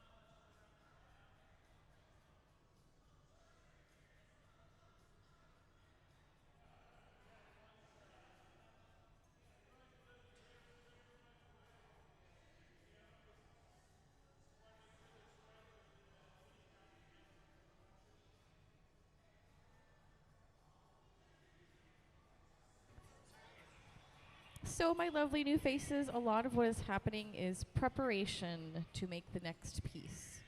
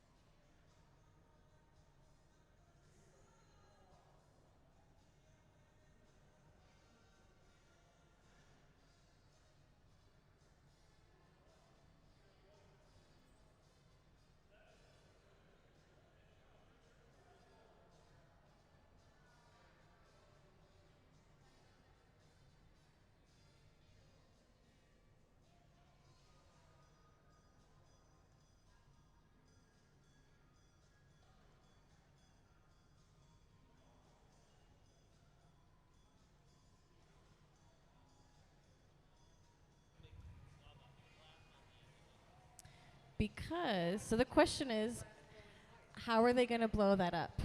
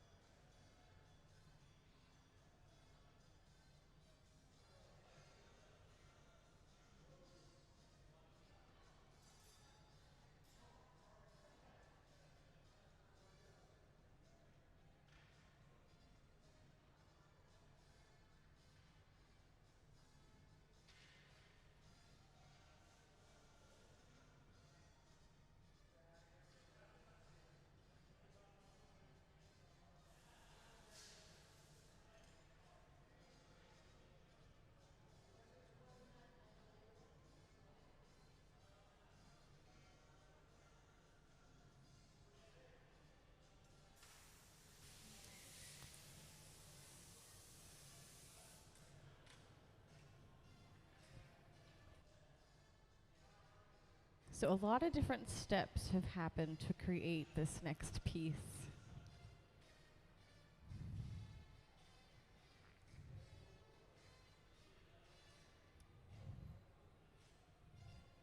So they are overlaying a pink stripe across the piece.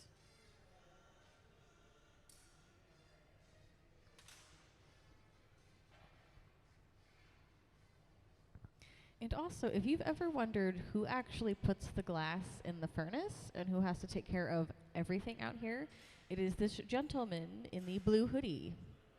Nick is our lead tech, and he is in charge, and that is his job to do all of that.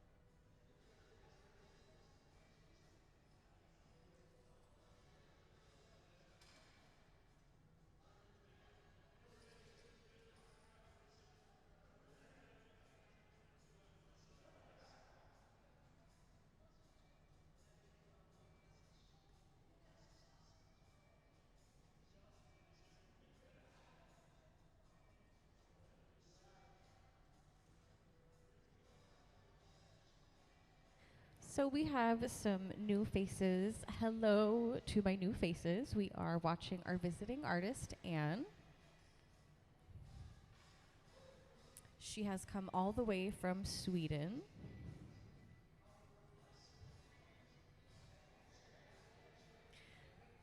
Anne Wahlstrom is her name. And that picture, the artwork, the art piece they're working on is actually sitting right behind us. It is the purple and clear one.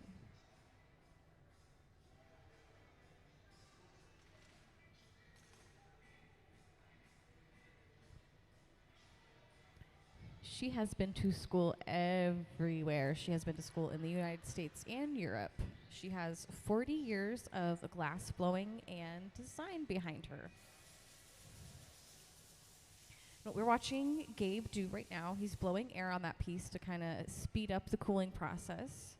And then he's going to go in and get another gather of clear glass over top of it. And all the glass that we use here starts off clear.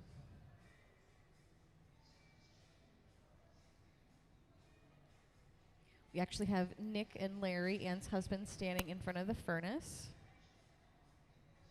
So it holds 1,000 pounds of glass, and it runs 24/7.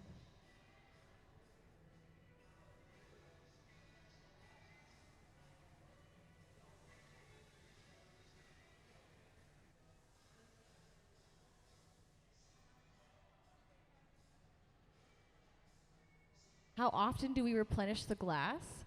Actually, Nick is down here, so it's a really good question that I could ask him.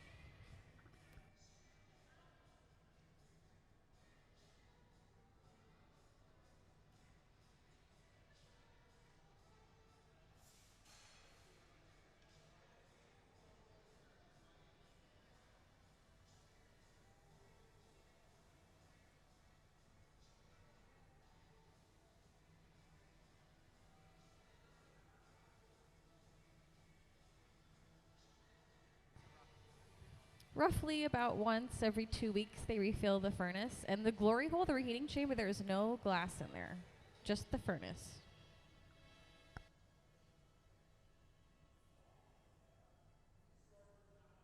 Yes, this is Nick, everyone. This is the one who runs all of this you see in front of you.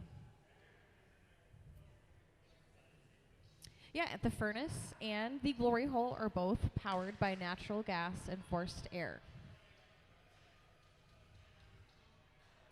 The furnace, though, sits a little teeny bit less hot than the glory hole, just a little bit.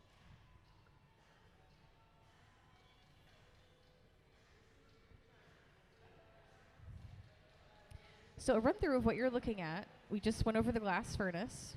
The glory hole is those reheating chambers, and the annealer, what that word is these boxes you see around the floor. Now the garage, there is a garage down here. Now take a peek and tell me if you can point to what you think the garage on the floor is.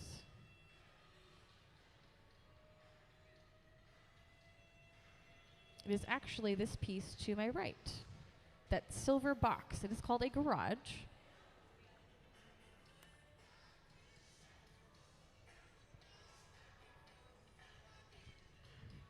Now, if you watch this corner behind me, you'll see them start taking pieces out of the garage and add color to the next piece they're making.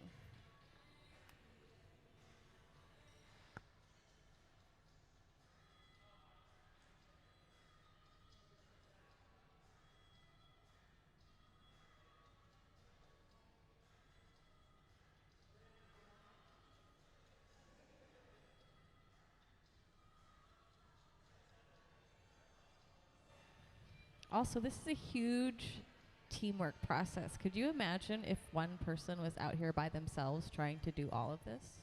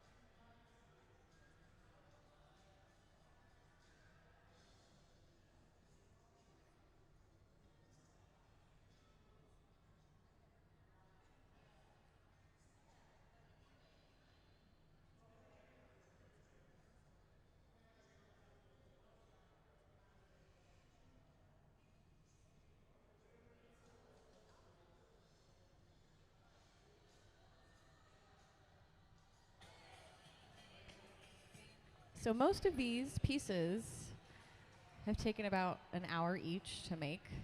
But the start of this one, what time is it? I think the start of this piece alone has been like 40 minutes.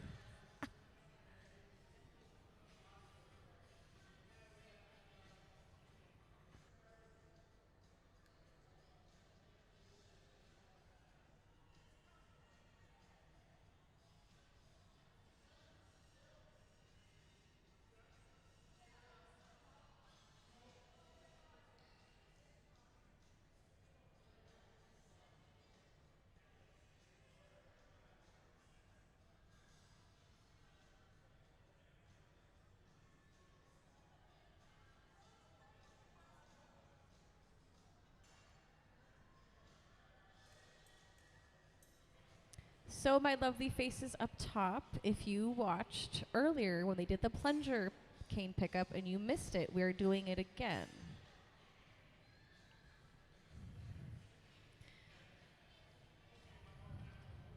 I believe what Sarah has over there is what Courtney is going to come over and pick up.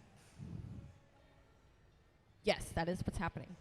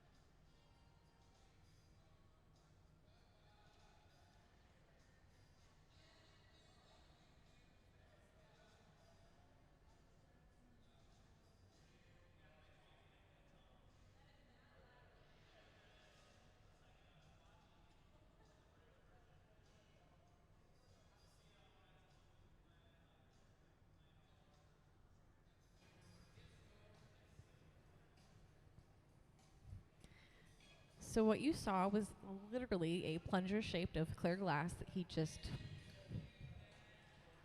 Now that is the start of how we got to there.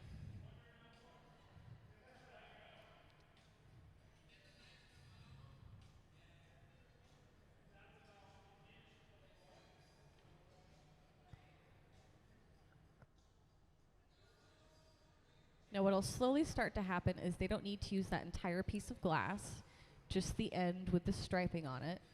So it's going to start to look like, and then they'll separate it, put that end piece on another rod, another blowpipe rod, and then boom.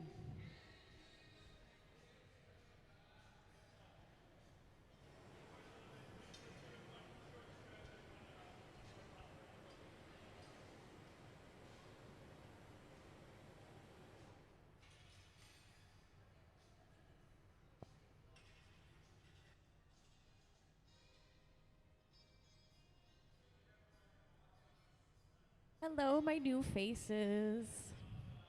So Anne is our visiting artist. If you are familiar with Mog, she's been here a few times. We have her info up there. And I really love that that picture has the art piece that's sitting up there as well, that purple and clear piece.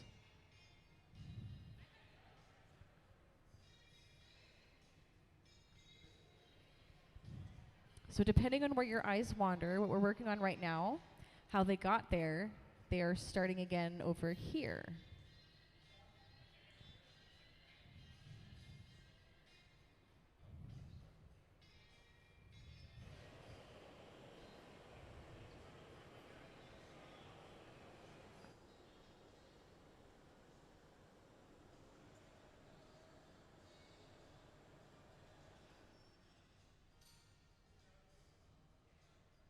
If you think it's nice and toasty up there, just picture being right in front of them, like dead in front. It is blazing hot.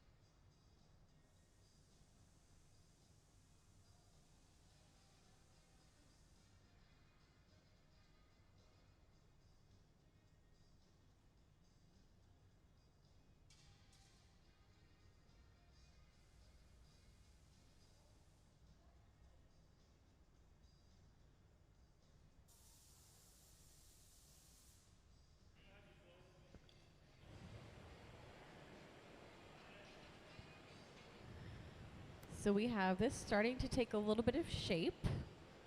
Now all they're using to shape that with those paddles, those are cork paddles.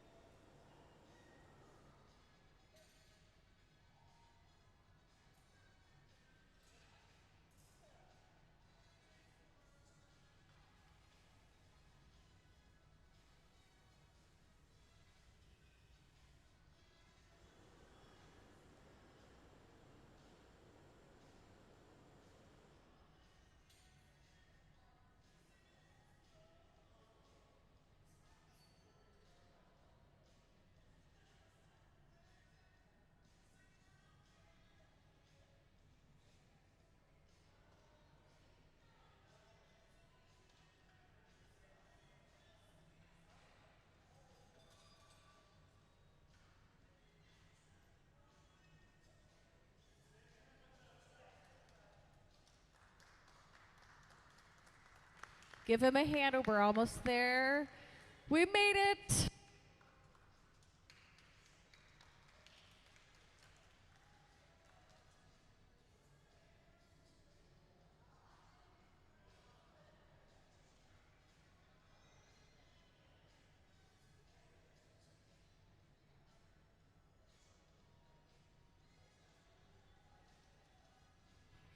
Well, hello, my new faces. You got to witness the end of the piece and on to start a whole other piece.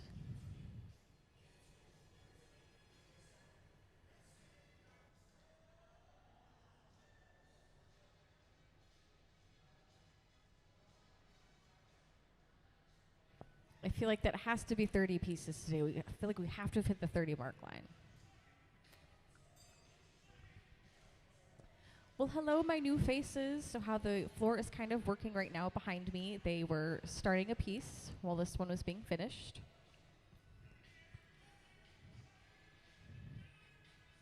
I believe Gabe has it now.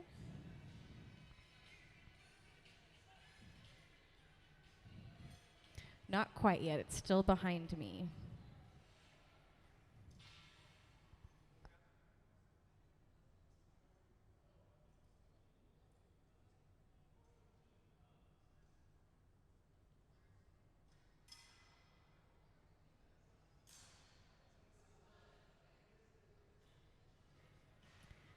So depending on how quickly you gathered in here, if you saw the design of that last pattern, it's going to be the same, similar to what's behind me.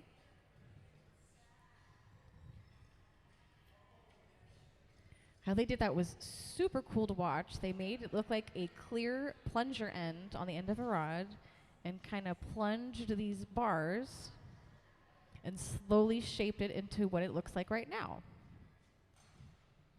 However, what you're looking at right now is the end of one of the pieces they started. It was a couple-step process.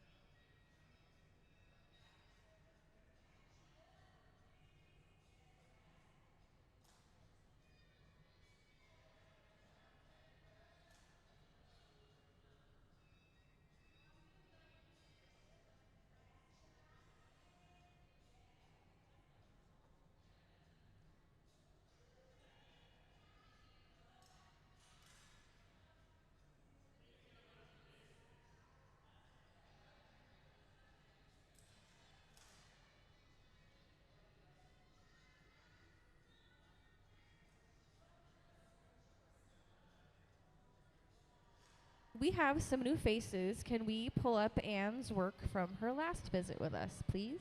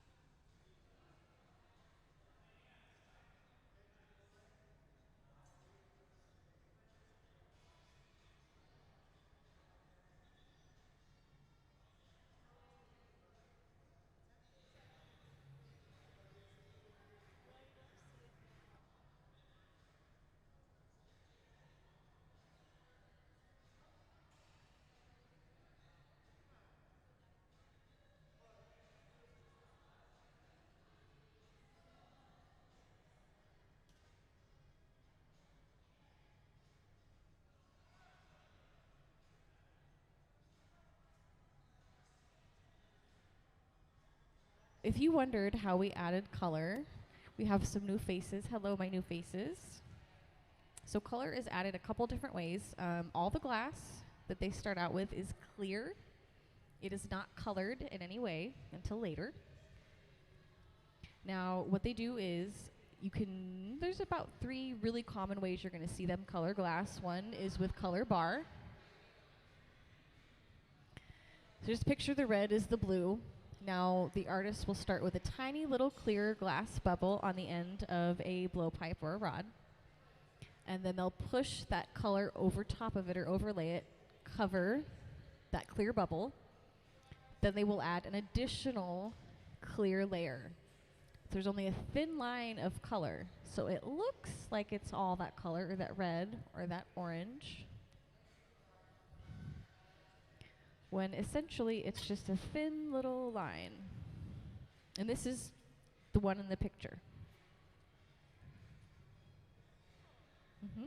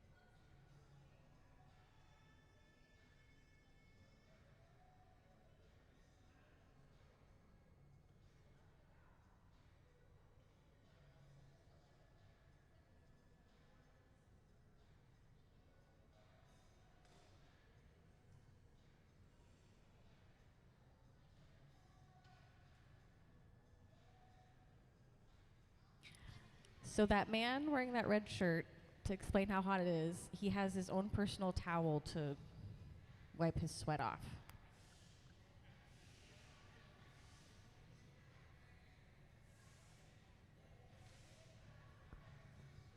I am not even a glass artist. I was just lucky enough to take a class.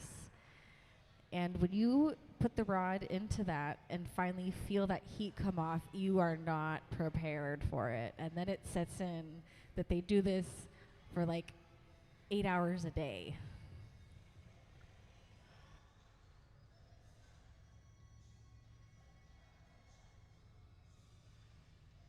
So our glass facts sheet. So give you a rundown of what is what. That glass furnace is where we grab the glass from. The glory hole is that reheating chamber, which looks like it's really hot. The annealer, both of them are on both sides of the shop. We have a little cute guy in front of me. And the garage, what do you think, where do you think the garage is on the floor? You are correct. It is that box right there. You can't see it from this side, but there's 2 little doors on it, and they really do just kind of park things they're not using.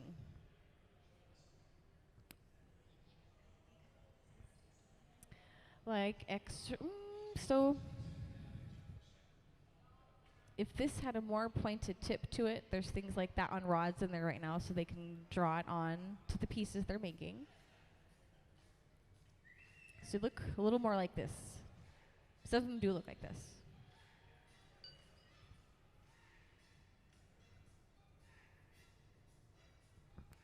But they will also keep color bars in there. There's some of these in there, little color trays. Oh no. Not yet, I haven't broke anything yet. But do you see that white stripe on there? So that's what they did, is heated this up super hot and then just kind of colored it on there. That's why these remind me of like crayon tips.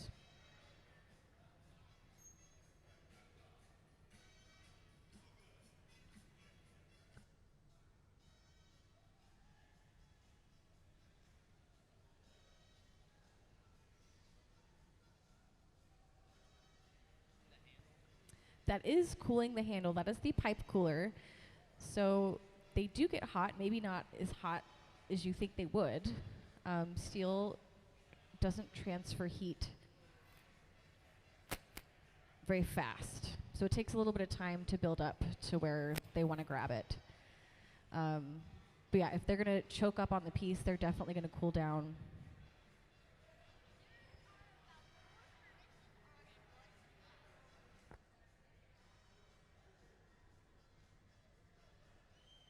So there are 2 furnaces. The furnace is in front of me. Where Sarah is at is the glory hole. So those are the reheating chambers. So we have, you see that one in the middle? That is one of the biggest in the country. So there aren't a lot of reheating chambers that size, which is why MOG is such a big deal. Honestly, our shop has one of the top facilities in the nation, hands down.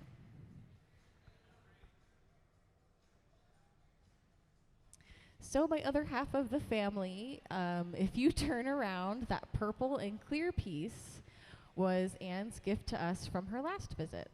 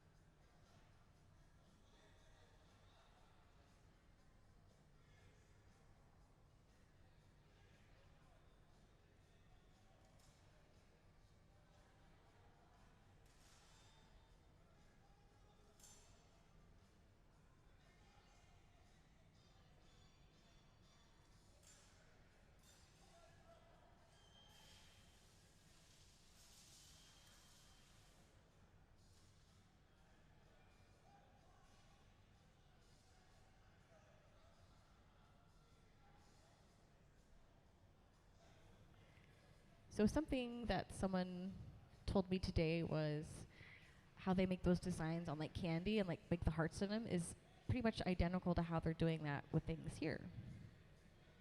So maybe not a lot of edibility along both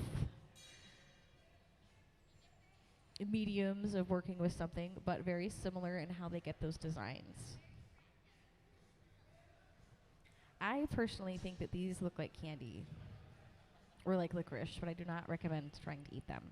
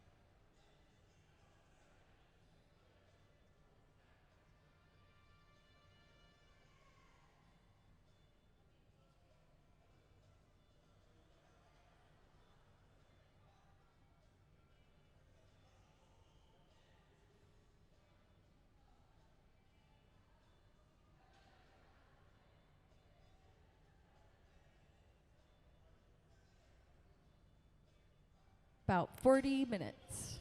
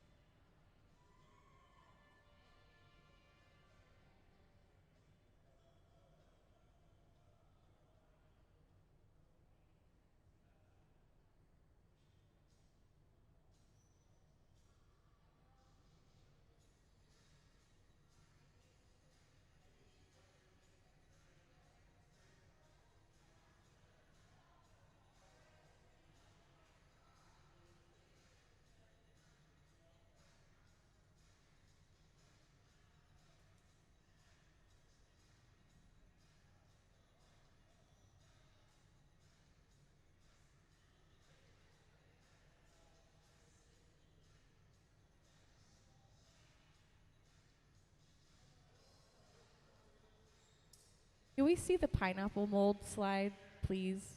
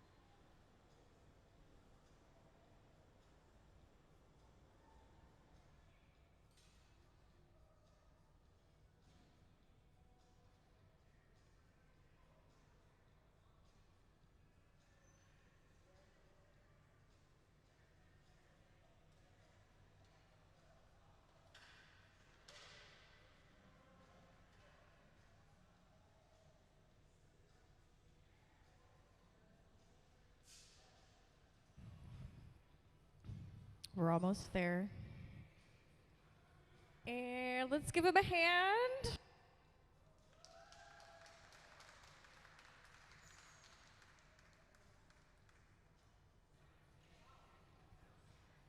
I always like to wait till they make it right into the annealer, just in case. Well, thank you, all my lovely faces. That was the final piece for today, but Anne will be here till Friday.